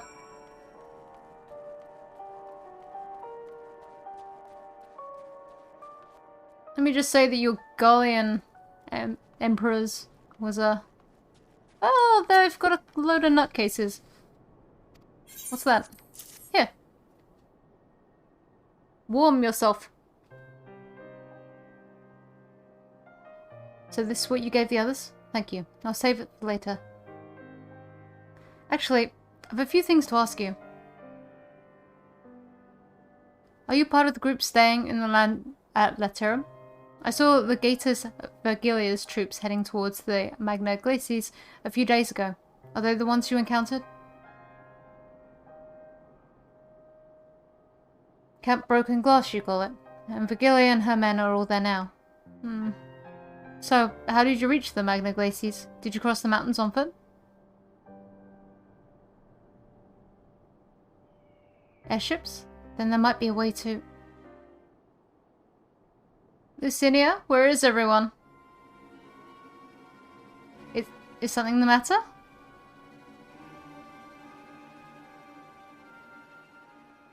A voice from inside you say? You must be imagining things. Everyone's out here. Perhaps a baby almasty has found its way into the house. It wouldn't be the first time. Without the soldiers to scare them off, wild animals have been roaming closer to the settlements. Should have known. Some have been known to attack people too. I've just had an idea. If you and yours are strong enough to defeat Alligators, then surely a few beasts wouldn't pose a threat. If you mind to continue helping us, perhaps you could head to the other side of the lake? There's a small group of tappers living there, people whose job was to extract ceruleum. They still do, from what we can tell. I've already tried asking if they would share their fuel with us, but they're not willing to give it away. They want food in exchange. Lots of food. And that's something we don't have and we can't get on our own. On top of that, to even reach there then we'd have to make our way past all those creatures. Would you be willing to go in our place? We only need enough ceruleum to last until the others are strong enough to travel to your camp. If the offer still stands, that is. Oh, and I don't expect you to give up your own supplies. But there may be another way to pay the tappers.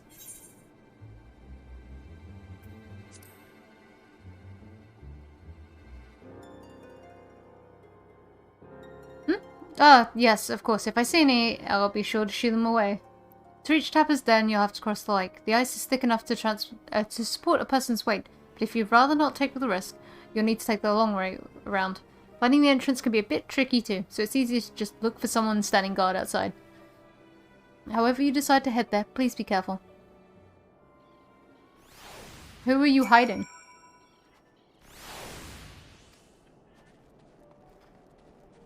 Alright.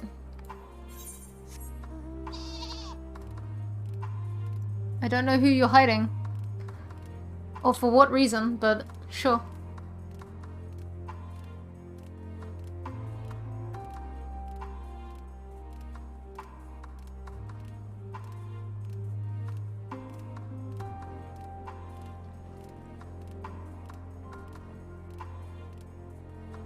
Whee! There we go.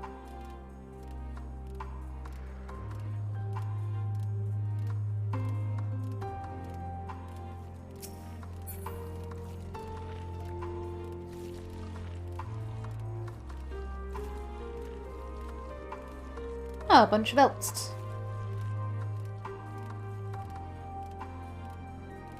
Oh, sorry. Tursus in this area.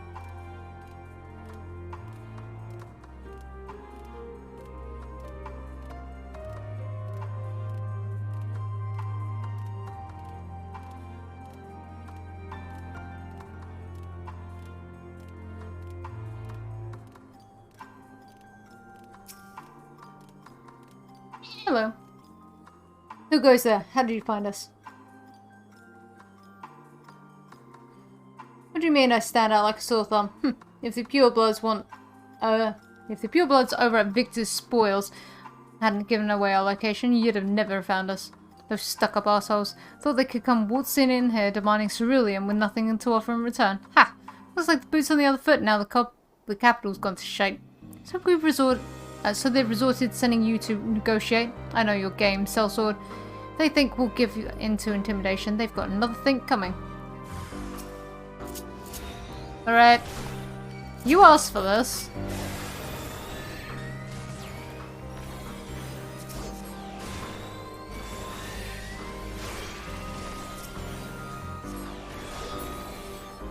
Okay, that was a little over the top, but sure.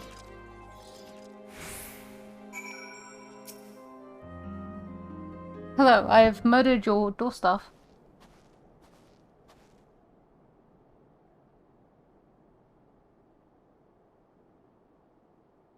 There you are. Just after you left, Lucinia asked me to go and catch up with you, in case you needed a hand. Someone must have let slip that I've a little experience in transporting barrels of ceruleum. So, this is Tapper's Den? Well then, after you.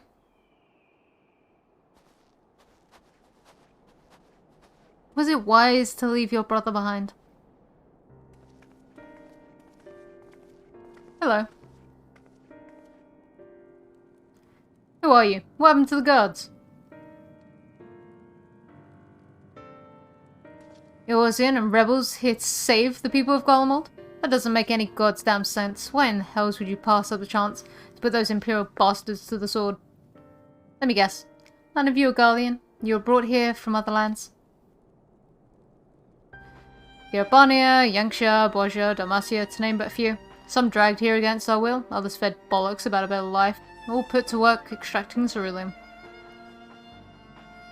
All given the esteemed title of Arn, placing us firmly on the bottom rung of the ladder. But the old hierarchy means nothing in the new Garlemald, says we. About the only thing that's escaped more or less unscathed is Cerulia Ingens, still sustaining us even with our paymasters out of the picture. We hear you're experts in drawing up ceruleum from the bottom of the lake, but how can you do that if it's frozen over? Ah, wouldn't you like to know? Trade secrets, I'm afraid. At any rate, it's not as if ceruleum is used for much these days. What with the city in ruins? We take enough to power our heaters and save the surplus for later. And though it helps stave off the cold, it just sods all about our hunger unless we trade it away. Speaking of which, be sure to tell your contingent we've got ceruleum by the barrelful. If they're interested, we'll exchange it for whatever provisions they're willing to spare. We can certainly ask, but if you're all free to go now, why carry on living here? Free to go? Go where? Even if we managed to get back to our homelands, there'd be nothing left for us thanks to the Empire, and the knowledge and skills we acquired working here would be practically useless outside of Garlemald. So we're staying here for the time being. As long as there's the need for ceruleum, we'll find a way to get by, even if Garlemald as we knew is gone for good. Gone for good.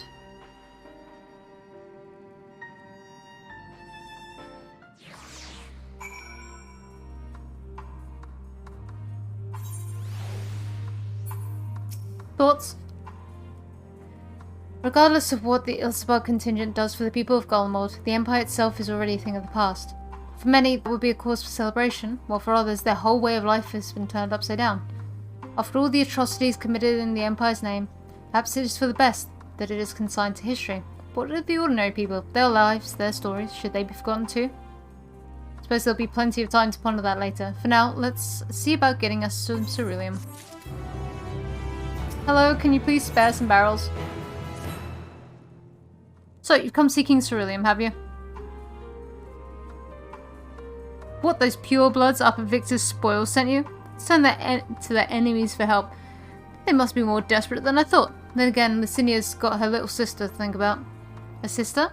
But we only saw Licinia and 3 men. It's possible she died from whatever was ailing her. If she needed treatment, I doubt there'd be any way to get it around here. I may have refused Licinia at first, thinking she'd come back with something to exchange, but I can spare them bottles worth of ceruleum. Consider it a reward for introducing me to the rest of your contingent. Be sure to send them our way, you hear? Can't for the life of me think why Licinia would keep her sister a secret from us, but we can ask about that after we've delivered the ceruleum. Come on, let's hurry back. Probably because as far as she's concerned, we're foreign invaders who have caused her whole way of life to explode and her sister seems to be deathly ill. I can't imagine that'd be the first thing to like point out to someone who is potentially invading you. You're like, oh yes, I have a sick, frail sibling. Please don't use her for a hostage negotiation. Or blackmail or anything like that.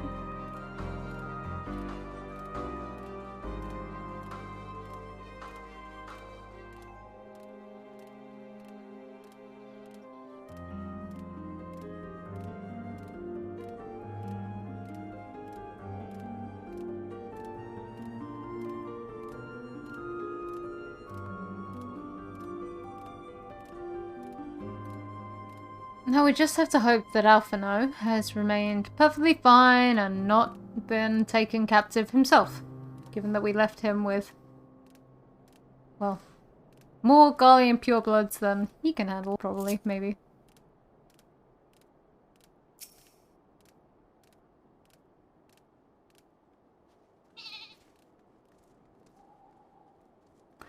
I knew it! Why did we leave your brother here? This isn't right. It's too quiet. I would have thought Alphino would be treating them by the fire, but they're nowhere to be seen. I'll look inside the house while you search outside. They can't have gone far.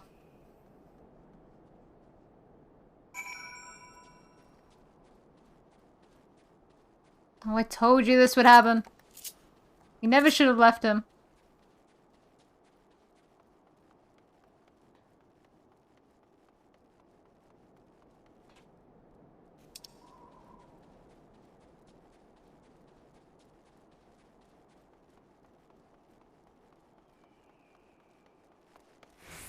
Well, here's Alphino.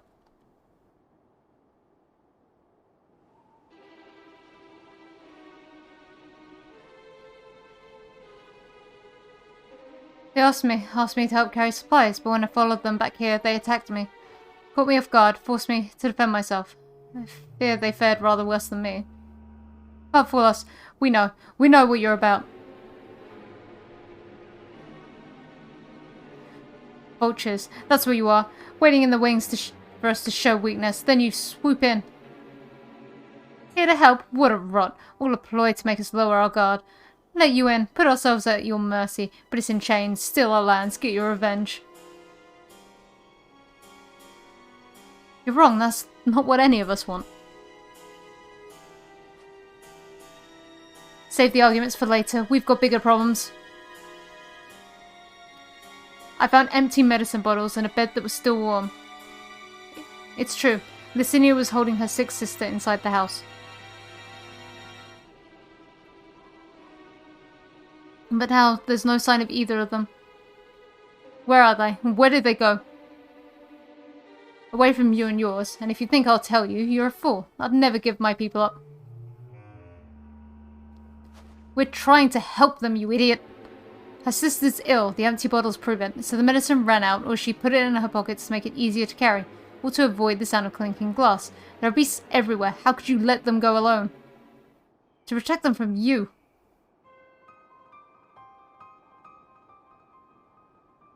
You invade our homelands, taint it with the same sorcery you used to slay our countrymen. A Guardian should sooner die than suffer the insult. Better for them to be free, to keep their purity intact, than to be corrupted by your vile magics. We were waiting for a chance to free them since the moment you arrived.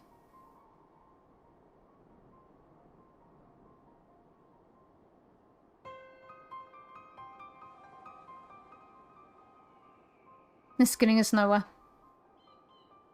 Cannot say how Licinia and her sister will react when we find them, but we'll find them we must. Go on without me, both of you. I first need to tend to my injuries and theirs. I will join you in the search after. Alright, be careful. We'll do our best to find them quickly. There's only one path out of here, so that's where we'll start. I mean, if you wanted to pull the whole glory to the Empire, by all means, off yourselves now.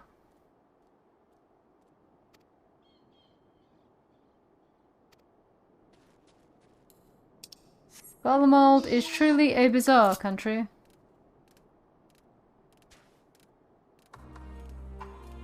Very cult-like, shall we say. Two sets of fresh footprints. Young women judging by the size. This is definitely them. Come on.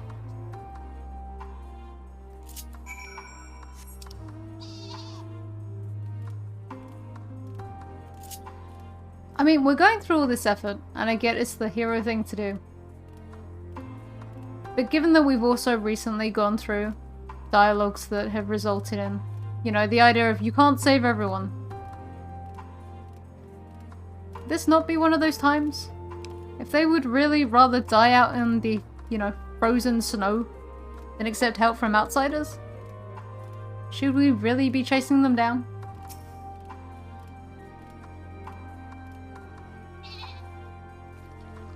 The trail stops at the frozen lake. Perhaps they chose this route so as not to leave footprints? I can't think of any other reason. Look at this place, it's crawling with beasts, and I can only imagine how hard it must be for her ailing sister to cross the ice. We could really do with Alphino's help, but we can't afford to wait for him. Let's split it up and look for clues.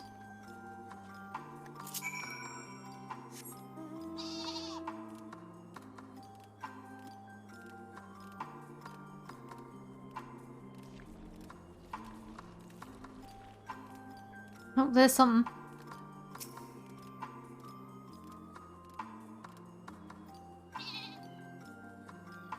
Empty bottle smells faintly of alcohol. The thin coating of dirt indicates it has been here for some time and is likely to have any connection to Licinia or her sister.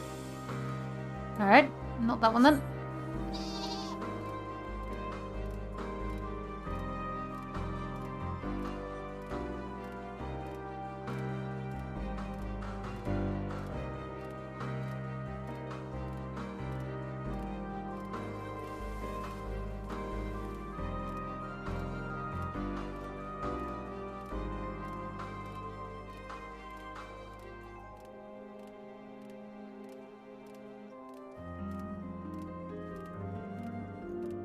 Oh, something over there.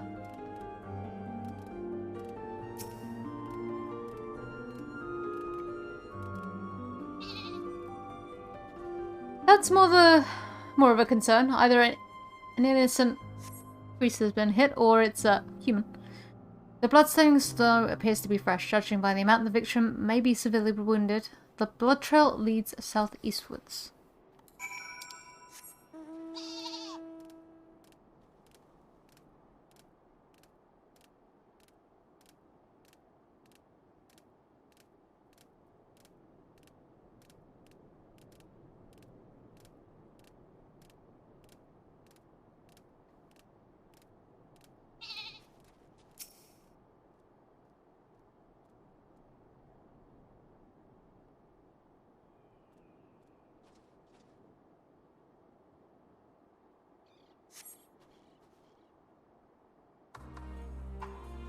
Well, that answers the question. 2 bodies are already cold.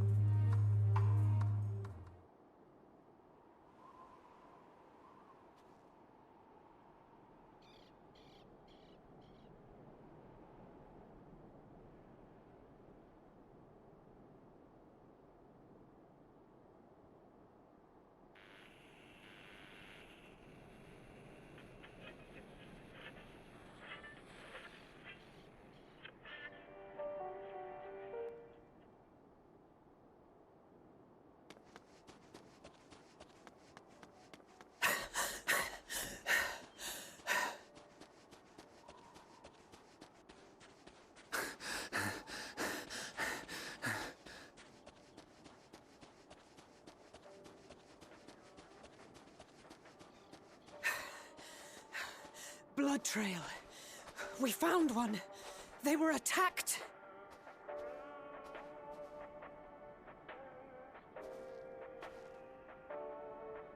They're also gone now. No.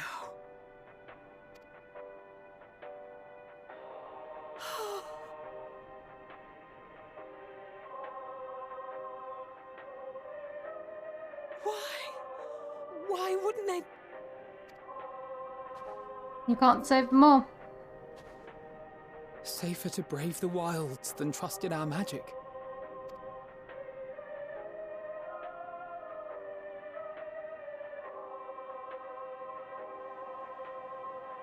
We should have... I should have...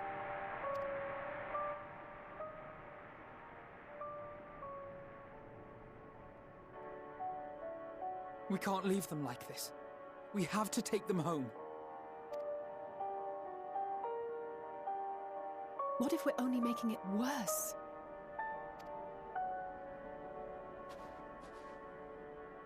Maybe we don't belong here, but neither do they. Not out here in the wind and the cold.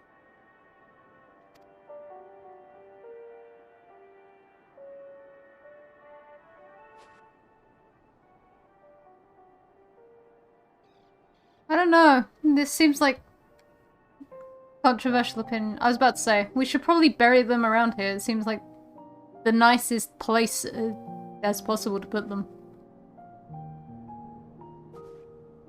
I heard the story about Varus's voice from beyond the grave. Of course, I didn't believe it. But Licinia and her sister did. Perhaps there is something to the tale after all.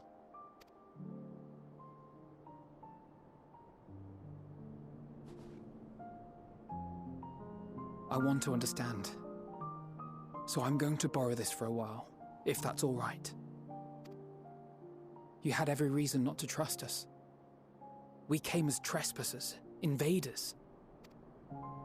But I pray that in time, we will be more than that to you.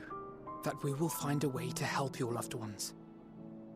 And see that no more children are left to freeze alone in the snow.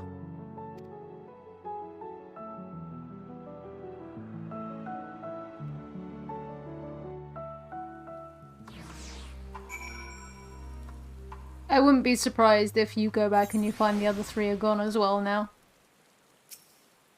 Really? Rain? Not snow? Alright. There must have been something we could have done, but what? Should we have never come here? Would they still be alive if we hadn't? They probably would have frozen to death. They seem to have frostbite. Alright. We've already caused enough harm here. Let us return to the camp before we cause any more. As for those inside the house, we should send someone to take care of them. Someone who isn't us. All we can do for now is make our report to Lucia and do everything in our power to prevent further tragedy. So let us linger here no more. Come.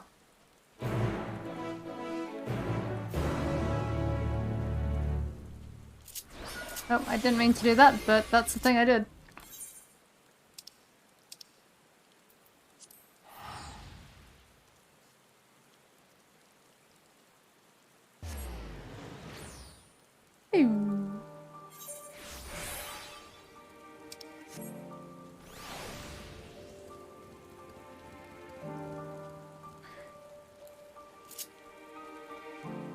Alright, we've accidentally killed 2 of the locals, or at least pushed them to, well, pushed them to the brink of deciding that a certain suicide was better. Ah, Lucia. Alice and Alphino tell me they have finished their preliminary search for survivors, but refrain from saying much more than that. Clearly they are reluctant to provide details. Might I ask your account?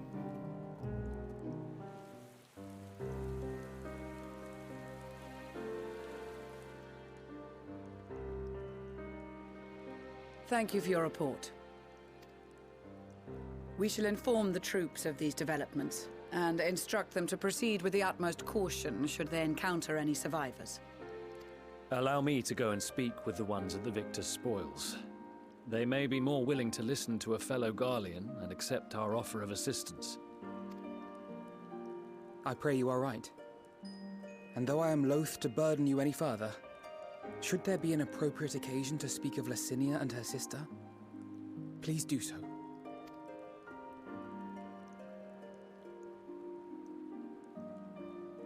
I am sorry to have put you through this. My distress is nothing compared to their suffering. So tell me, what else have we learned?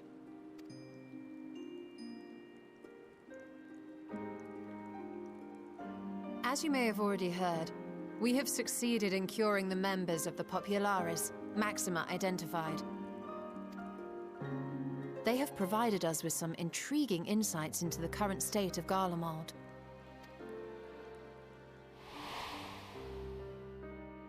The assassination of Emperor Varus was the catalyst for the civil war. Nerva declared his claim to the throne, and his opponents refused to recognize it. Fighting broke out in the capital, where Nerva's 3rd Legion clashed with the 1st, who remained loyal to Varus even after his death. Of course, even Imperial warmongers would balk at the idea of turning their shining city into a battleground. Like burning down the wood to spite the wasps. Neither side would be so mad. Unless something or someone inflamed their animosity to such an extent that they could not help but act against their better judgment.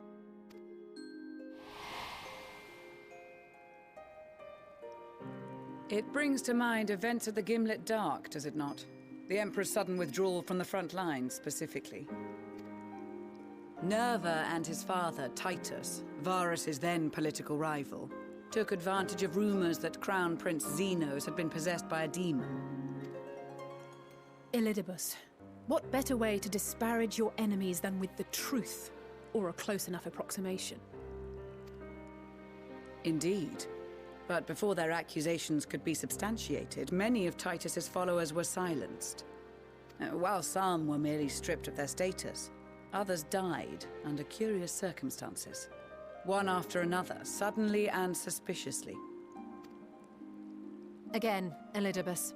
Like as not, he had a hand in it. No evidence was found to implicate Varus, certainly.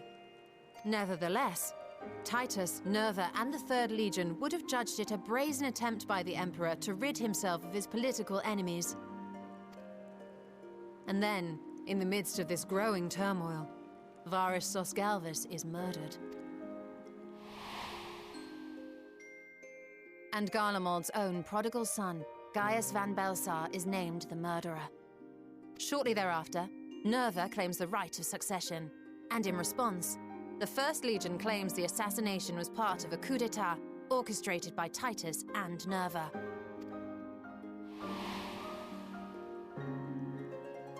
So no one is at fault, and everyone else is to blame. I should add that both parties received substantial financial backing, presumably to provide them with the means and encouragement to pursue a swift victory, and that these contributions came from the self-same benefactor. I'd heard House Brutus had been filling the Third Legion's coffers, but the First as well. It would seem so. Though the Populares determined that the First Legion received funds from a variety of organizations, all had connections to House Brutus. It's almost as though Fandaniel was doing it. Weird! So Fandaniel, in the guise of Asahi, was playing both sides against each other the entire time. The information we gained from my friends does not end there. One night, shortly after fighting broke out, the capital was shaken by an immense tremor. From that point onward, they have no memories, no recollection of any events, including our clash on the Magna Glaciers. But when asked about the Imperial Palace and its bizarre transformation, they somehow recall Emperor Varus giving them orders in their dreams. May the Tower of Babel stand as testament to the glory of Garlemald. Good name. Very good name for it. This sounds awfully familiar. We have something to show you all.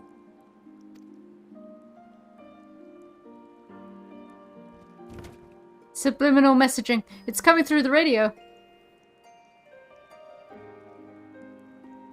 Varus spoke to them through this radio. Perhaps it was a recording, but if not, that would be inexplicable. Xenos died and has come back. Emmett Selk, in the guise of Solus, has also been kicking around in various bodies for many, many years. Not out of the question. We are of one mind, then.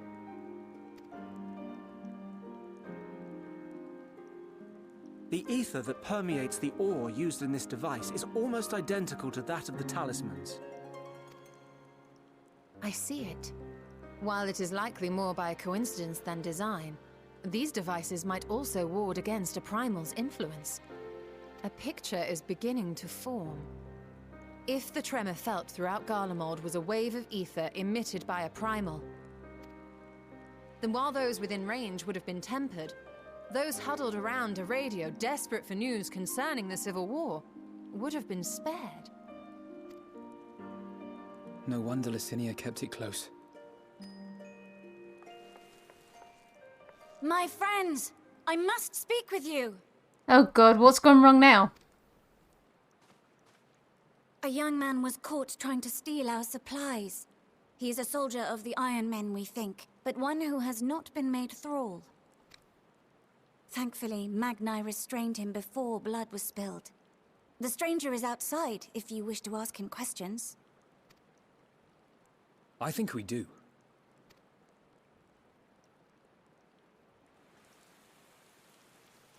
Hello. Who do we have here?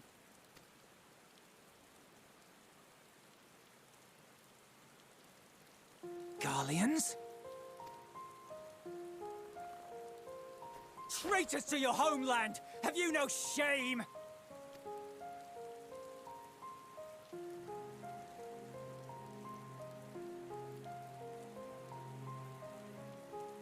I am Lucia Junius, a Temple Knight of Ishgard. And you are? Julius Pier Norbanus. And that's all you invaders will get from me. We are not here to invade Garlemald. Far from it. We're here to take out your big tower, and then you can carry on as you wish. Like you, our allies in Eorzea and the Far East fight in defense of their lives and their loved ones even as we speak. But it is the people of Garlemald who have suffered most. This we know. And that is why we have come to offer you our aid, that we may unite against our common foe.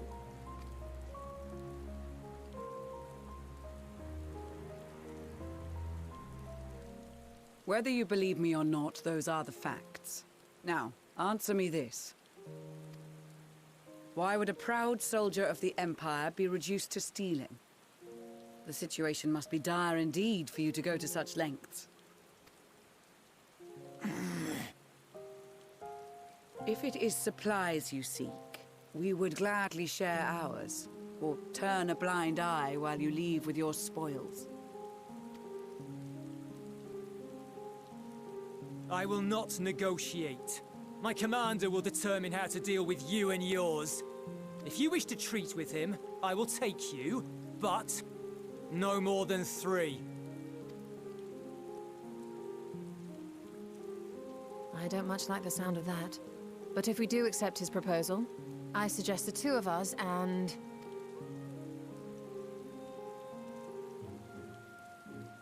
Please allow me and Alize to act as envoys.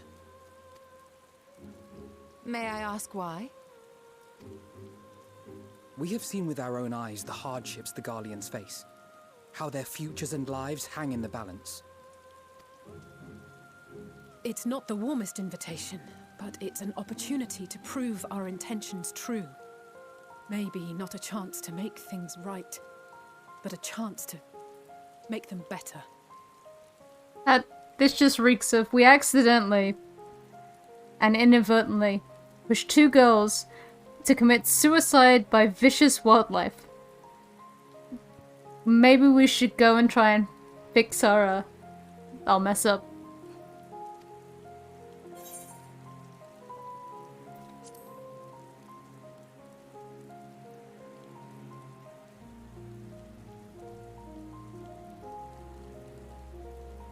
I can see that persuading you otherwise is a lost cause, but you will proceed with the utmost care. I'll take care of them.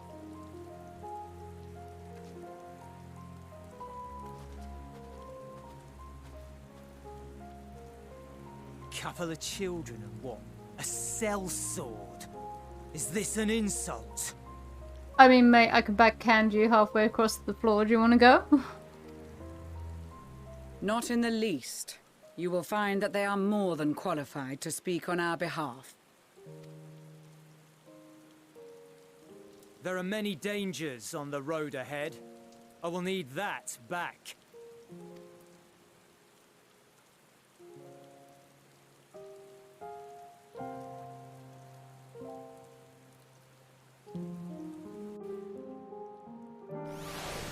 Alright, we'll keep in touch via link, Bell. If you don't hear from me, send everyone to avenge me.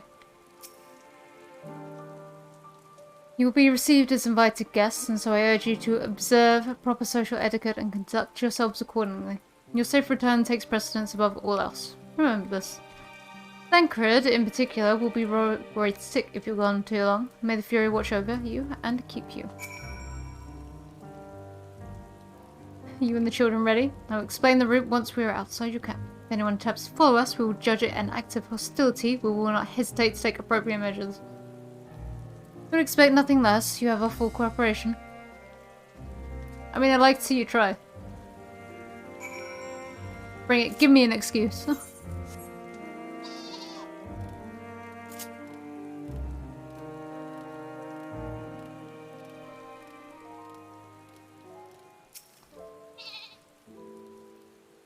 Alright, this is far enough. Listen carefully. We head over that hill, then follow the road until we reach Liminal Station 4. Children in the lead, I want you where I can see you. We do have names, you know. I'm Alize and he's Alphino. Last but not least, there's XIV. XIV, where have I heard that name before? No matter, Alphino and Alizé will watch the road ahead while we bring up the rear. I wasn't lying about there being many dangers, so you're to run, not saunter. Run towards the station. If you even think about going for your weapon, the deal's off. Should any creatures bar the way, we go around them.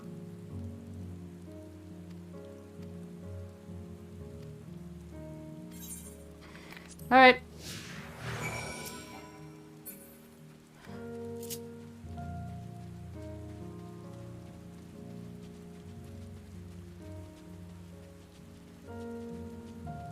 Whee! Give a wide berth to the bear.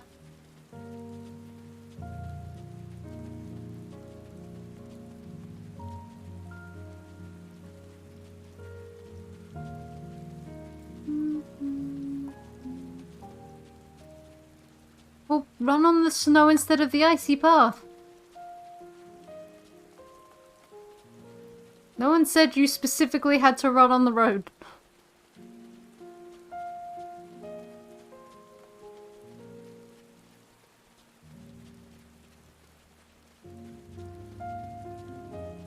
Yes, Lupinus. I see we've gone Latin. Oh, do we get to ride a train? I haven't seen a train since I punched one in the face. Metaphorical face. Oh god. Everyone keep running.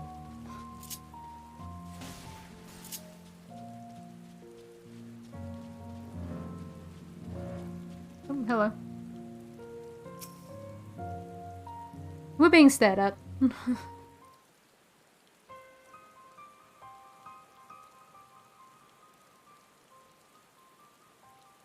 This is it. The first stop, that is.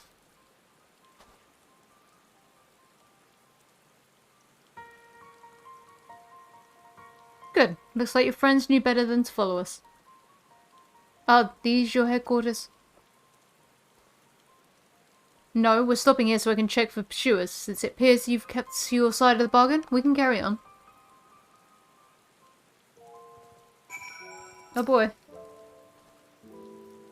North of the station is Regiodorum, one of the main residential areas, or at least it was. The afflicted roam the streets in packs. They'll tear us to shreds if given the chance. Keep close, no wandering off, understood?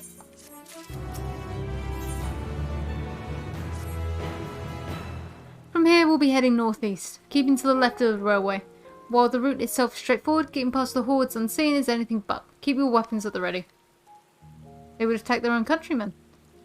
Aye, they spare their own, but slaughter the rest without hesitation. They will try to avoid detection. The chances of sneaking by completely unnoticed are slim at best. I would lead the way, but in the event we are seen, you're to fight them off. Those two will follow us, provided they can refrain from drawing their weapons. While I doubt they would be foolish enough to stab their guide in the back, I would not take that chance. With that said, let's proceed.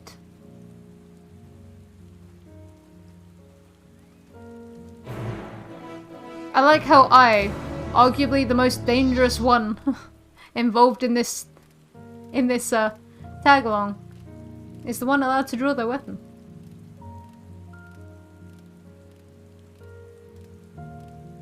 Alright.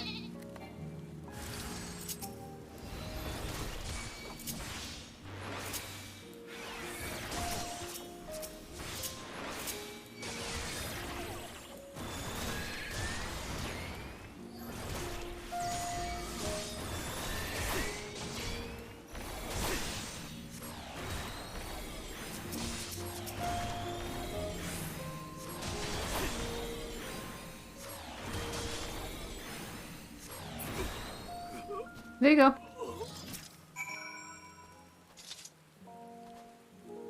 I see your comrade. I see why your comrade chose you.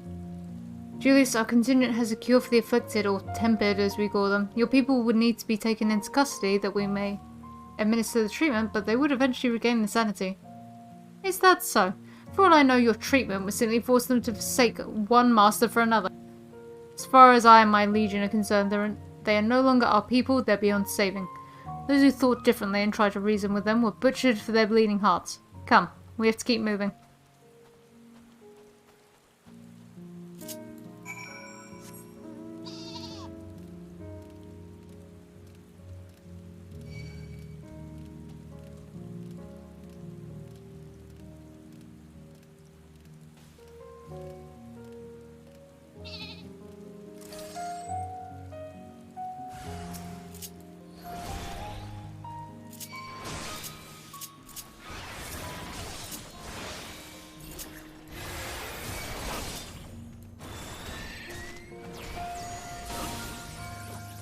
I've been stunned.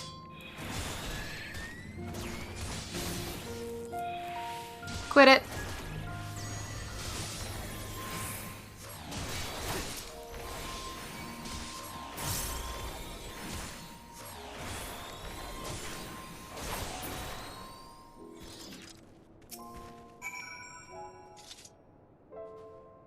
Looks like we're not being followed. We will continue onward.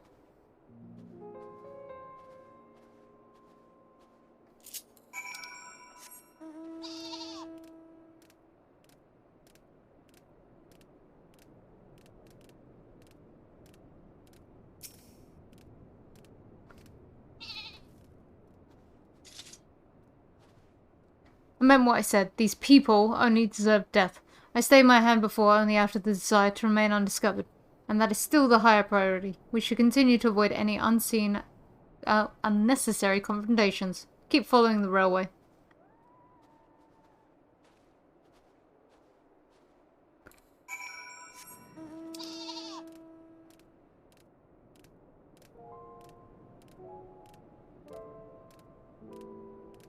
Looking for an aetherite.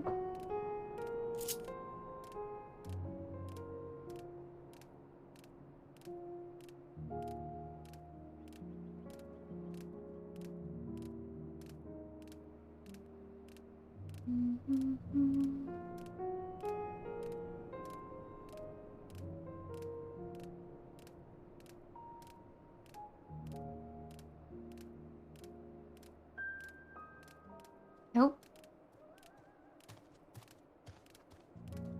Here we go. Ooh. We've got squiggle boys.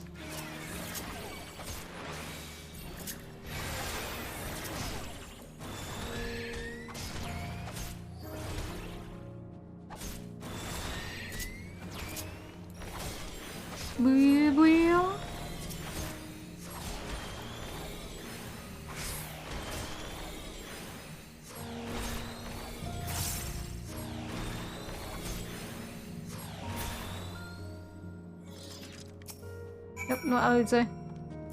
Here you go. Look at what they have become. Would you still stand there and claim that they can be cured?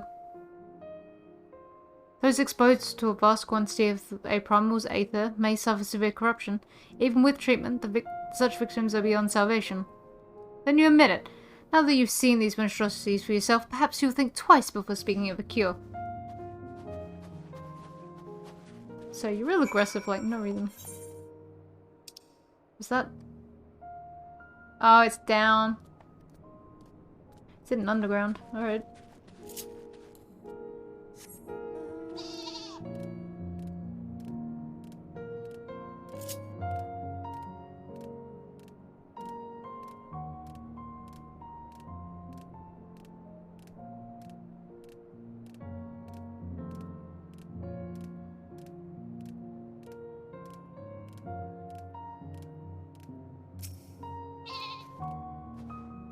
We're almost there. You've kept to your side of the agreement, so I will keep to mine. This way.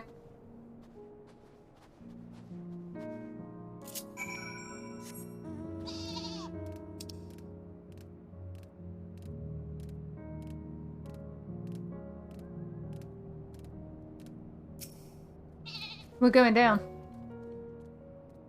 This is Terratium, one of Garlemald's largest stations. It now serves as our headquarters. I've already sent the twins ahead. I will be with you soon, so wait for me at the bottom of the stairs.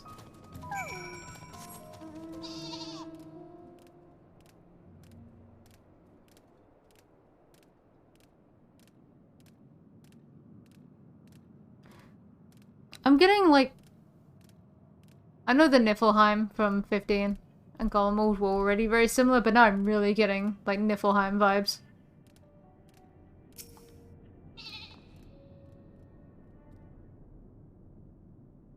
Niflheim crossed with, like, destroyed Lucis.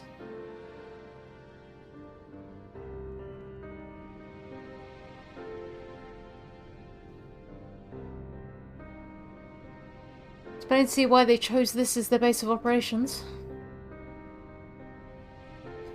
They could have done a lot worse, even so I imagine it's not the easiest place to live. Indeed, and if Julius was willing to make the perilous journey to Camp Broken Glass in search of food, their own supplies must be all but exhausted.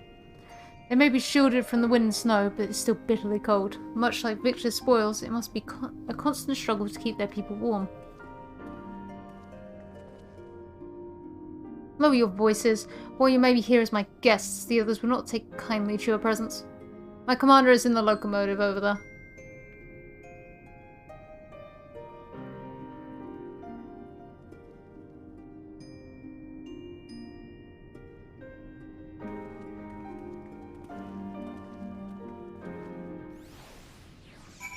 Hey, you gonna object if I touch your shiny crystal?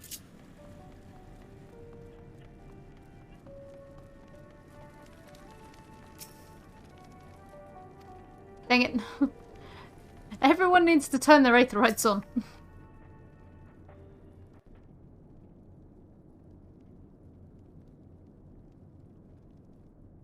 These are their chosen representatives. Very well. Let us hear what they have to say.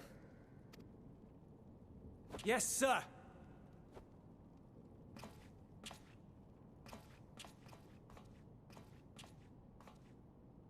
I present to you our commander, Lord Quintus Van Kina, Legatus of the First Legion. The First? I had no idea you had survived.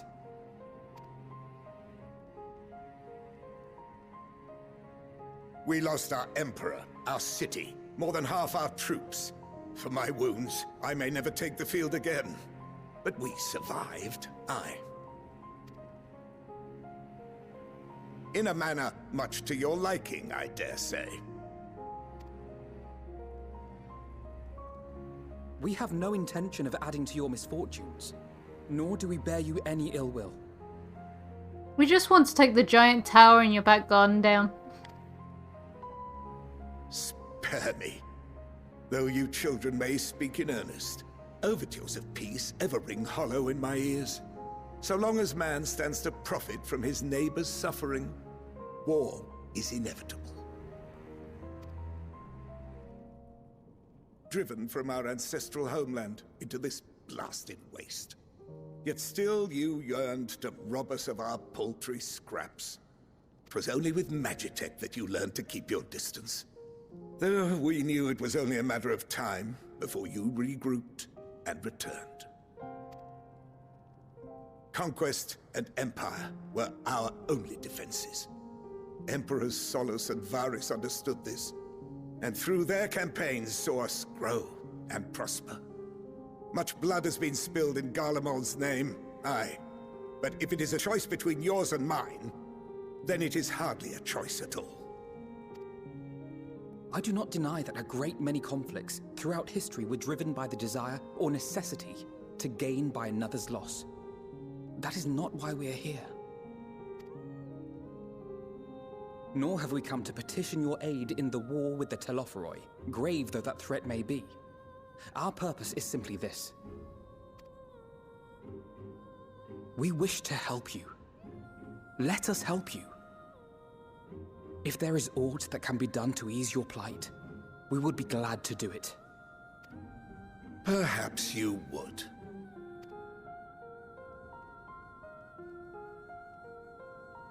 But regardless of the ideals you espouse, your leaders would not send an army into Garlemald if they did not stand to benefit.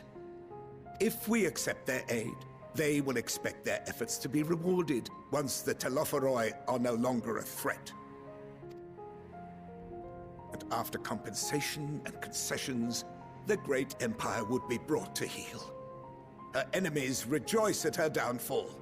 Our third eye, a mark of shame. I mean, have you looked outside? Your empire's already kind of brought to heel.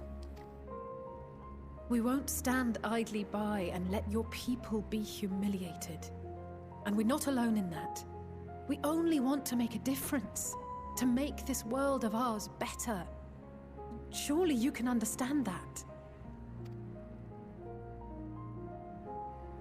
What I'm trying to say is, there are so So many people who just don't care about making you suffer.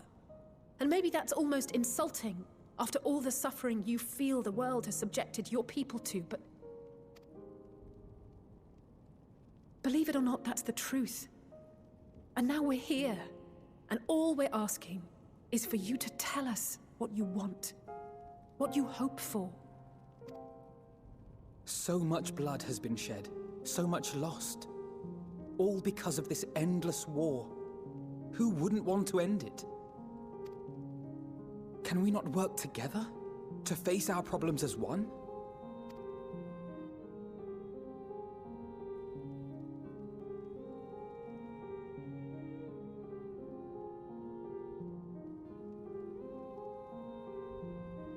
Answer me this, young peacemakers.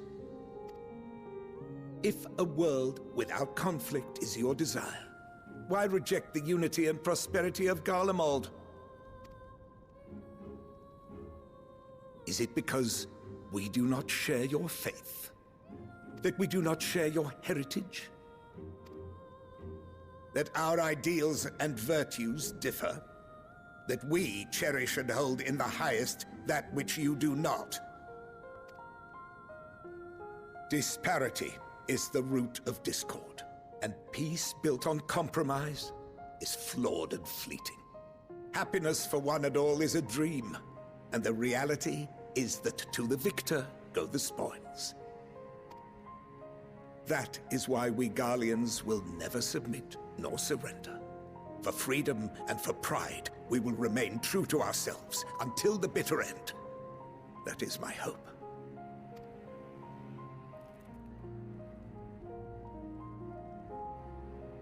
It seems there is nothing more to say on the matter.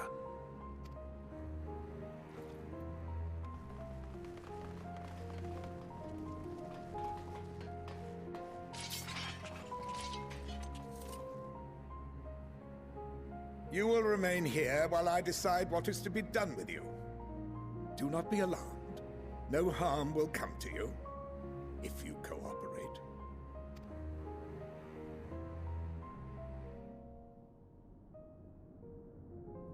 We will not resist. However, as your guests, I ask that we be allowed to speak with the other members of your group. As you wish. I had no intention of locking you up, as by dawn you would be frozen stiff and you're no good to me dead. You are free to move about the encampment, but there is one condition. Collar them.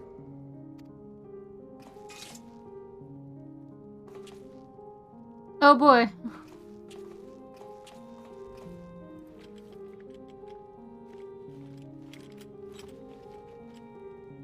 Aether restraining or explosives?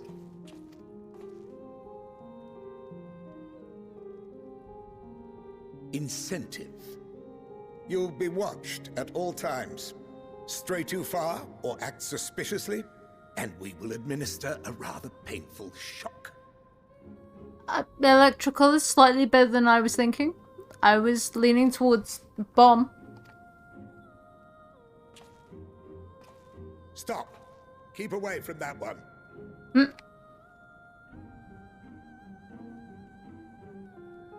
The champion of Eorzea is not so easily cowed.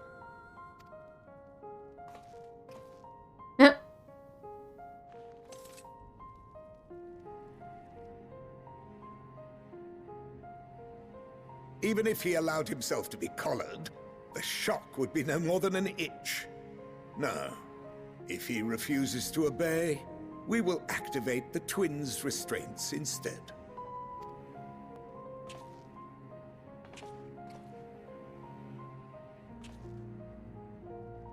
You needn't worry about us. We'll forget we're even wearing them soon enough. Even now, you still... Why go to such lengths? What is it all for?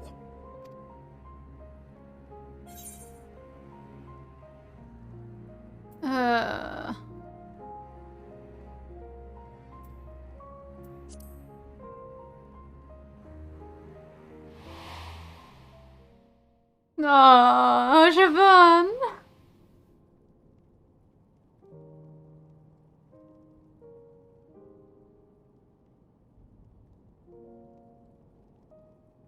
You are a curious one. A far cry from the merciless barbarian others paint you to be. Yeah, I get that a lot. You will be their warden. Take them away. Yes, sir.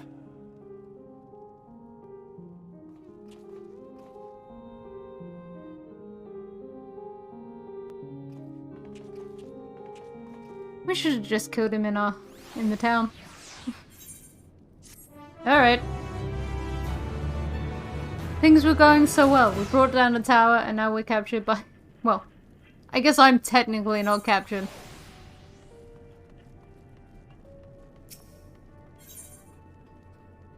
Persone non grate. As per Lord Quintus's instructions, I am to supervise you during your time here. Before you ask, no, I don't have any key or any other means to remove your collars, nor would I tell you if I did. And if you try anything, you'll soon wish you hadn't. So, do you truly intend to speak with the others, or was that merely a ruse? We're in no hurry to disobey Lord Quintus, if that's what you mean. Or perhaps you doubt the wisdom of his decision?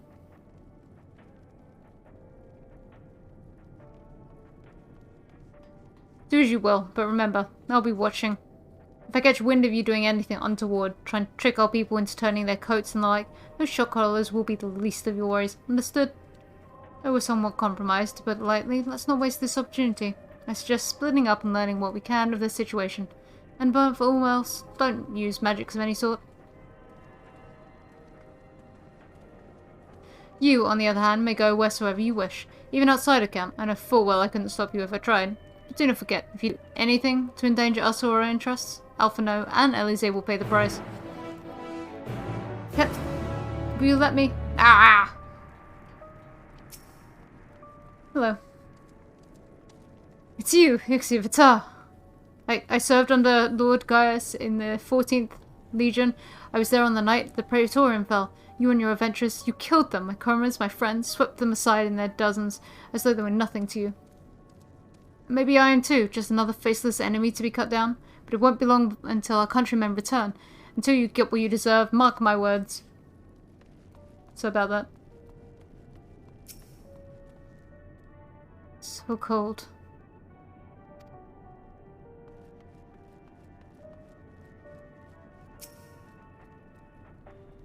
I know who you are, the so-called champion of Eorzea. Come to gloat, have you? I'll wipe that smirk off your face. By the blood of our fallen compatriots, I swear I'll... Ugh. Damn, tore the sutures. Of all times, the worst of the lot, within striking distance, I can't even muster the strength. If we went for the third, bleeding us would be the end of you. Virgilia's treacheries nearly cost Lord Quintus his life, but we made our escape, took shelter in a mansion, tended to the wounded as we prepared to strike back. And then, night fell, and we gathered around the radio, then the roar, the terrible roar. The capital was in chaos, but we were spared. If you can call this a mercy, mind intact but body broken, a soldier in name alone. I'd cut you down where you stand if I could, murderer. I should probably feel conflicted. I do not. Traitor is the same model as the one used at Victor's spoils. Perhaps it is what saved the soldiers here from being tempted.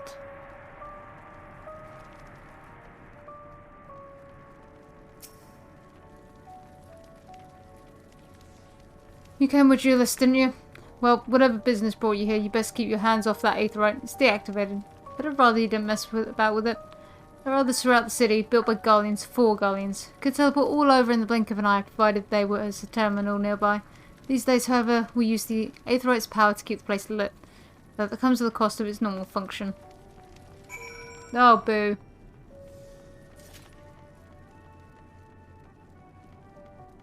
This one. Did you learn anything of note? Then your findings are consistent with my own. Their plight is desperate indeed.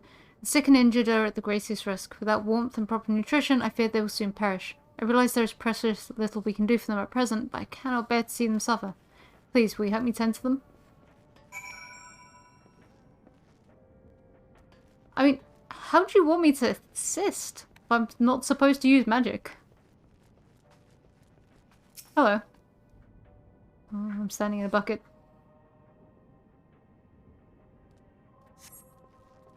Who's there? My eyes, I can't see that well.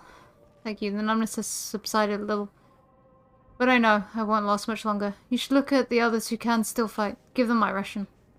If me going hungry means someone else lives to see another day, so be it. At least I can still serve in that way.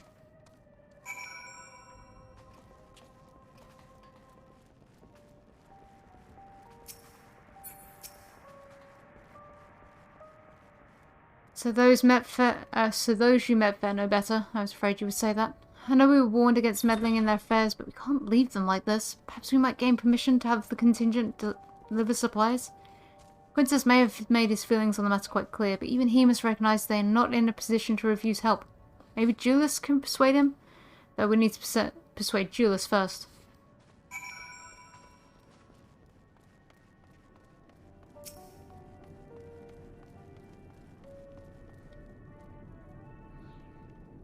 Yo, your people are dying. I can help. Well, seen enough?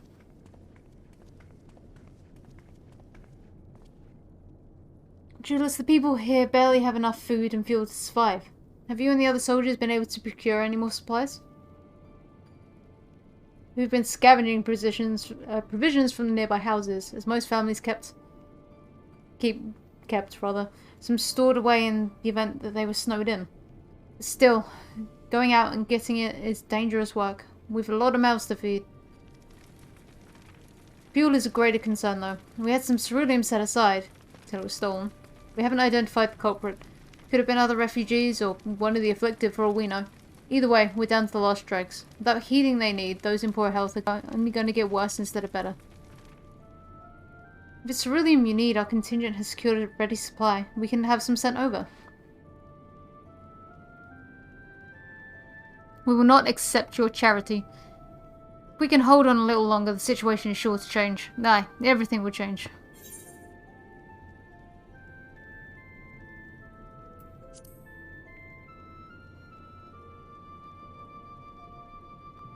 Heard something of it, have you? Well, from what I've seen, there's little you could do to interfere, so there's no harm in telling you. One of our scouts spotted a hooded man issuing instructions to the inflicted, or in the bastard's words, loyal servants of the Telophoroi. Then he made his way inside the Imperial Palace, or what stands in its place. We've identified the seat of the enemy's power, we realized. Lord Quintus dispatched a messenger to the 10th Legion, saying as much, and instructing them to join forces with the provincial legions to prepare for a combined assault on the Telophoroi. Once our allies arrive, your contingent will be set running for the hills, then we shall reclaim the capital by our own hand. And how do you intend to survive in the meantime? At this rate, many of your countrymen will perish long before reinforcements reach Garlemald. They need help now. Say the word and we will bring you ceruleum.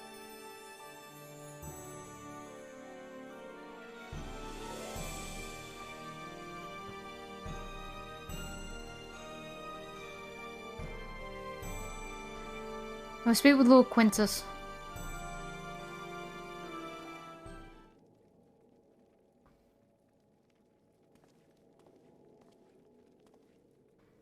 So, did he agree to it? No, he will not place Garlemald in debt of her enemies. I have, however, been ordered to search for ceruleum outside. As you are under my watch, you will come with me.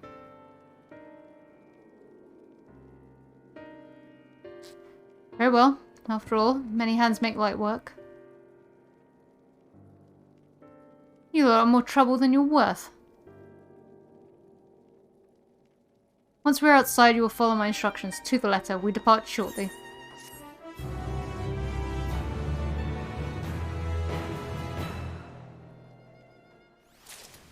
Alright. His park materials. I get it. We'll begin our search for ceruleum in Regio Urbanissima. And the first location is Forum Soleus, a park to the northwest of the station. You're to remain close at all times and act only as ordered. Follow me.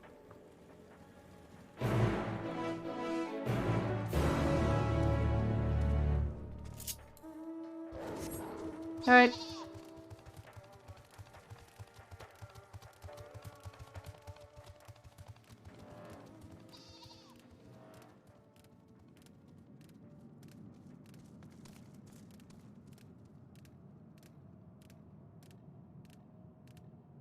Go, go, go.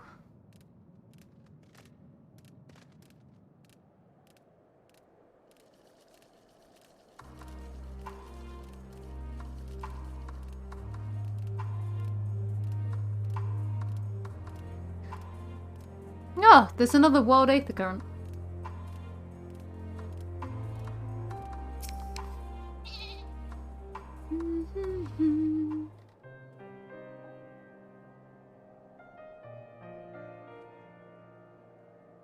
So, this is the park. I'm surprised they found space for one amongst all these buildings.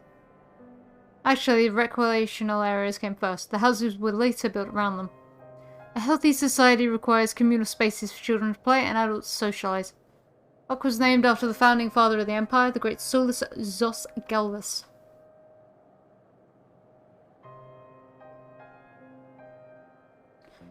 Did we come to extract ceruleum from the wrecked Magitech armor? No, we've already drained it dry. Same goes for the rest of the mission in the vicinity. But as our ceruleum has been stolen, we must scour the city for every last drop. And while I don't expect to find anything here, I've decided to try one more time, in case something was been overlooked.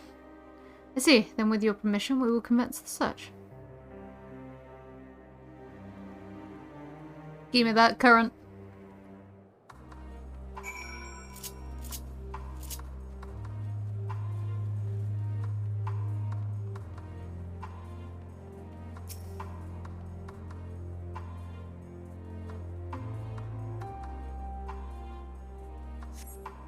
Several points of interest are marked on the map of Forum Solius.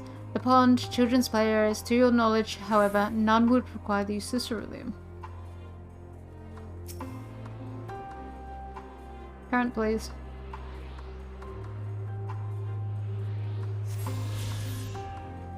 Whee!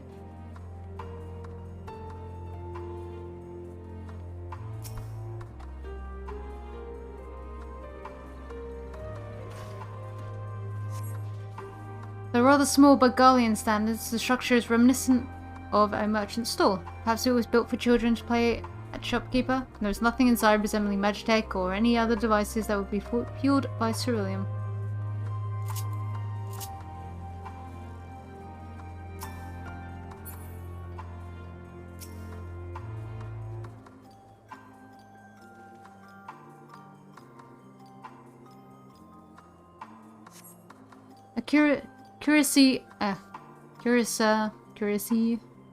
Cursory, there we go.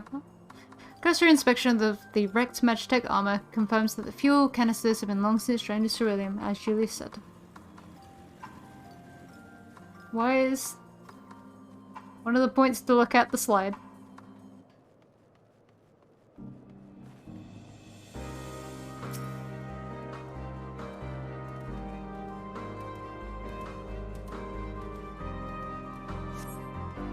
The contraption is built in the style of Imperial war machina, armed with a battery of weapons capable of transforming into different configurations, but on closer inspection it appears to be no more than a children's slide. Whee!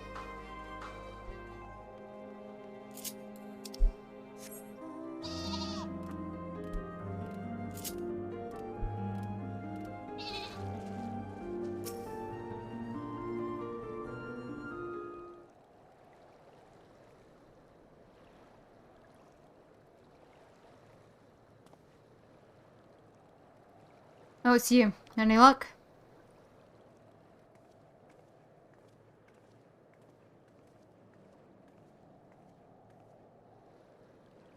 There's no sign of any ceruleum. Hardly surprising, but disappointing nonetheless. I couldn't help noticing you gazing at the pond. Is something the matter? What? Yes, I mean, no, It's just, I used to bring my brother and sister here to play. The pond was heated to stop it from freezing over, so like all the other children, they just had to wade in. They just had to wade in and splash about. Would have stayed there if I didn't drag them out. We'd be sopping wet when all was said and done, and every time when we get home, Mother would scold us, saying we'd catch our death walking around like that. Pond was heated? With a cerulean-powered heater by any chance? Suppose it must have been, come to think of it. I remember seeing engineers changing out the tank beneath the hatch. That was a long time ago, when the water still flowed clear and wasn't this brackish muck. We can't see a thing, and I can't remember where the hatch might be. With the machinery most likely broken, the amount of filth in there is probably the only reason it hasn't frozen over. The wager is still unbearably cold, though.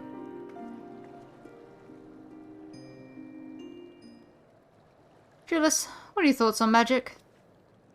The average Guardian would jump out of their skin if they saw it, but the first has few foreign signiferi and medici, so it doesn't scare me. And I take you won't mind if I employ a little now. Half an hour, as you have a knack for finding dry wood, why don't you bring me some? And once that's done, a blast of fire should do the trick. Give it to me. You're not planning to go in there, are you? Of course I am. That tank isn't going to fetch itself. There's nothing so involved as it extracting unprocessed cerulean from a frozen lake, like how the tappers do it. We're talking about a shallow pond in a park, and we have a way of warming ourselves up after. That's insane. So, fancy a dip?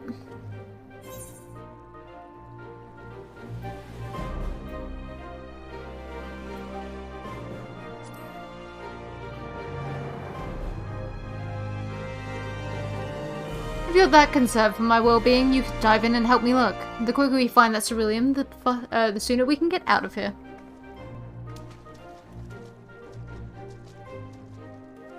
Alright, into the water we go. I was already technically in here.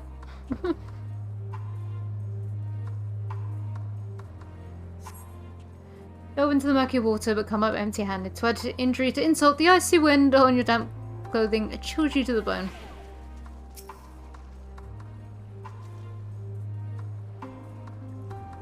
Oh yeah, I love frostbite.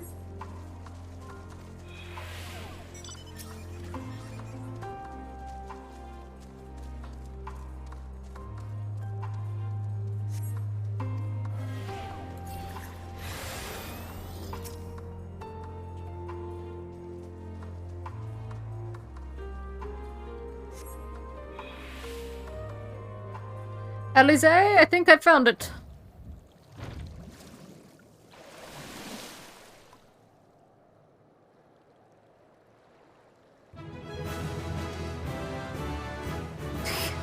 You open the hatch and retrieve a cerulean tank. Not that you can see it.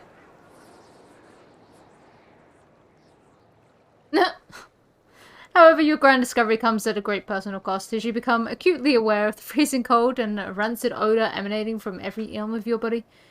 Julius will doubtless feel compelled to pinch his nose shut when you deliver to him your prize.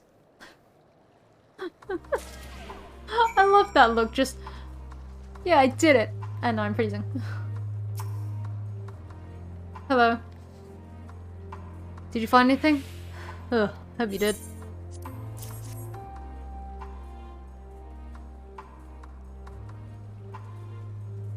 That's it. And there's still some cerulean left. The fire's still not ready. Hold on, I'll give Alpha no hand.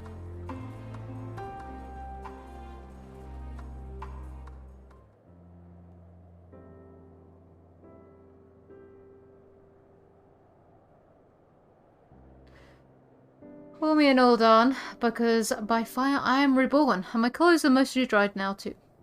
I appreciate you recovering the cerulean, but I wish you'd taken the time to discuss the plan with me beforehand. Despite the way you've been treated, in Lord Quintus's eyes, you're still envoys deserving of protection. If you were to die on my watch, he would be most displeased. Concern is duly noted, but all's well that ends well. Why have we left Alphino to sit on the floor? In fact, why have we left both of them to sit on the floor? There is at least a space between us and at the end of this bench. Julius, you mentioned coming here with your younger siblings. Did you grow up in Garlemald? I did, not far from here. My father was an accomplished researcher in his youth, and for his contributions to the Empire awarded an estate. We lived well, better than many. What was Garlemald like in those days? Everything. It was everything you can imagine, so much more. Even during the coldest winters, we always found warmth and comfort at home. Coming in from the snow, taking off your coat and sitting down for a hot meal with family. Visiting friends and relatives, receiving that same welcome, knowing they had everything you needed. Walking down the street, seeing the lights in all the houses, hearing the faint sound of laughter and song, happiness. And although the summers came and went all too quickly, in that brief respite the ice would melt and the forgotten grass make its triumphant return. Grey clouds gave way to blue skies. Some mornings we'd climb to the top of the tallest building we could find to watch the sunrise. Never again. Those rooftops of rubble, those friends are dead, and those memories. If I could reclaim even a fraction of what we once had. Soon, our chance will come. We just need to hold on a little longer.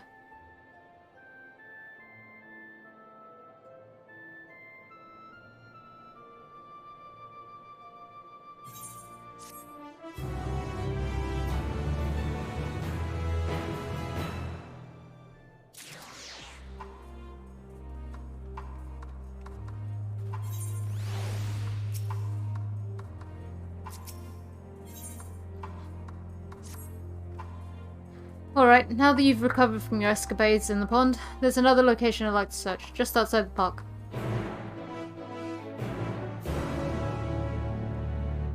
I swear, if one of these quest titles is literally The Cold Never Bothered Me Anyway. It's like gearing up for it.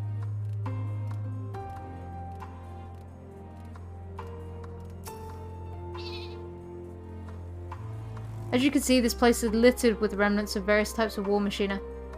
While my comrades and I have already recovered the tanks from the less damaged units, those that took a more severe beating are harder to scavenge. We decided to save those for another time, that time being now.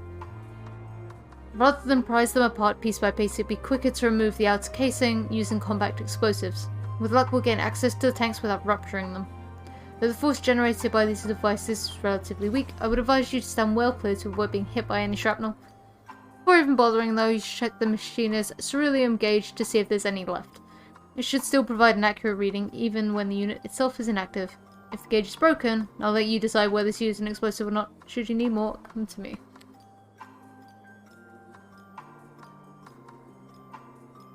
Understood. Let's get to work.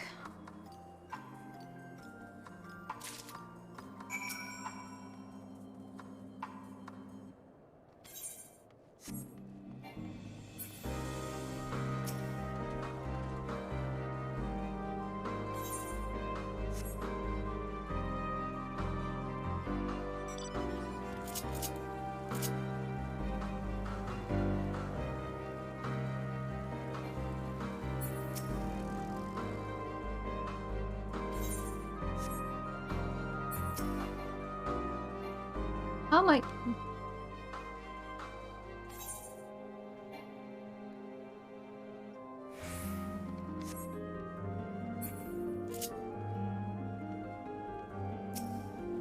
Oh, I think I'm gonna have to...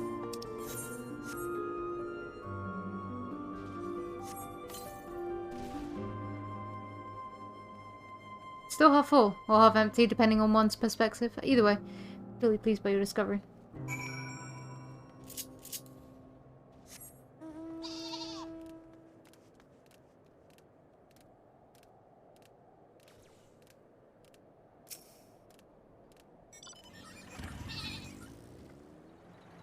More explosive? Wait, is that what I think it is?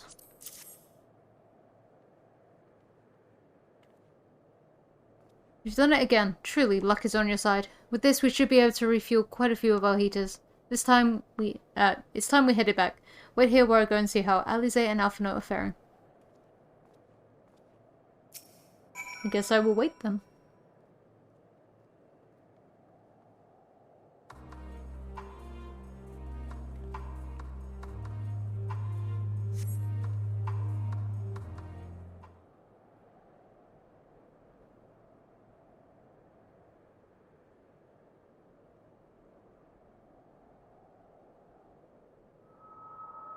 Finally escaped the watchful gaze of your keepers, have we? Hello. Don't react. You'll only draw attention to yourself. Just carry on as you are and listen. After you left with the Garlean lad, Lucia bade a few of us scouts follow you at a discreet distance. We observed you being led into the station, but decided against venturing inside. When you emerged sometime later, and we saw that the twins were sporting Magitech collars, it was clear what had taken place. Now, as quietly as you can, tell me everything.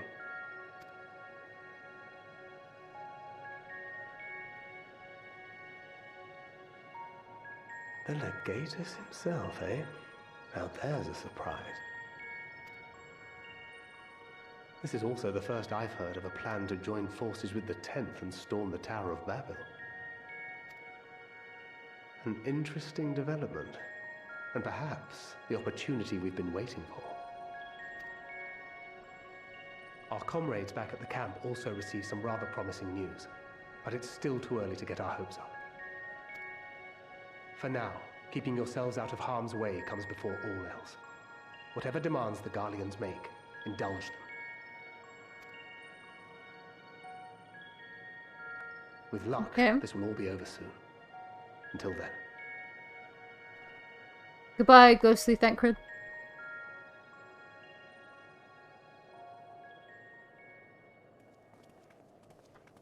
They had not gone far. Yep. We searched high and low, but no luck, I'm afraid. I might have guessed you'd be the only one to find anything. I wasn't expecting much to begin with. Eventually, there will be nothing left out here for us to safely salvage. For now, this will have to suffice. We should return to the station.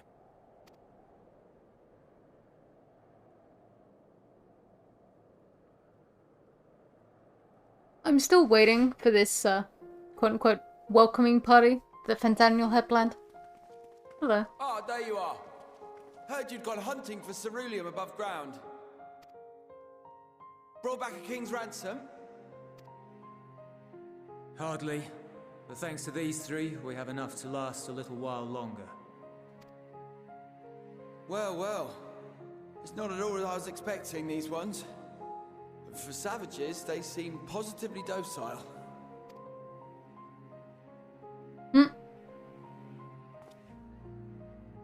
Maybe not that one. It's a poor attempt at humor. In all honesty, I'm grateful for your efforts. But even with another night of warmth, there are those among us who may not live to see the morrow.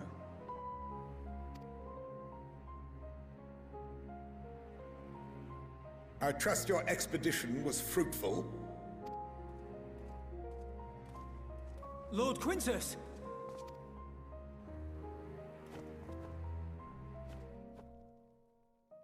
Use what you procured to refuel the armor.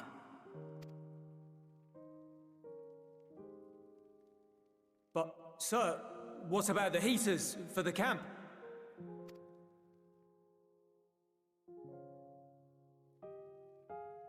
The time for action is upon us.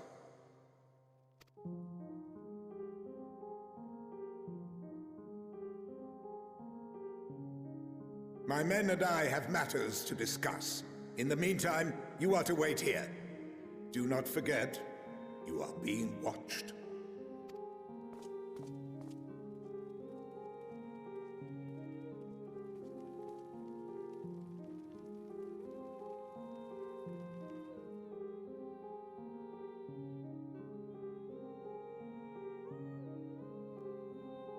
The time for action. What did he mean by that? I can only speculate. Clearly something requiring their magitech, given what we just heard.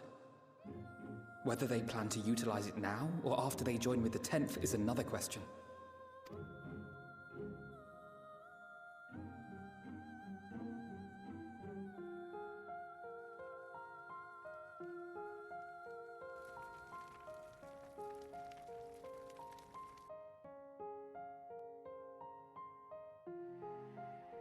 Will they ever escape this cold?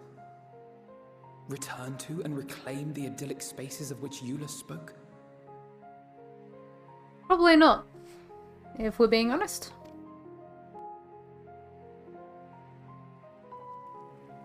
Nope, hello. Finished your war, Council?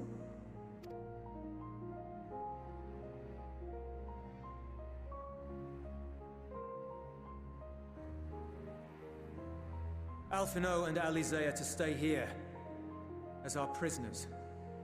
They will be released once your comrades have relinquished their supplies and withdrawn from Garlean soil.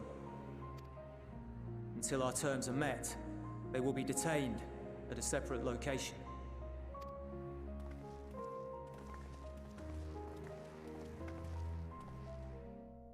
After everything we've said and done, this is how you treat us. Our allies have but limited supplies. They may stave off cold and starvation for a short while, but what then?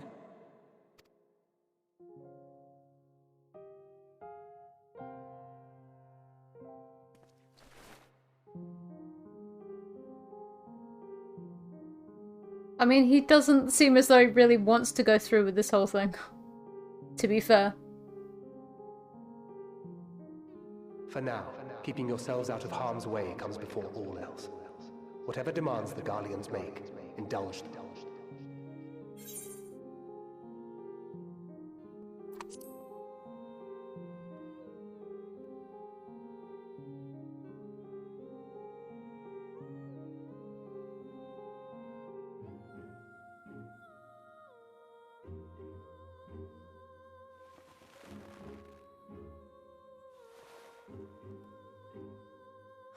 Get them out of here.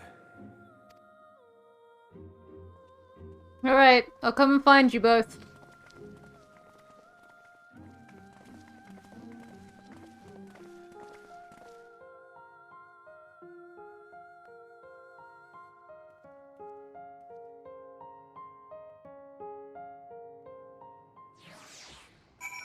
Legitimate question, what's keeping me in line now? If presumably that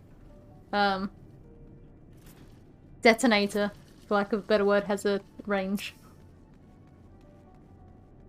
Alphino and Alizé will be fine, providing they do not resist.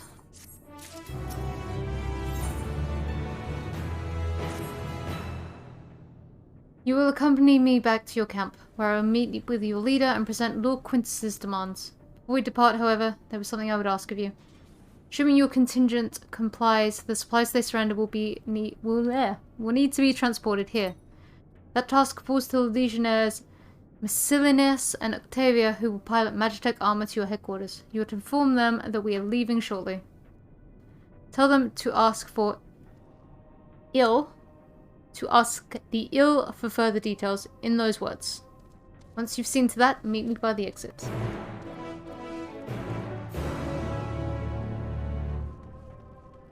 Oh, I don't want to see Octavia again. Oh, I don't want to see either of them again. They really want to punch me in the face. Which, fair, but I would punch them too. You again. Ask the ill, he said. So, that's to be the way of it. After all this.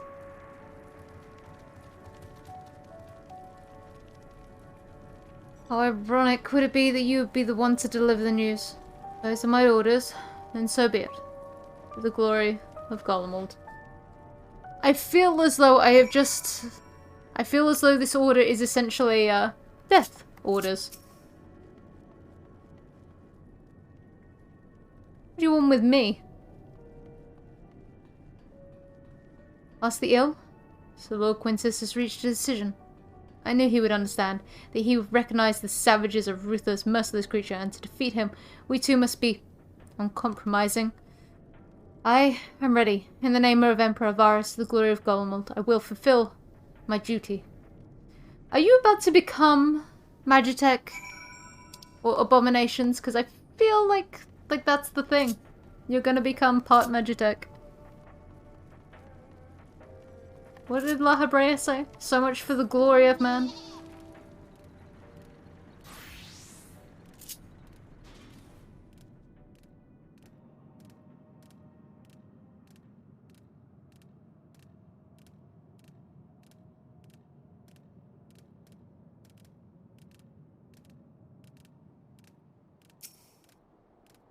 Alright. Have you done as instructed?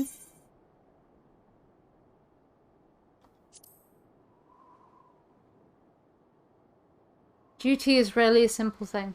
We have been given additional orders, though whether we will be required to follow them depends entirely on your contingent. You and I are in this together now. Like it or not, we have to cooperate. There is one other matter. A place I'd like to visit on the way to your camp. It's a short walk from here. Follow me.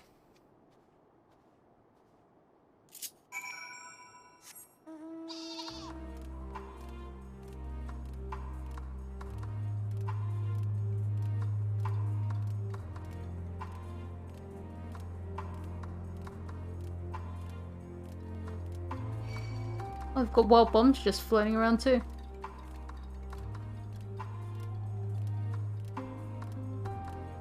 So help me, if we rebuilt the broom, we can rebuild Golemold.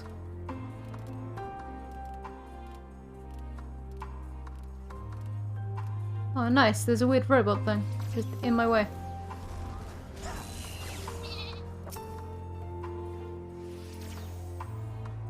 Gillis lingers by the ruins, reluctant to leave and reluctant to stay, unable to move on. Was this your home? By any chance? Because I feel like it might have been.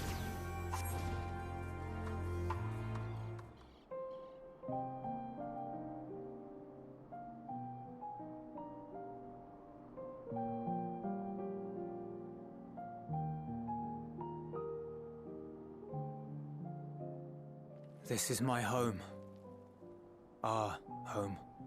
I had a feeling it was. At least it was, until that night. I was with Lord Quintus when the capital fell, and thus spared. My family, who did not own a radio, were less fortunate. If you were well off, why didn't When you own a dawn radio? came, I made my way here. My parents, my little brother and sister, they were still inside. But they weren't themselves, and they tried to. And I had to. Oh, that's rough.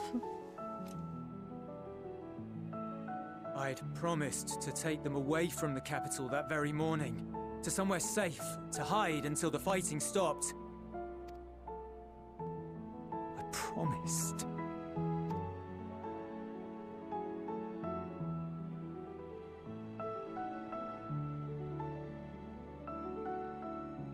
The Garlean flag bears a chain, the bonds between our countrymen.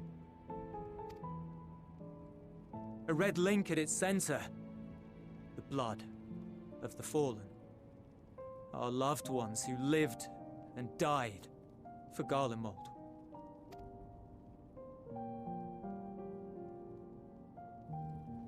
But if she too fell, who would be left to remember them and their sacrifice? What enduring proof would there be that they were ever here? If we had turned to your gods, would they have saved us? I don't have an answer for you. I'm sorry, forget I spoke. We should go.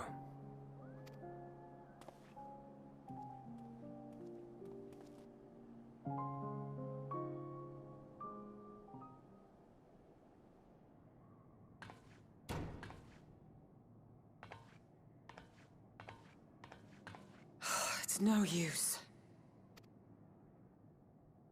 Believe me, I do not enjoy being here any more than you. But he wanted us to play along, so that is what we will do.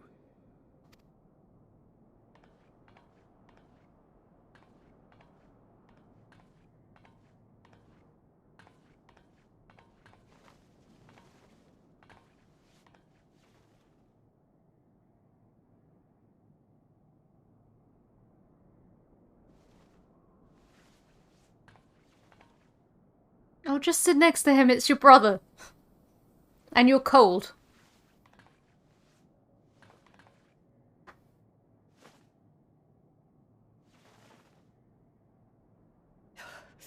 It's so cold. Painfully so. Unbearably. I've been thinking about what Quintus said. About why no one would accept Garlean rule. Irreconcilable differences. When coexistence isn't an option, only conquest remains. Varys at Gimlet said much the same. Only by uniting the world beneath a single standard would we rid ourselves of the Ascians. United as one people. One race cleansed of imperfections. A cold and unforgiving vision. And when we fail to live up to their standards, what place is there for us in their world? But the truly sad, truly frustrating thing is how damnably similar it all is to the lofty ideals of Father and the Forum. Non-intervention. Always non-intervention. Protect our knowledge and our people, and to hells with the rest of you.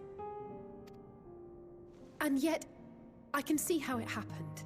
Varys and Father looked to their elders for guidance and took their virtues as their own. But for this world was of their making. In who else could they place their trust? All of us lost in a sea of chaos. Searching desperately for purpose and meaning. But it shouldn't just be an extension of another's. It has to be ours. It has to be.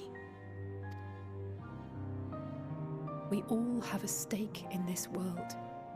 No one should be silenced. I won't deny that we lack the experience of people such as Father or Quintus. Perhaps they've come to see the world as a series of problems, and the most efficient way of solving them, to reduce everything to fundamental forms. A stone is a stone, a cloud, a flower, no more than that. Simple descriptions that strip the subject of distinguishing characteristics. A man is a man, divided according to race, creed, or allegiance, and to some, defined by such associations. Is that what you think? In my misbegotten youth. But what I believed wisdom was no more than aggressive ignorance.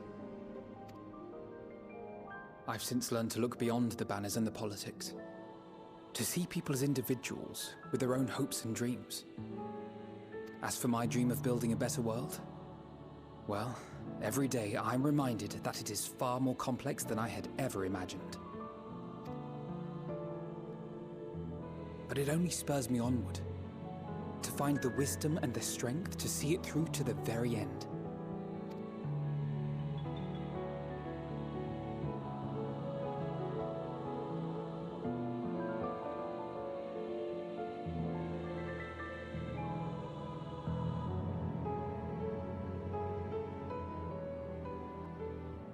All of our supplies and an immediate withdrawal. These are your conditions? Demands. And you forgot about the airship. Once again, you will leave one behind. It will be used to return the prisoners. Their collars will be removed prior to the exchange.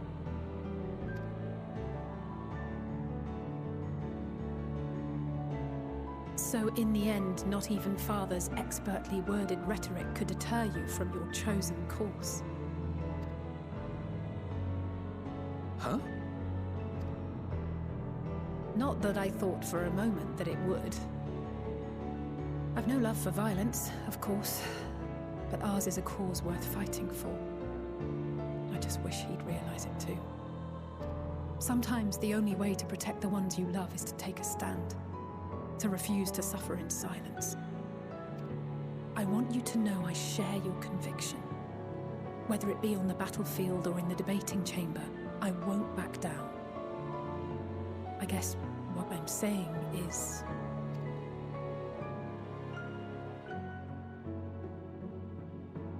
You've found your own reason to fight?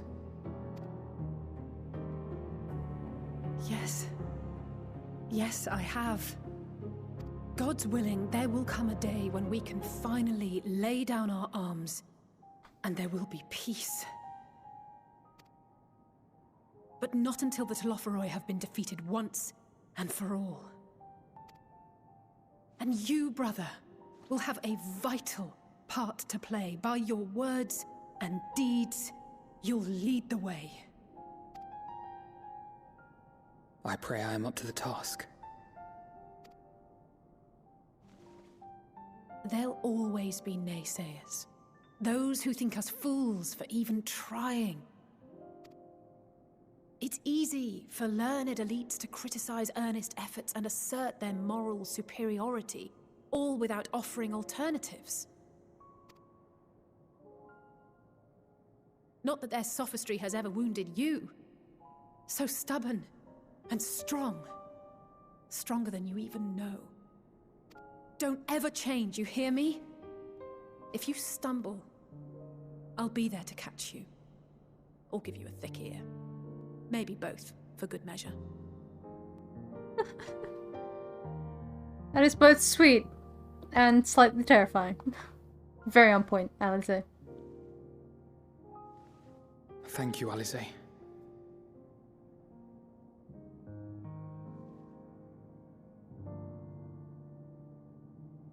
Also reminds me very much of the speech we had at the end of Shadowbringers. Thanks, Justinian. Glad you were there to break them out.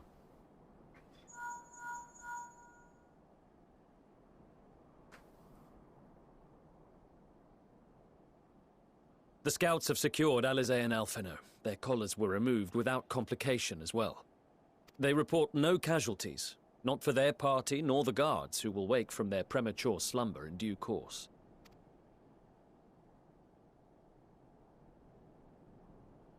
It would appear the situation has changed. I propose new terms. We have information that will be of great interest to Lord Quintus, and I wish to speak with him in person.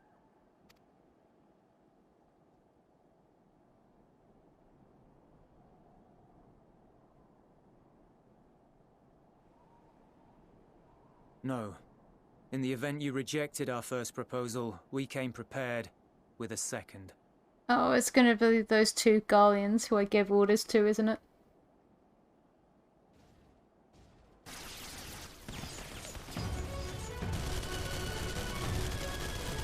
Ambush! They're really bad at aiming, though. More are coming! Make ready! We, the loyal soldiers of the First Legion, proud servants of Garlemald, of the fallen Emperor Varys, shall safeguard these lands from the barbarian hordes until our countrymen return!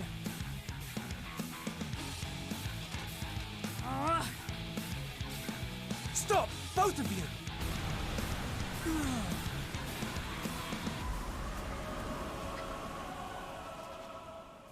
Way to go, White Mage. This child may be the worst emissary I have ever seen.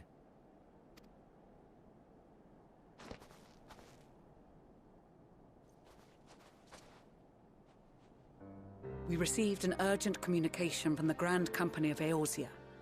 Envoys from the Imperial Army, led by members of the 10th Legion, came to Alamigo and requested an audience. They explained that their efforts to coordinate the reclamation of the capital with the aid of the 4th, 5th, 8th and 12th had ended in failure. Communication between most legions has broken down entirely. Most of the 10th's conscripts have deserted, leaving their forces severely depleted. That is why, unable to continue the fight on their own, they and their allies turned to the Grand Company of Eorzea for aid. In short, no one's coming to help you. Lies. Every word. It is the truth, and I have not finished. The 10th has requested that we deliver a message to Lord Quintus. Have the ill stand down.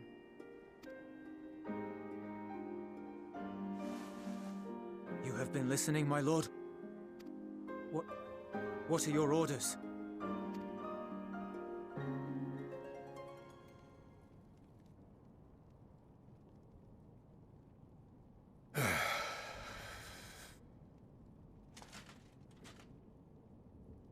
Inform her that we will honor the 10th's decision.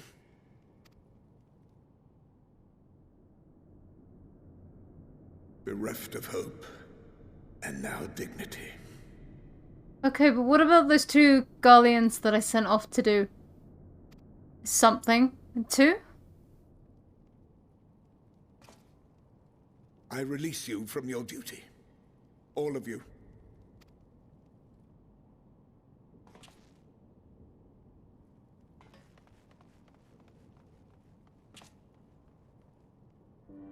I take solace, your radiance, in the knowledge you are not here to witness our debasement.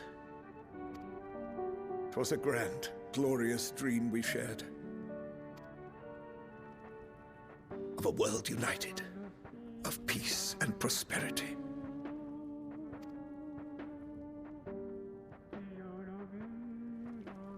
We are ghosts, you and I, memories of days gone by. I don't know where this is heading. Bonds forged in blood that I will not see tarnished. Oh, I don't like where this is going. Oh, I think this is going exactly where I thought it was gonna go.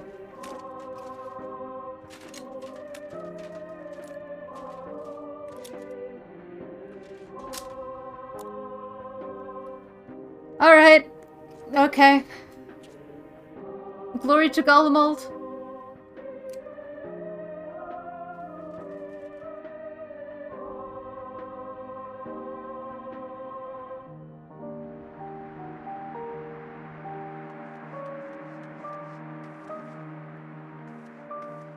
Quickly! We have to reach the station before it's too late.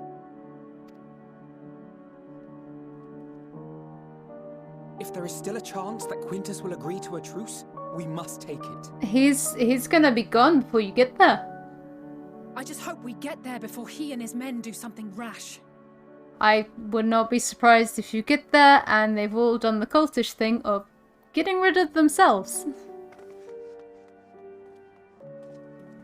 At least Quintus will have. Yep. Now it's just a case of how many other people did the same.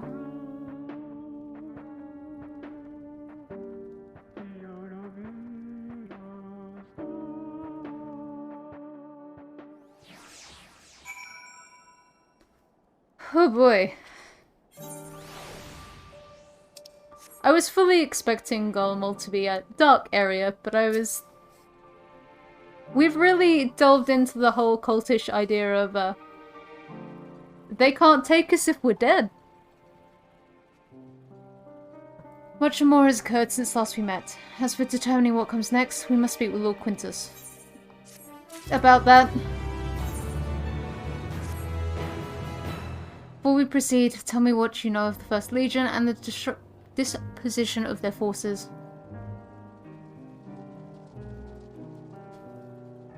They were preparing for a war while the refugees in their care were left to go hungry. A reckless, short-sighted plan that risks the welfare of the people they were sworn to protect. Nevertheless, we cannot compel them to accept our aid. If we were to arrive in force with the intent to do so, we would only incite panic. But perhaps they can be persuaded to follow one of their own. Go with Julius back to the station and have him lead the refugees here. Some may be unwilling or unable to leave, but for the time being, I'll take what I can get. Alphino, Alize, and the scouts sent to extricate them should already be at the station. I will also have our other comrades in the area lend their support should it be needed. Understood.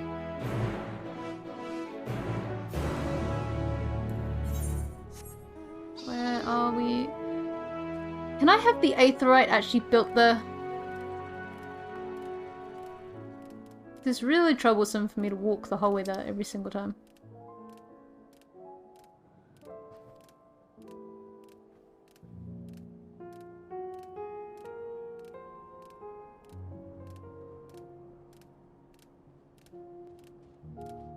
Hello, bear.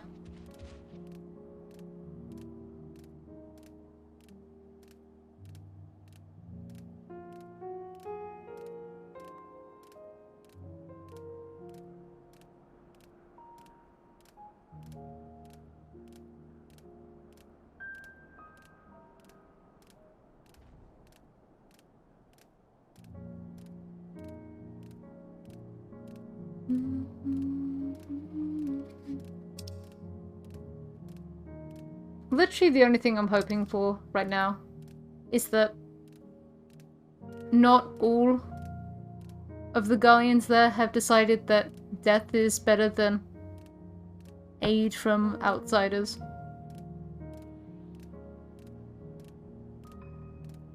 Or that they haven't just gone full like cult and been like, smother the frail and injured first.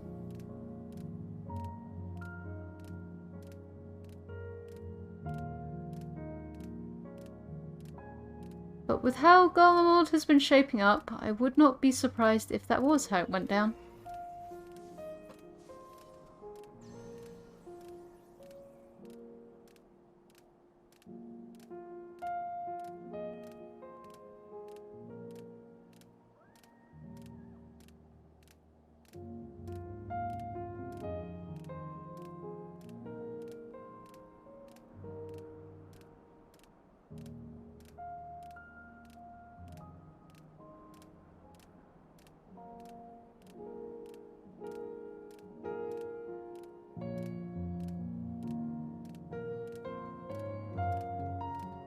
Alright, through all the bombs.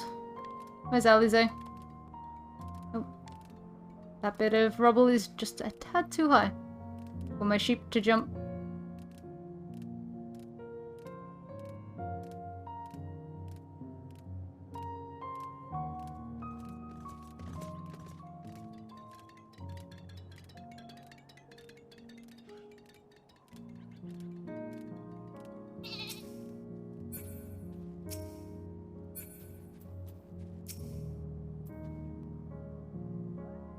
There's been a development. Perhaps best you see for yourself. Alphino's already down there, isn't he?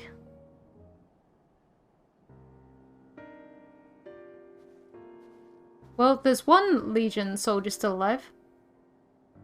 Ixia and Julius. We arrived just before you did, and too late.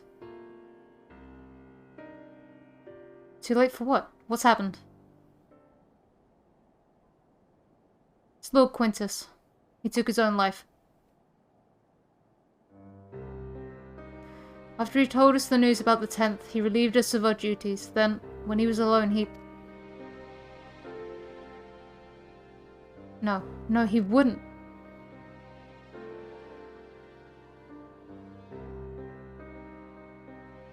Thancred and the others assisted by the soldiers Thancred and the others, assisted by the soldiers, have seen to the remains. In due course shall the legatus be offered a proper burial. Released us from our duty. He wanted us to be free to choose our own fate.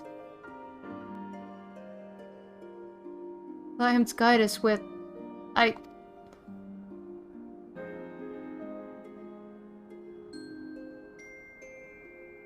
I've just this moment spoken with Lucia. We're ready to commence the transfer of the refugees here to Broken Glass, should they be willing to accept our aid. Some would rather die, but most of us just want to live. Songs and standards be damned, we just want to live.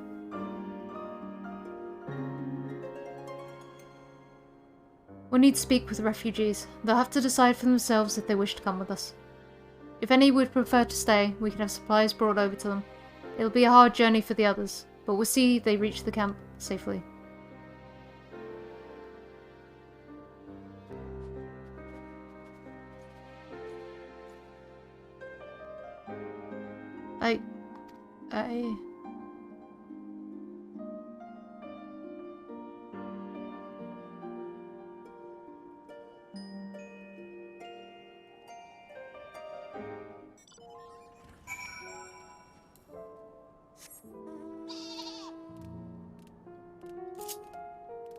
I mean... whatever their choice is.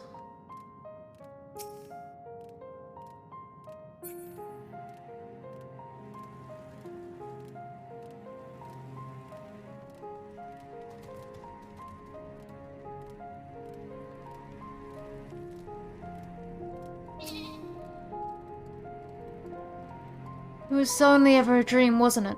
To think we could reclaim it, rebuild it all ourselves. All this all began, I sent my wife and daughter away to the provinces. If there's a chance I might see them again, I'll take it. So take me. Take me with you, please.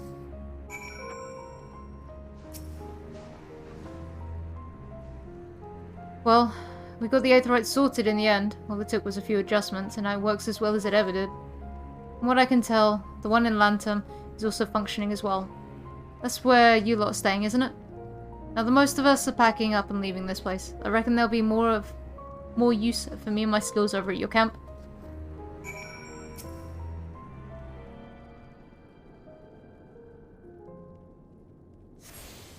Hooray.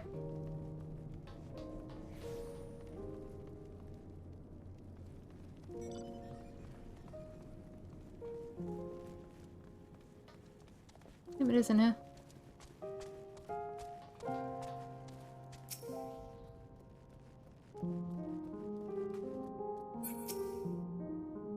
Ah, it's you, the one who treated me with such kindness. I heard from the others that you're not from around here. I thought you were one of us, not that it makes a difference now. Purebloods, migrants, savages. After a while, the words start to lose meaning. Until all you're left with is anger, and fear, and hate, and I'm too tired. If you and yours have come to offer aid, I'd be glad to accept. I'm kind of glad about him. Him? Her? Look up at me. Him. Xivitar, thank you. I will remember it always. Don't go dying now. I would like to see as many of you actually make it out alive as possible.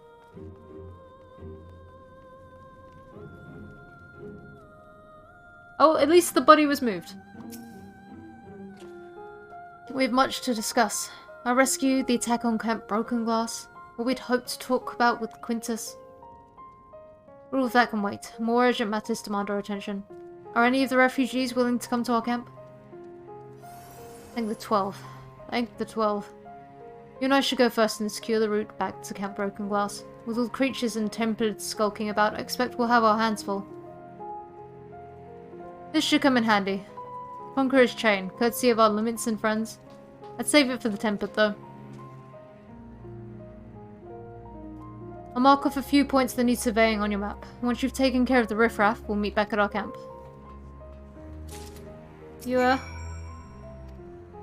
No. Okay, you're not. Okay. I mean, I wasn't expecting him to be okay in any way, shape, or form, so...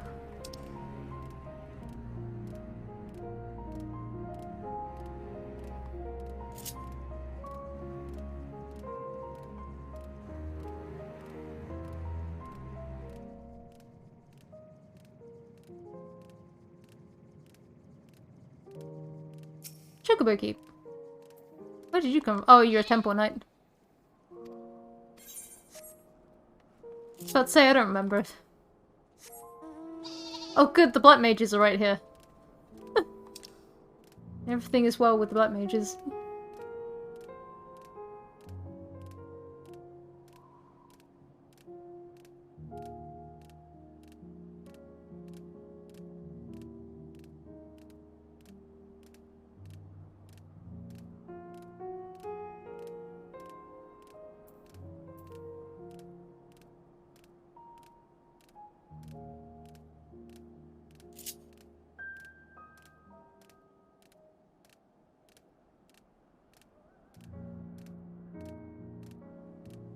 Right, where is this spot?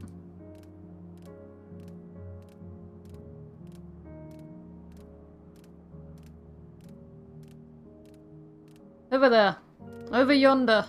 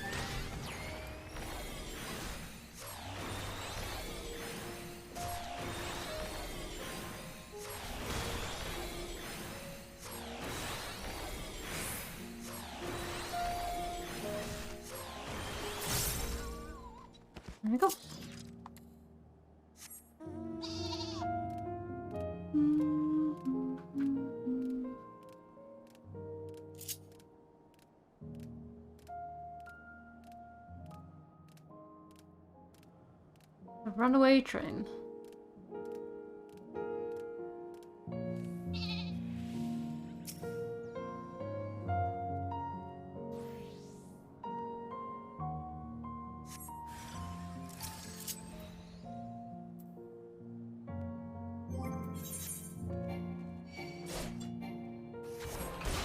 How can I not?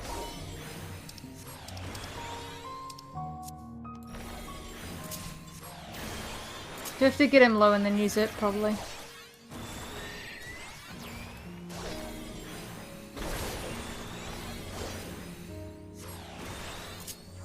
How dare you?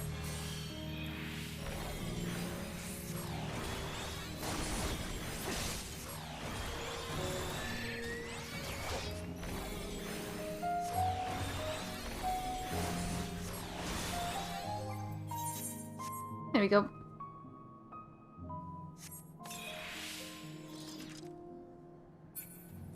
Okay. Someone will pick you up later.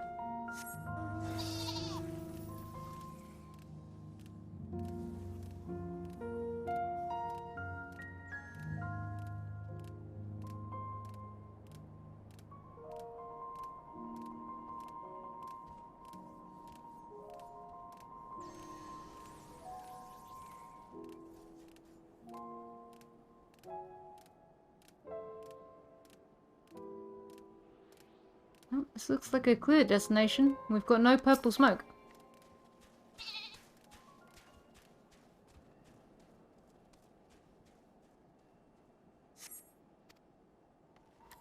Okay.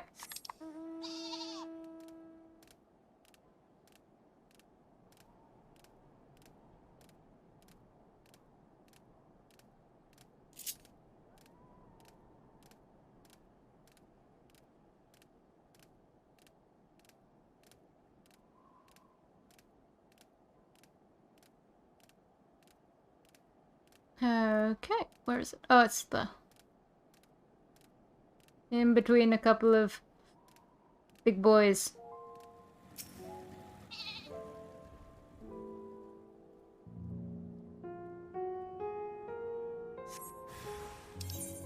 Oh. Look at that, actually.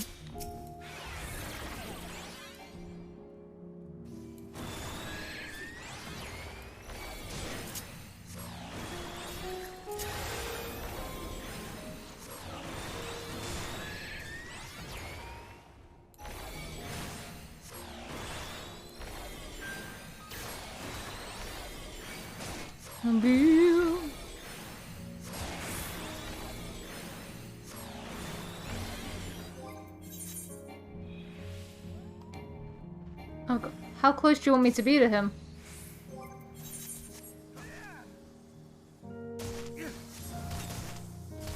There you go. Alright.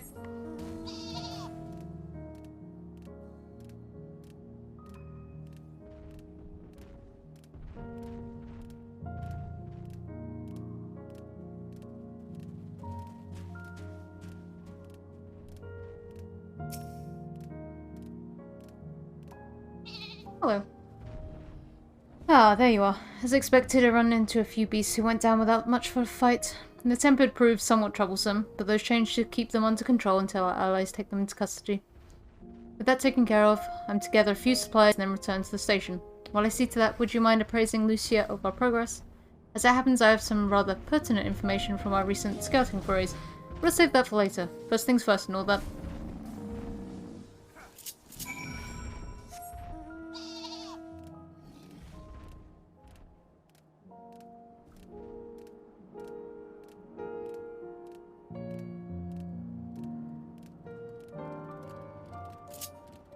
Tiny chocobo keep.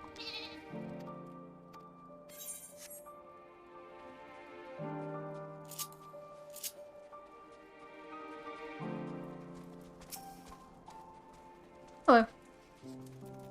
Alexia, I was informed of Quintus's suicide. It must have come as a great shock to his men. What of the refugees? I'm told some were receptive to our proposal, but we'd hear your account firsthand. Flip the words. It's fine. That so many did not hesitate to accept proves how desperate their situation has become. We'll do our best to make them feel welcome. The troops who participated in the ambush are no exception. They will be afforded the same treatment as any other refugees. Perfidy notwithstanding. After all, even if I wanted to make an example of them, there's no one left to learn from it. We will tell our allies that the soldiers were acting under the direct orders of the legatus, and that following his suicide they ordered a full and unconditional surrender. Perhaps Quintus thought that had he lived, he would be tried as a war criminal, and his men punished with him. Perhaps by taking his own life, he hoped to absolve them of any culpability. Or perhaps, like too many others, he was a true believer to the end. Who can say? I didn't know the man, nor his heart. His reasons, noble or otherwise, died with him, and it falls to us to clean up the mess.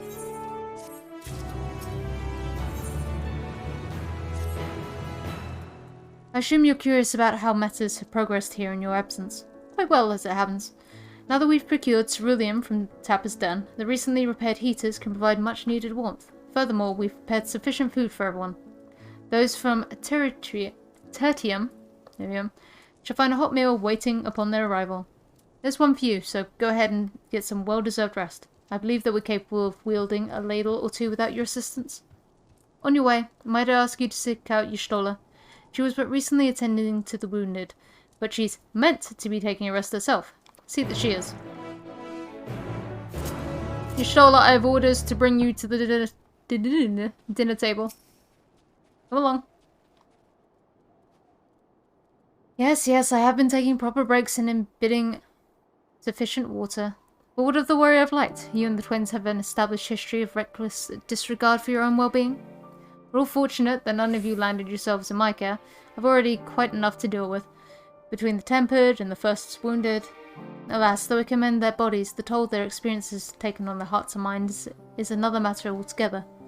For their sakes we mustn't waver, nor must we rush ahead in eagerness to see the day won, and in doing so invite disaster. Go for it. Hit me with that dinner.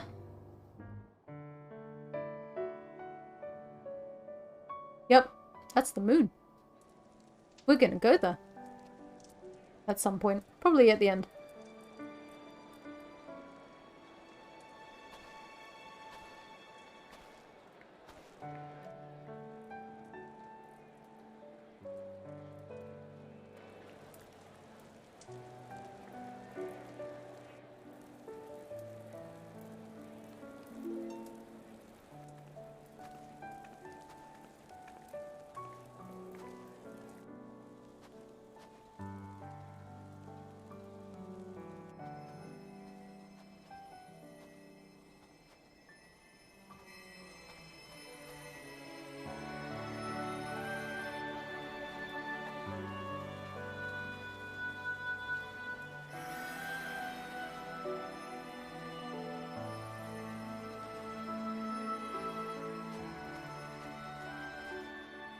Is that all of them? The last of those who agreed to join us, yes. We left heaters and provisions for those who wish to stay behind. They won't last forever, but hopefully they'll last long enough. For now, I think everyone's earned a rest. We'll see to those in need of medical attention, so take the others with you and get yourselves some hot soup.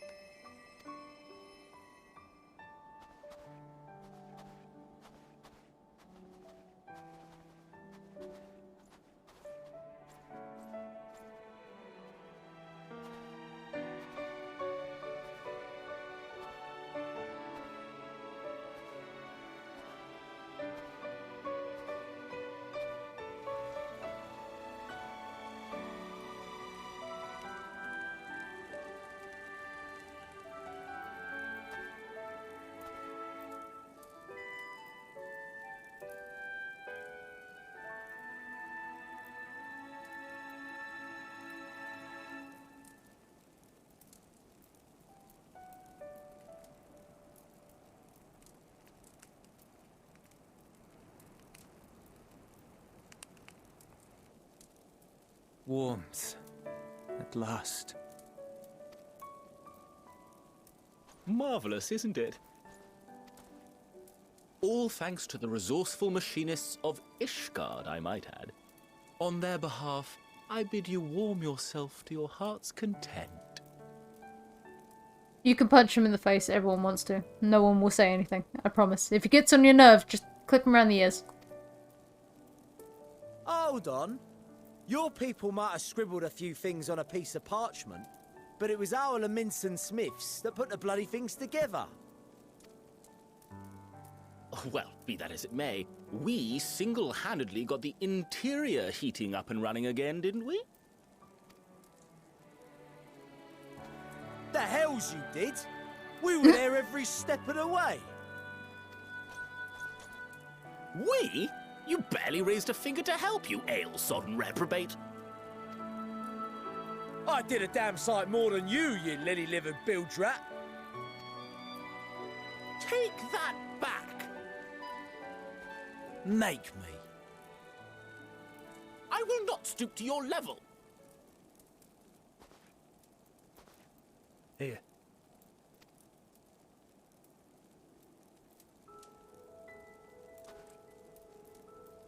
Food. At ease, man. There's nothing funny in it.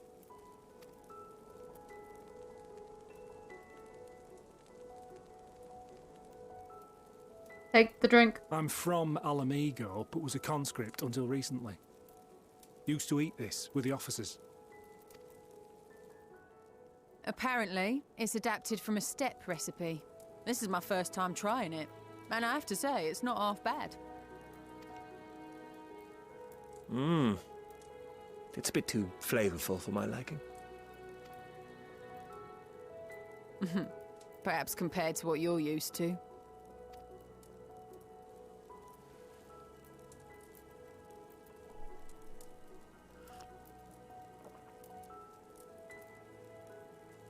Well. Yay or nay? Thoughts on the drink?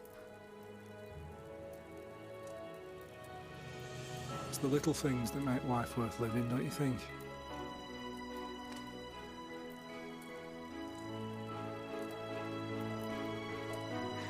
Oh god, I'm gonna cry along with him.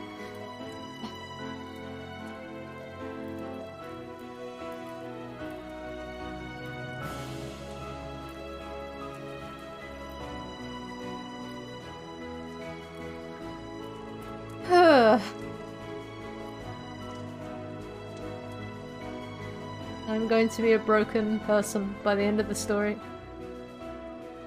I know this is not a dream, and yet...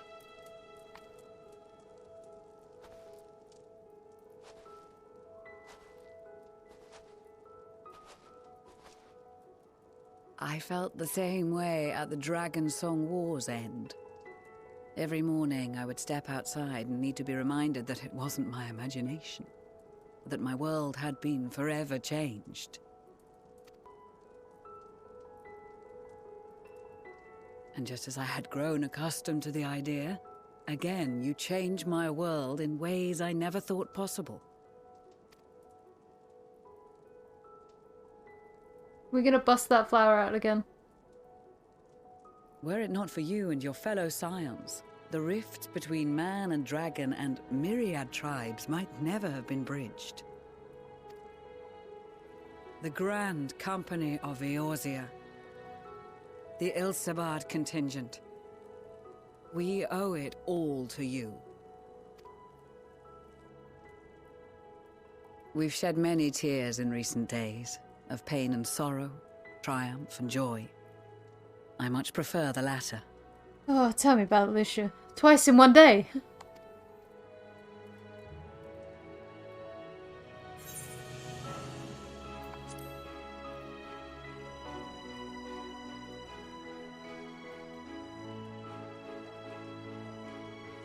Indeed, we can but do our utmost to unite these disparate peoples and lead them to victory.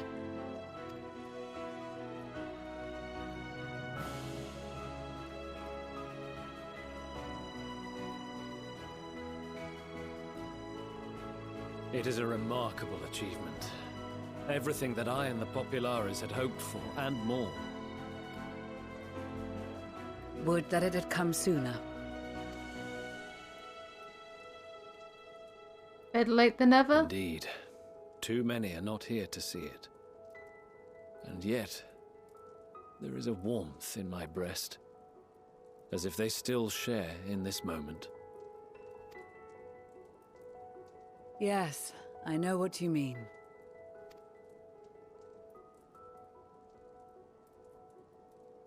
On a night like tonight, the wind and cold seem to pass me by.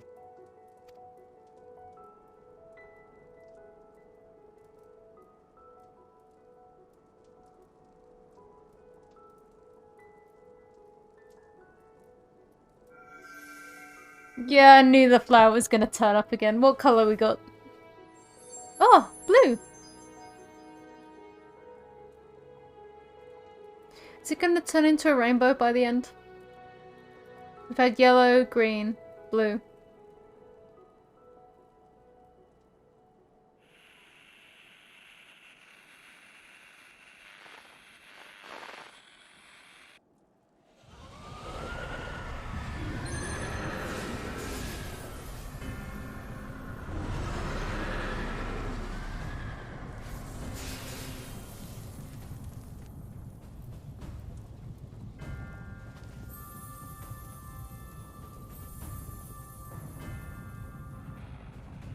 On behalf of the Gallian Empire, thank you for inviting me today.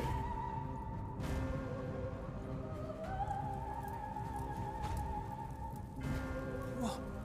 Emperor Varus?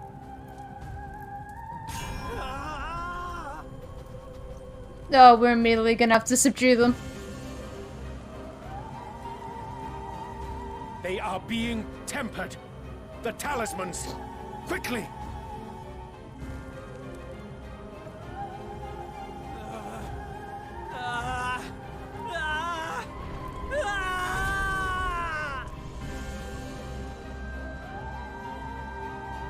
Save me, brave hero! Hello. My lord has requested your presence, and I would hate to disappoint him. Oh, for Daniel, no.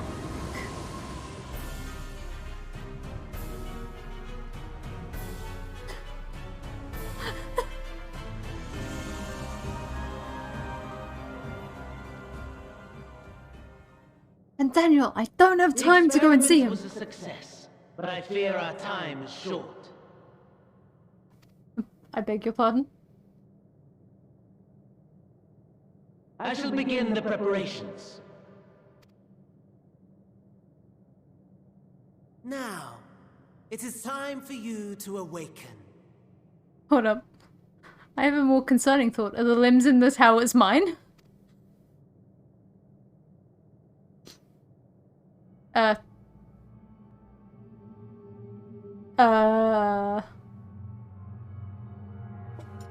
Good morrow to you. Here, have a taste before it gets cold. What? Oh, but be sure to remove your helmet. Take a moment, too, to familiarize yourself with that borrowed flesh.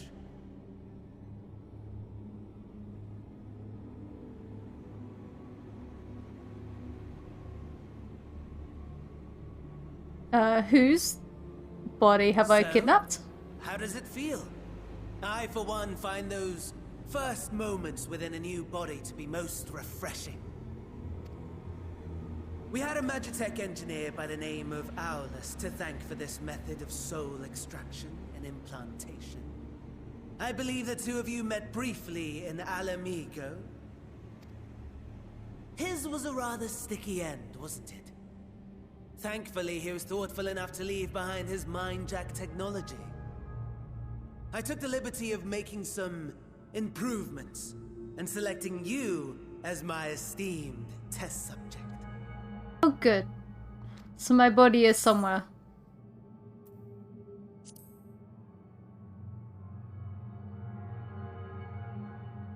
Come now. To us Asians, it is no different from trying on new clothes. Why not make the most of it by partaking in this fine cuisine? I'd rather not. I must say, I have gone to great lengths to reunite you with my lord. And you've given us When a I terrible discovered spread. that his friend was in this neck of the woods, I suggested inviting you over for dinner. He never deigned to respond, but I took his silence as a resounding yes.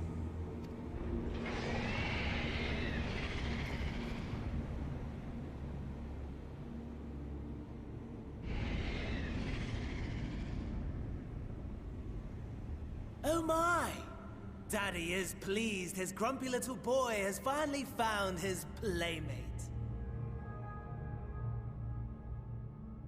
So what have you turned Varys into? Do I want to know? Ah, exposition is in order. Yes. The Garlean Empire has long outlawed all forms of religion. No gods to worship, no risk of summoning. Brilliantly simple.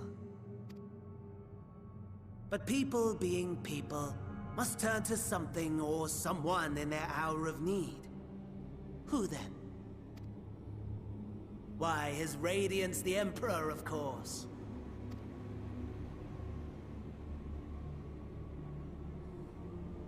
As you have observed firsthand, Garlemald has seen better days. The legendary Solus Galvus, dead. Provinces near and far in open rebellion. Our bold new emperor assassinated. And that last one even sparked a civil war. What rotten luck. The people cried out for salvation. Their earnest pleas, one might even call them prayers, a supplication united for the Empire to reclaim her former glory. Is that Ultima?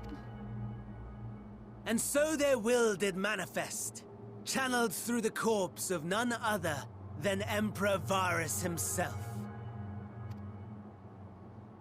And lo, the Savior was born, the embodiment of the Garlean spirit. Anima, that was it. Their anima.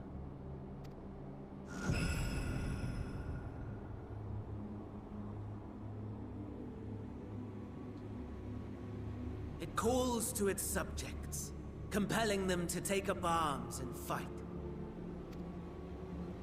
And just as the wealth and power gravitate towards the Empire's capital, so too does ether from every corner of the globe. The towers with which you and your allies have been so preoccupied were created as an extension of Anima itself. An ingenious design. Would you not agree, my lord? I don't think he cares.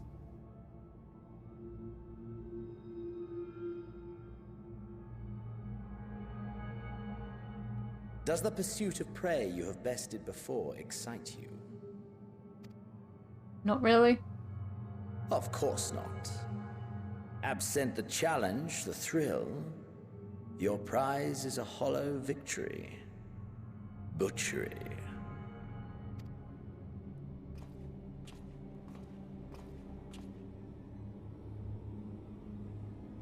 Perhaps you think that to be the extent of my promise. I have no doubt fallen in your estimation since Alamigo. Fair enough. But do not let your disdain deprive us, of an opportunity to craft an even more majestic moment of euphoria. I have been honing my craft as I set the stage for our reunion.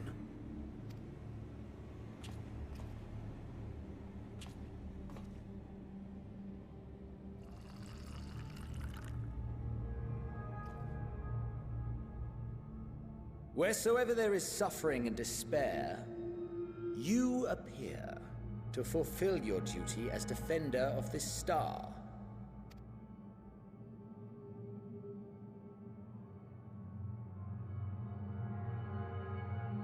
The chaos and destruction that my hordes have wrought are my gifts to you alone. Do they come with a receipt? Because I don't like them.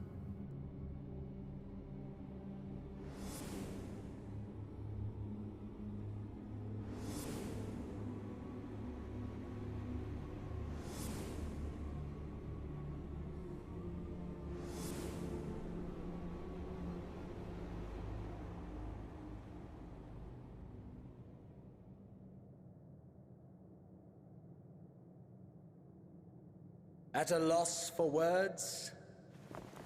No matter.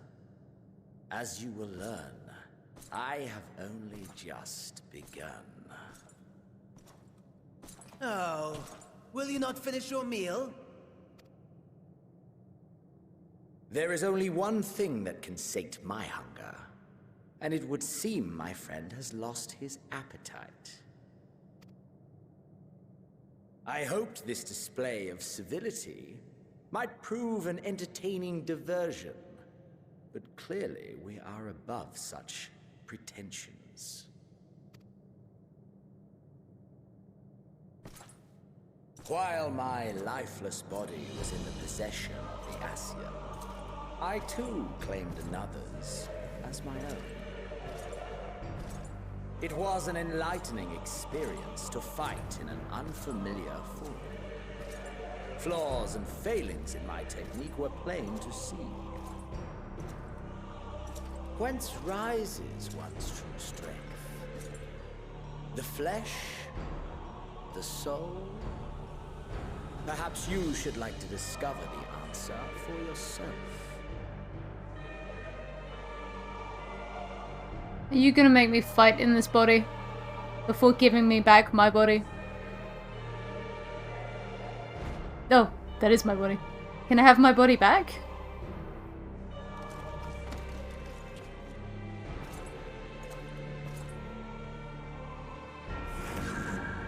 Or together.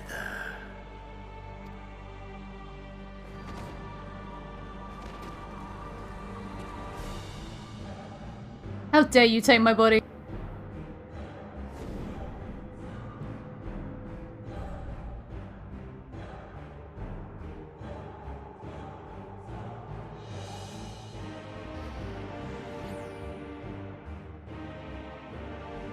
Oh dear! Whatever would happen if my lord were to greet your friends as you? I shudder to imagine what carnage he would wreak.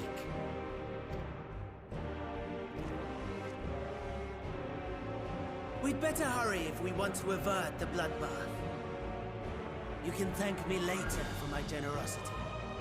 No, because I'm gonna look like a. I'm gonna look like a legatist trying to murder everyone.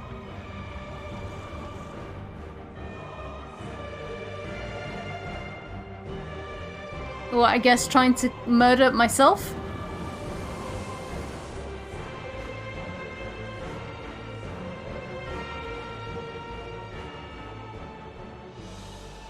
Ah, there it is. Your camp, I believe.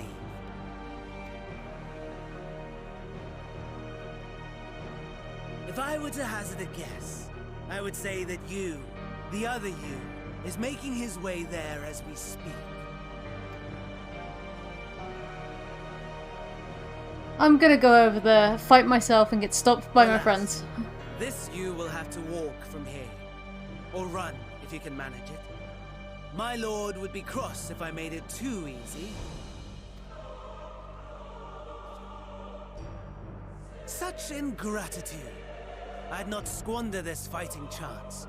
After all, you've obstacles enough to overcome. Right on cue.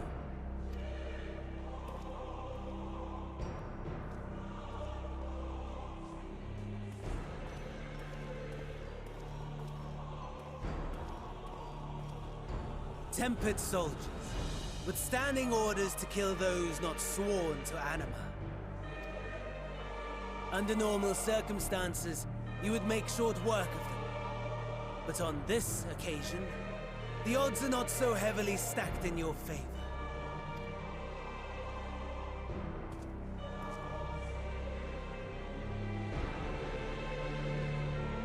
I can already tell what's gonna happen. Like, I would not be surprised at all if my friends accidentally kill me because I don't have enough time to tell them that it's me, or they don't listen.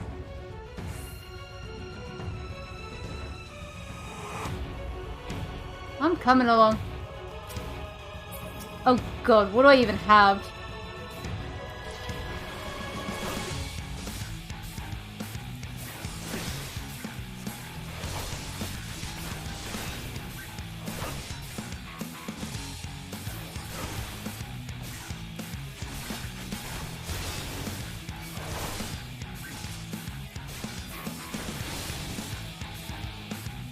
God. Next to nothing is the answer. Not bad at all, given your diminished capacity. Nevertheless, 'twould perhaps be prudent to keep to the shadows, scurrying about like a rodent.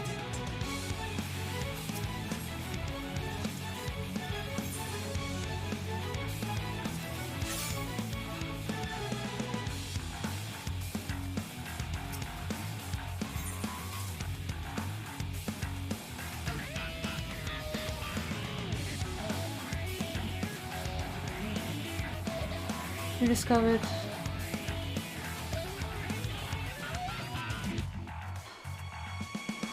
Dang it.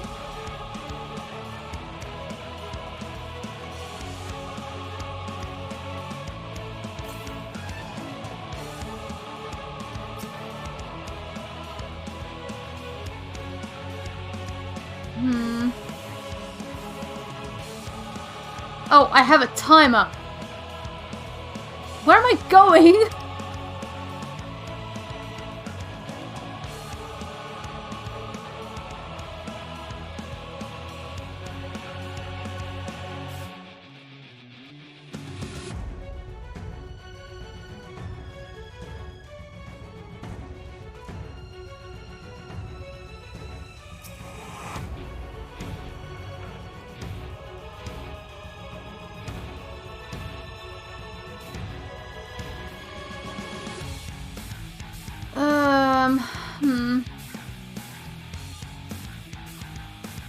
I just want to move.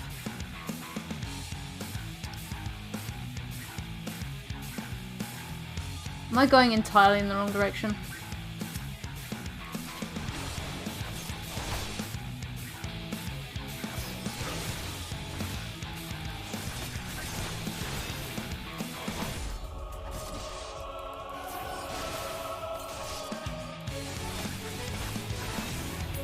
Cool, I'm out of medkits. Awesome.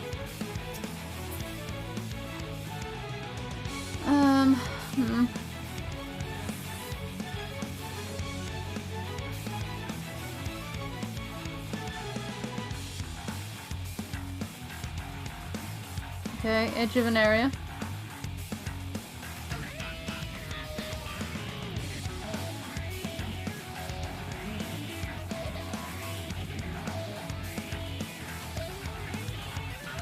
Literally, where the heck am I supposed to be going?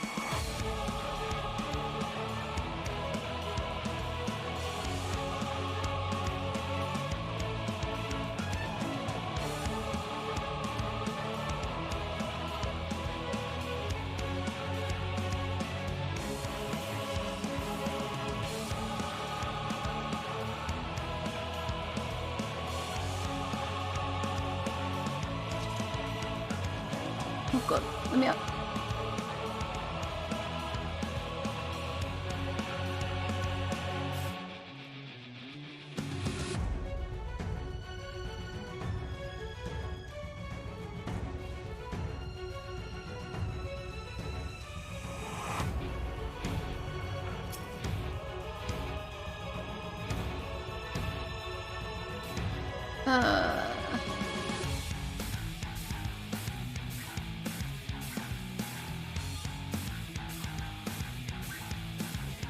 How much is that tempered? We'll turn around there. Can you turn around, dude? Yeah, you're an oogie boogie. Turn around.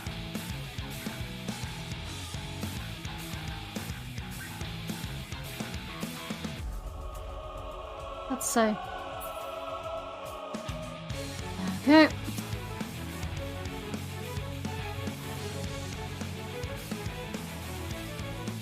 Okay, that's where I need to go. Oh god dang it.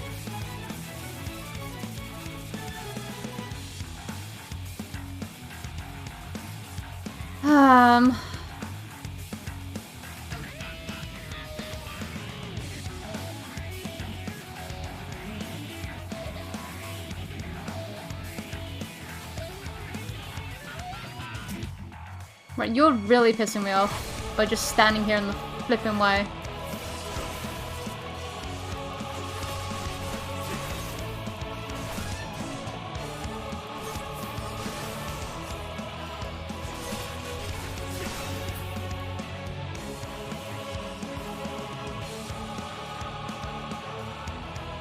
Okay, so what do we have over here?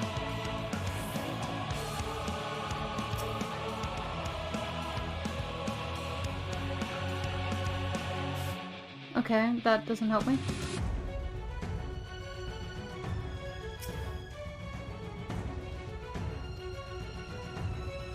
Right, that's a med kit, but that also doesn't help me.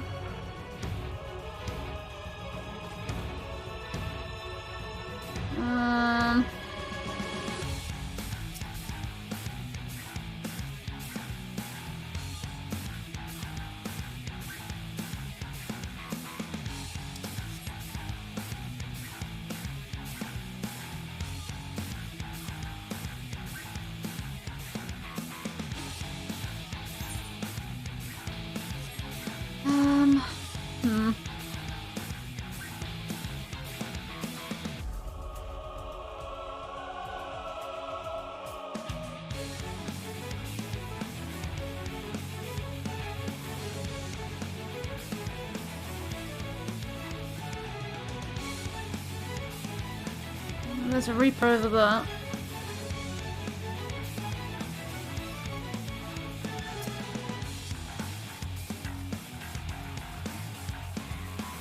Seriously?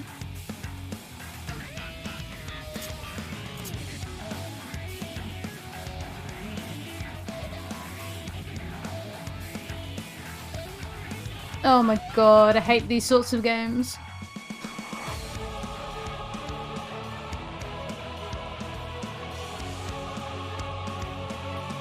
I get the dramaticism of it all, but holy heck.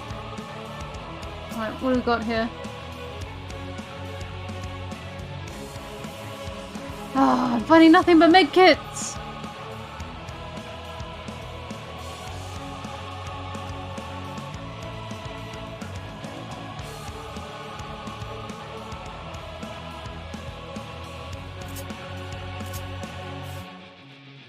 And I'm gonna put in all this work and then probably end up dead anyway. It's gonna be a case of mistaken identity. My friends are gonna think Xenos is me. And they're gonna aid him in disposing me.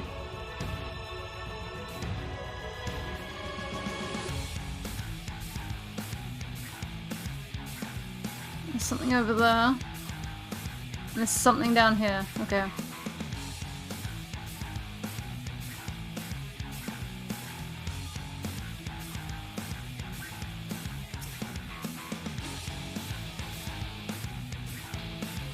Okay, that's not what I wanted.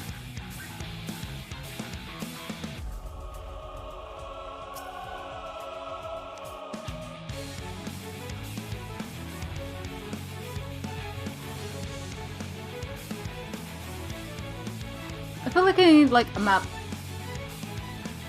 that will tell me, hey, stuff's over here.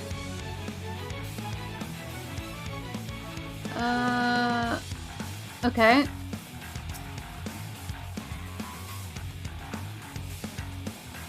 Oh, are you kidding me? I can't even remember where it was now.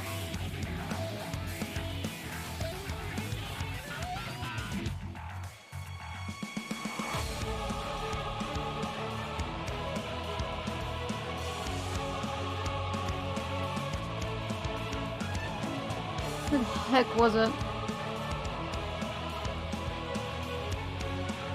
Over here somewhere.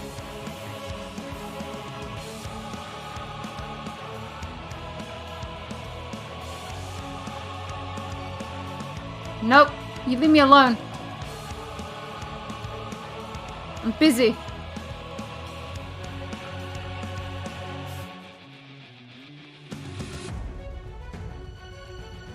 I think it was over here.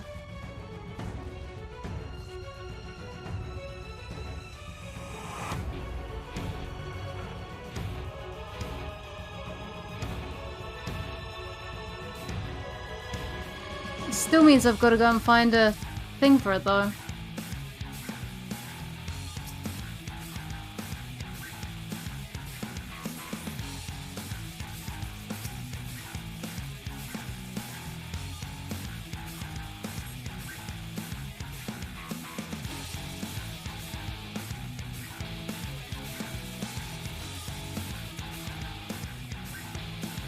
Hello?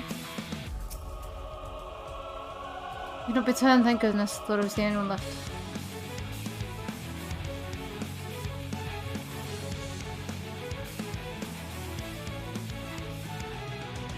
Okay. Sure. About to say, if I have to go and look for a key, we're in for an issue.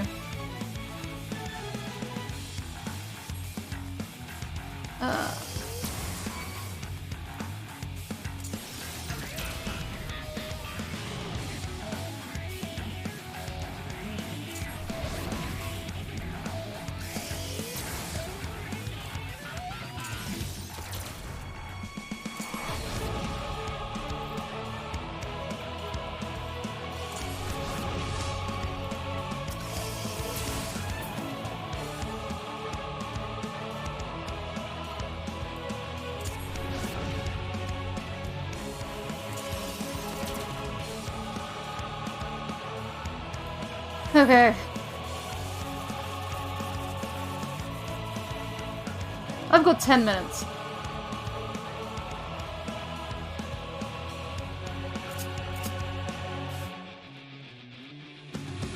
I've got 10 minutes and I cannot sprint. Oh, dang it.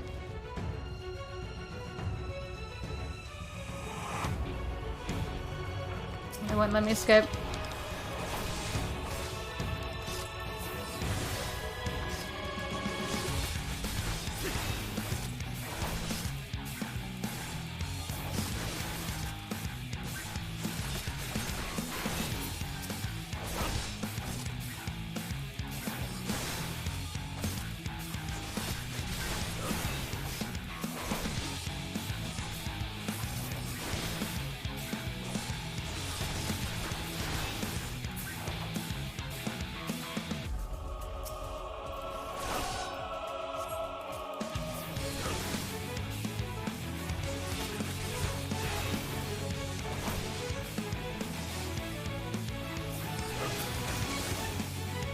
Ow.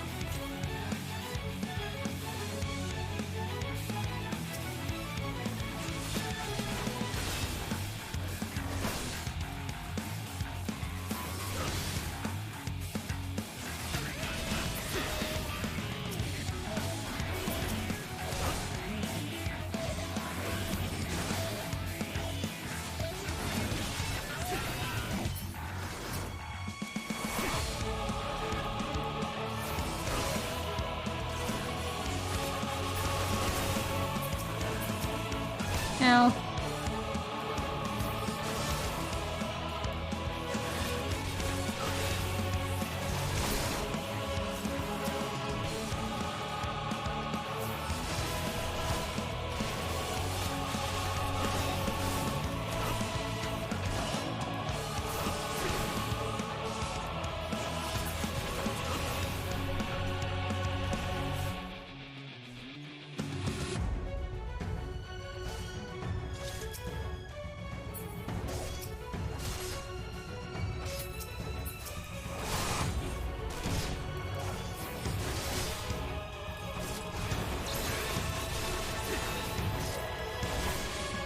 Oh god.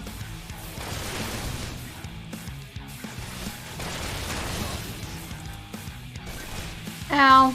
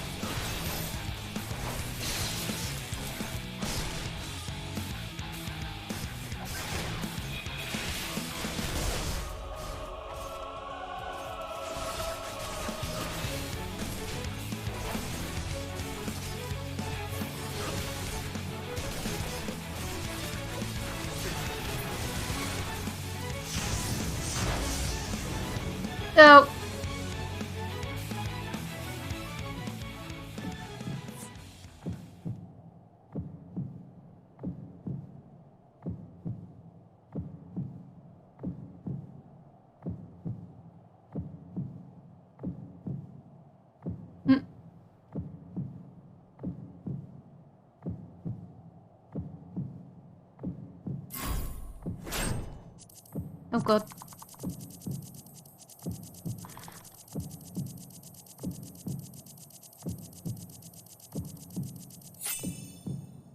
I did it, apparently.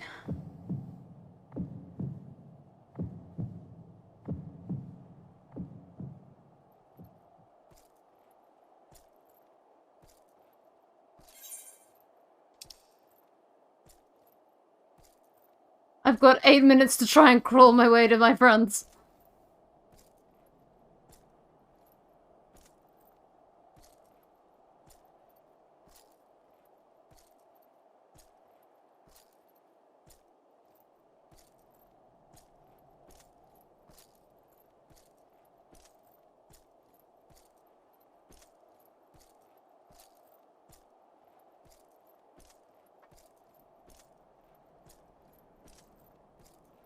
Go, go, go.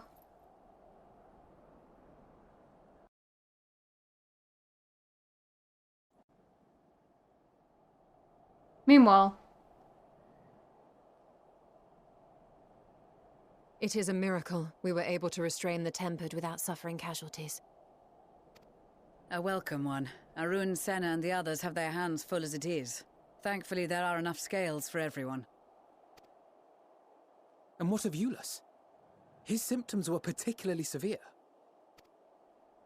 They were, but others fared still worse, including some brought back from the Magna Glacius. As those in most desperate need take priority, it may be a while before he receives treatment. But rest assured that he will. In the meantime, we must find our missing friend. May the Fury guide you. he's just gonna stroll up. That dick's in my body and he's gonna steal my friends. Of all the bloody times for a disappearing act. Right when the first wave struck, we'd be fools to think it a coincidence. But where even to begin the search? No one saw him leave in the chaos, and we've no trail to follow. While I know full well he can handle himself, I worry all the same. I really can't.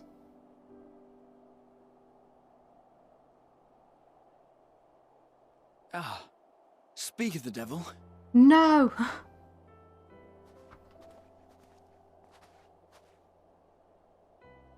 Well, time to call off the search.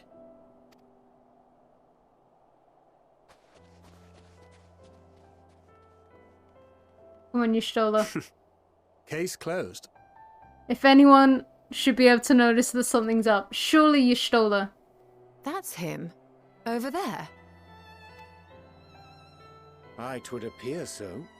Thou art struggling to perceive his presence. I am. Perhaps, in the aftermath of the wave, there is some residual effect interfering with my faculties. But... No, follow that logic, you Stola. Come on. I'm counting on you. Where have you been? We've been worried sick. Now, all's well that ends well. Are you all right?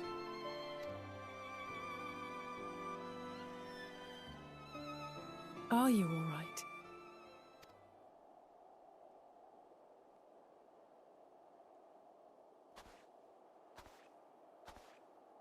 Who are you?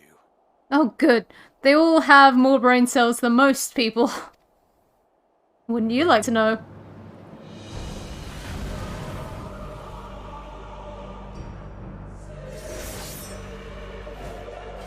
Ah, why is his Reaper friend so cool? Nah. Hello, I crawled my ass out of the ruins.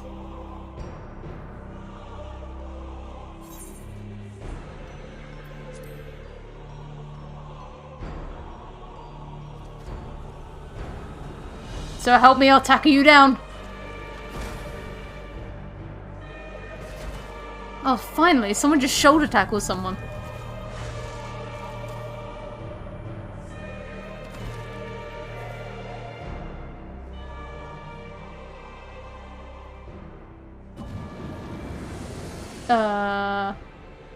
Sadly, that is all we have time for today.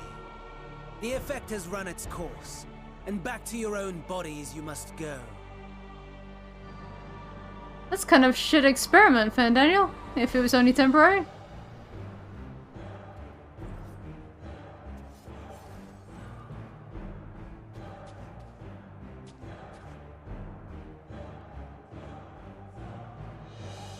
But where are my manners?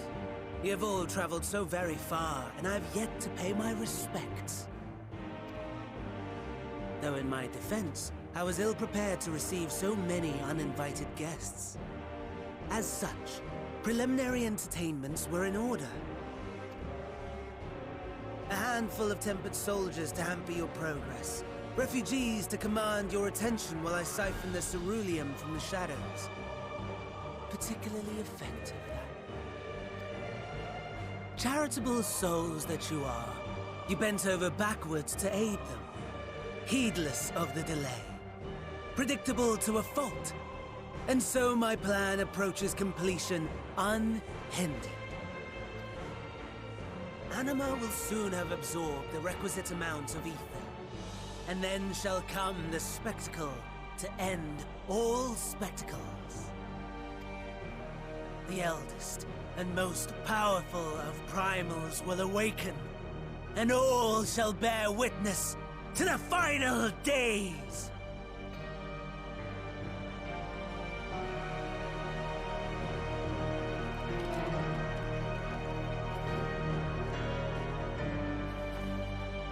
I'm now confused. Am I still in that body? Yes. The gods themselves will be my meal. Your dear companions my dessert. Upon this world I'll feast, and death shall follow in my wake.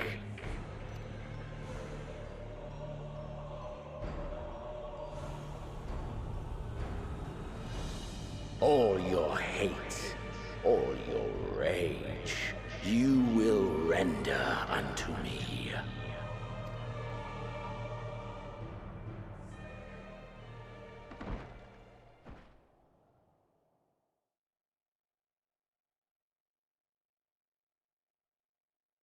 For upon thy life's reel wind too many threads of fate, power, weal enmeshed with woe. More terrible still is the attrition wrought upon thy companions, as they are swept up in the storm of thine existence. Take heart and protect them well. They will be your strength and your salvation. Thank you, Vritra, for the pep talk.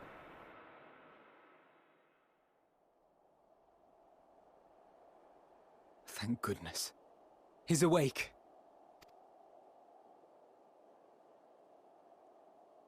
Whose body am I in? Who am I?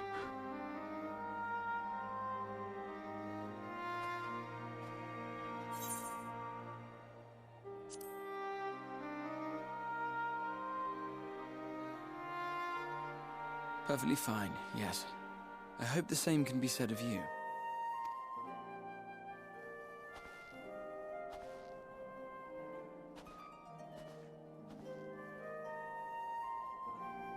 Everything in working order?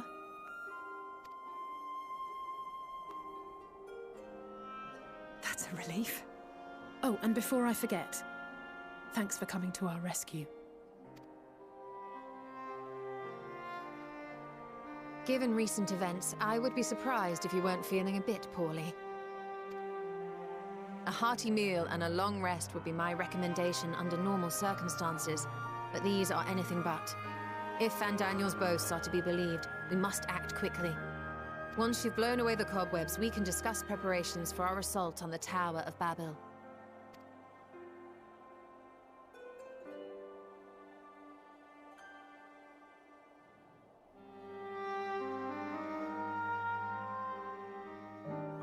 Oh, I'm in my body again. You're certain you're well? Nothing out of place? No missing bits? Good. Though I won't promise the same for Fandalnu and Xenos after I'm through with them. How much must these people suffer before they're satisfied? How many cruel, pointless tricks must they play? Prelude to the final days or no, this ends now.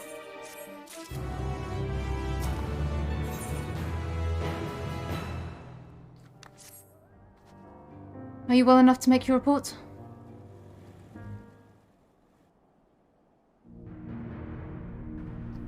So I ended in the tower, and then I was somewhere else, and then there were people.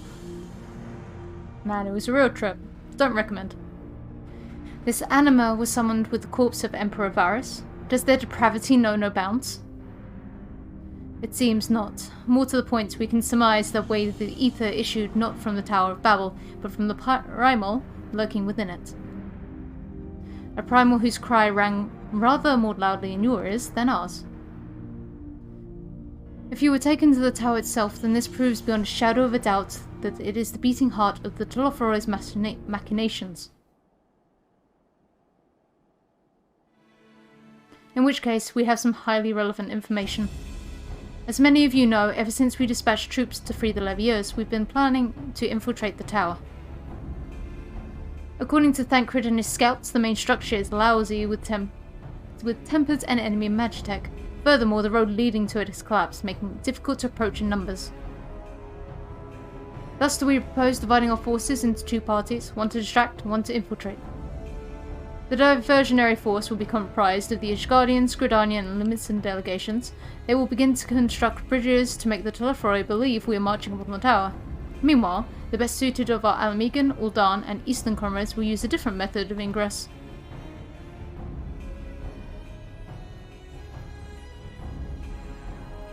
Look here.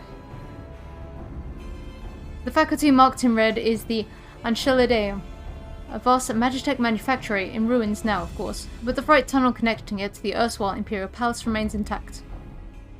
While the Telophoroi's attention is elsewhere, our infiltration force can use it to enter the tower undetected.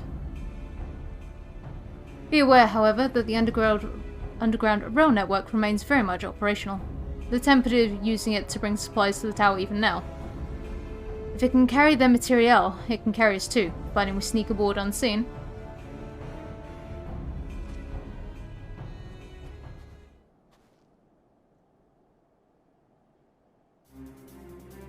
The Scions will lead the infiltration party. Once inside, you must locate and dispatch Fandaniel and Xenos.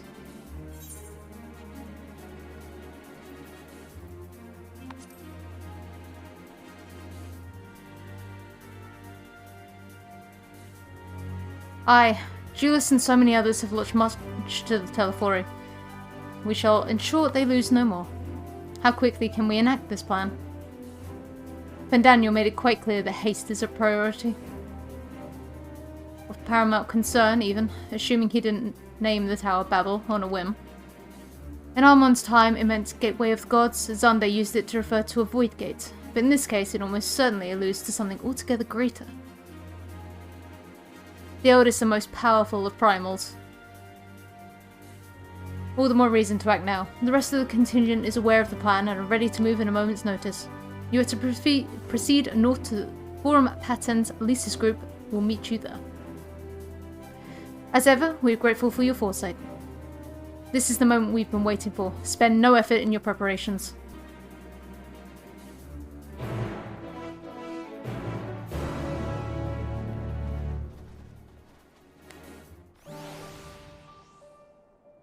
That said, I'm going to call it there for now, because we're clearly going into a dungeon. I'm running rather more later than I had hoped to be. So, I'm going to call it for that, and then when I pick up later, we'll go straight into the dungeon, and I feel like it's going to be a dungeon and trial back to back. So yeah, I hope you have a good morning, day, afternoon, evening, night, whatever your time zone may be. I hope you've had fun. And that'll be all from me for today, guys. Bye!